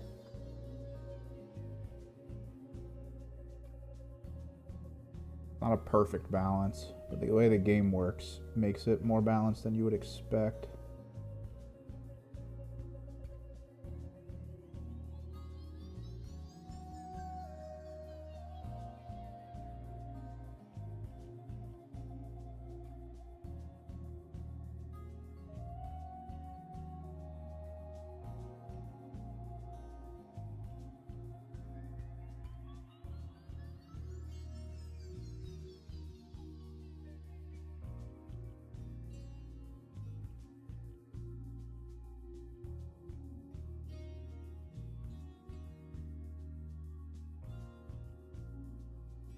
But yeah, a lot of what I do is very driven by what's going on locally.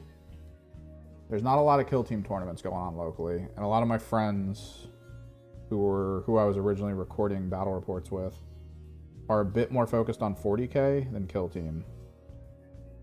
Because my one buddy does not enjoy the caginess of Kill Team in turn 1. He thought it would be fine because of the whole I go, you go thing. Because that's a bit closer to what we wanted.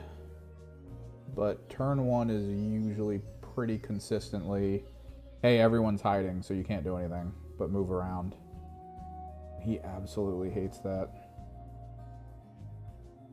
Plays the game to roll dice, my guys.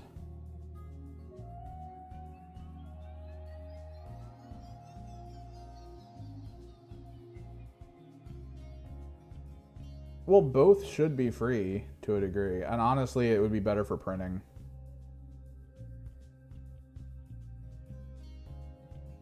For them to just be like, hey, rules are available online for the squad. We're dropping the team. They could also, it would also make them reduce like the types of boxes they print.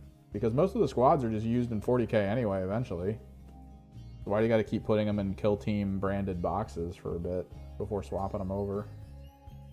Seems weird.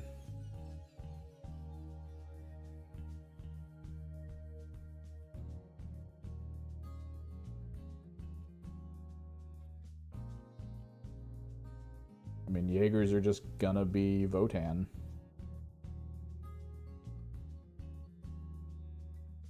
The new Scorpion kits are gonna be used in 40K.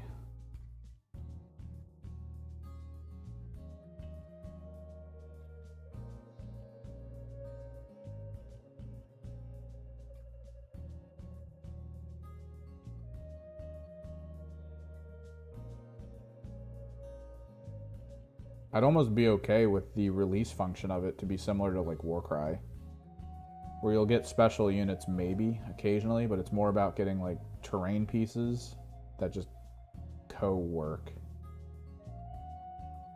into 40K.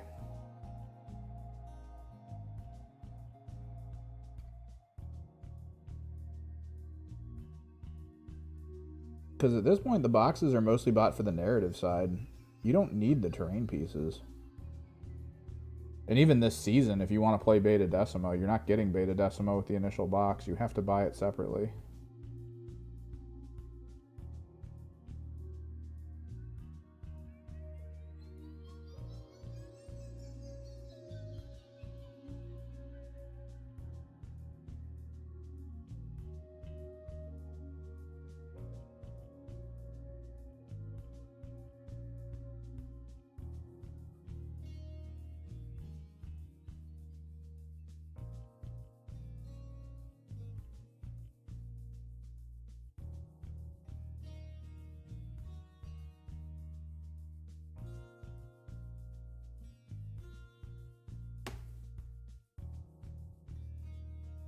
Pin washing.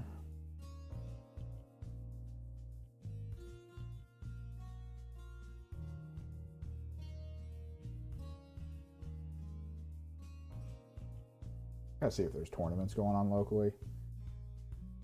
At the convention I'm going to next weekend, there's a 40K tournament that I'm signed up for. There's also a Underworlds tournament that I'll have stuff for. Because it's Rivals. I love me some Rivals.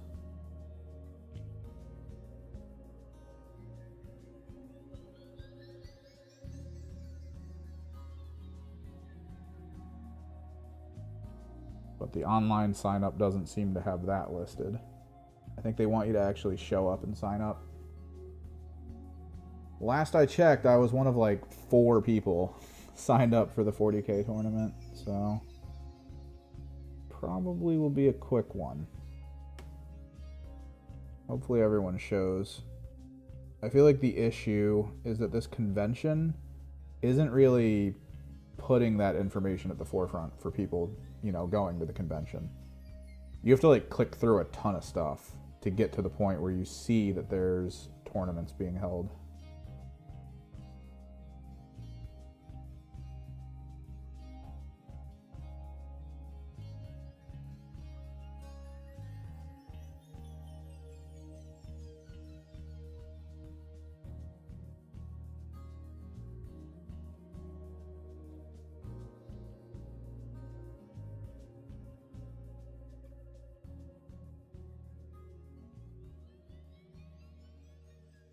That and it's a 1,500 point tournament is weird.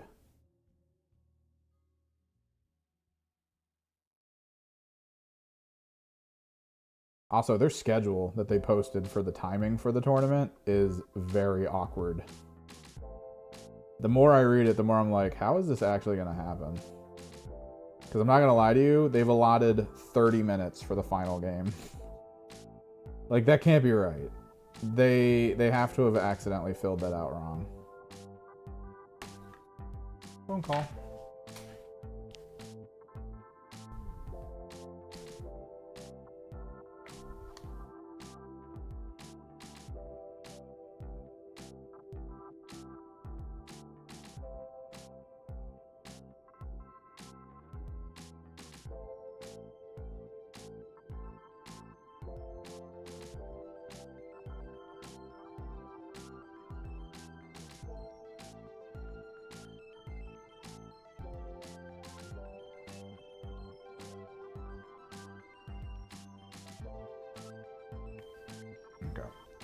On a bit of a time frame here, or a time crunch.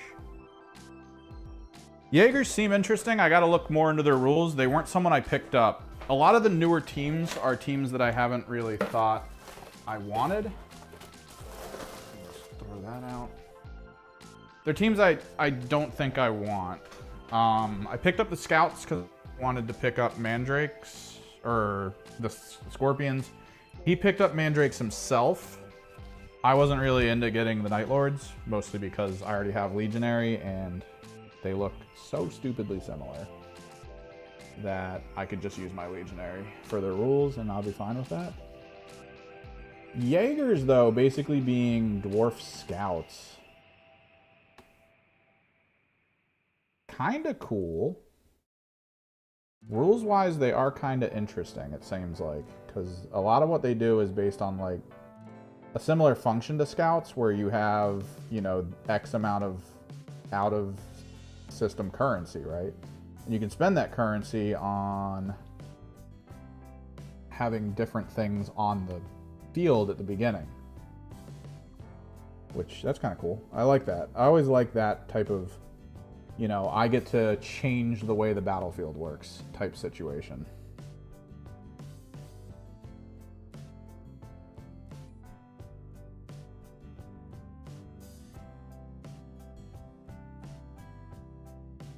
I feel like those teams are kind of cool.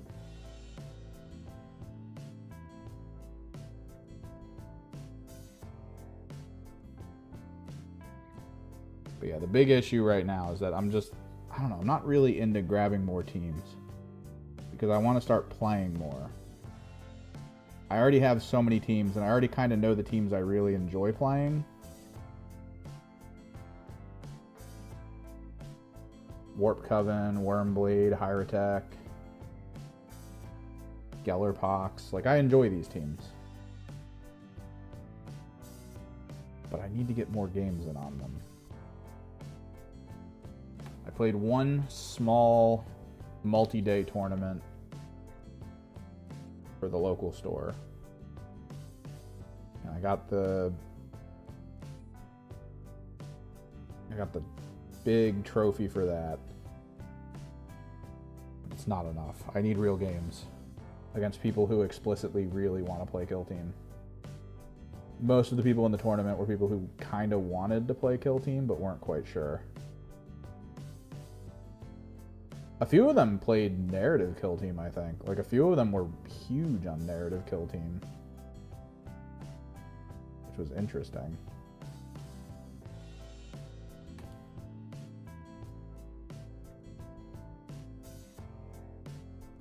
Like, one of them had the cards printed out for his team. They had all their names on them. He was able to track XP. He had, like, all these extra things to check all that stuff.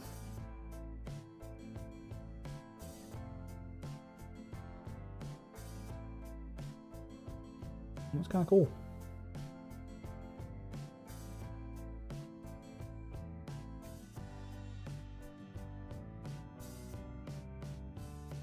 It did not feel good utterly annihilating them. I think I lost to like one person. It was mostly because the plays that I made were very off-kilter stupid. But I wanted to see. I was still in my experimentation phase with the format. So I tried a thing where I put my Poxwalkers out and then I ran one of my concealed Death Guard behind them, and I was trying to like position myself forward using Poxwalkers as a pseudo barricade, I guess. And he just got around it super quick.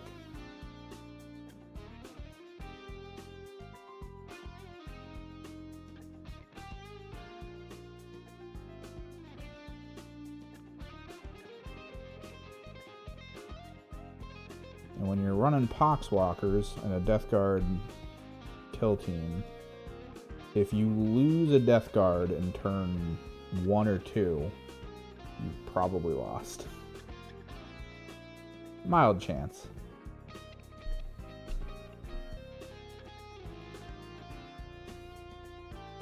Since you know Death Guard can't perform, or Poxwalkers can't perform actions. And I think we were playing one where you had to spend command point, or spend action points to capture. Which I feel like in that situation you just don't take Poxwalkers. If it's about APL control and stuff, you might be able to handle. It is if you can nail it. You have to nail it though. You really have to nail all the aspects of narrative. Narrative can be really good. I love the leveling. I love that it's not as finicky as Necromunda.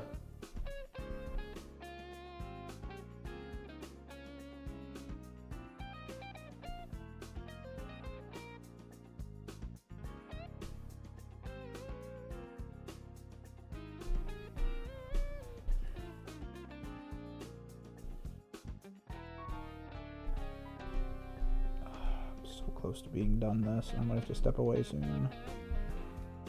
I just want to get this pin wash done, honestly. I don't want to screw it up by rushing it, but I also just want it to be done. Please.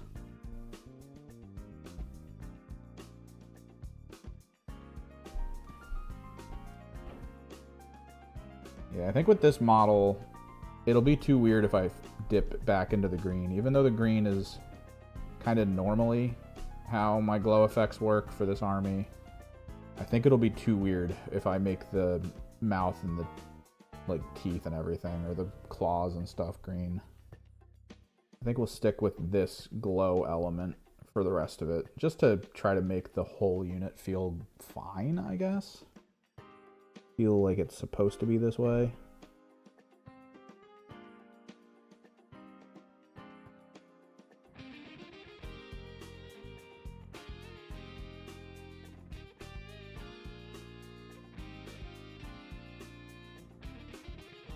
I think that means though that the generators, because if it's green there, the generators that I applied to him, like the heat effects, are mostly green as well.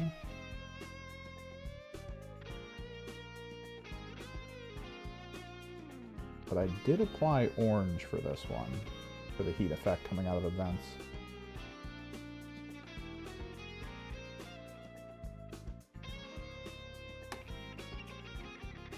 Which would mean I want to do orange for all of it.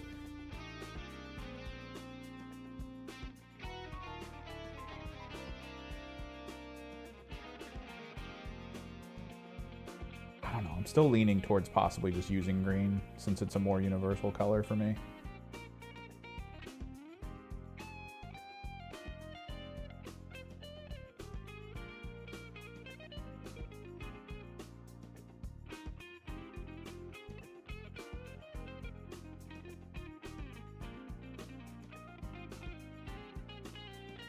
I'm okay with the butt vents being that color, because I did want them to be like slightly different looking. And again, the goal is to actually mix my clear tar gel that I have alongside the fluorescent colors. And I recently purchased these things. Squeezy bottles that you can put really small output like nozzles on the top of, which are, I don't really think I need that. But we're basically going to pick one. Once we get the basing in, we're gonna kind of pock the basing to have like deep pits in it near the back. I feel like in this area. We're gonna do like little pools back here, and then I'm going to, utilizing the tar gel mixed with the fluorescent paint. I'm probably gonna hit parts on his back to make it look like it's leaking. Like I'll probably come back here and I'll hit like these little nodes with it to make it look like it's dripping down. And then we'll have the pools down here that are mixed of the green and the purple as like swirling oil slick, which will a pearlescent ink too, to give it that like pearlescent surface, kind of like it's oil. And that's kind of the plan. Oh, yep. So tomorrow I have a doctor's appointment. I might not be able to stream, or if I do, I'll stream later. You know, check out the Discord. Probably bring it up there for whenever that's about to happen. I gotta get moving though, because I gotta help some people build a bed. Apparently. Unexpected. Unexpected. I'll have to check out the Space Marine trailer off stream. And then I'll probably type about it in Discord. Till next time, guys. Later.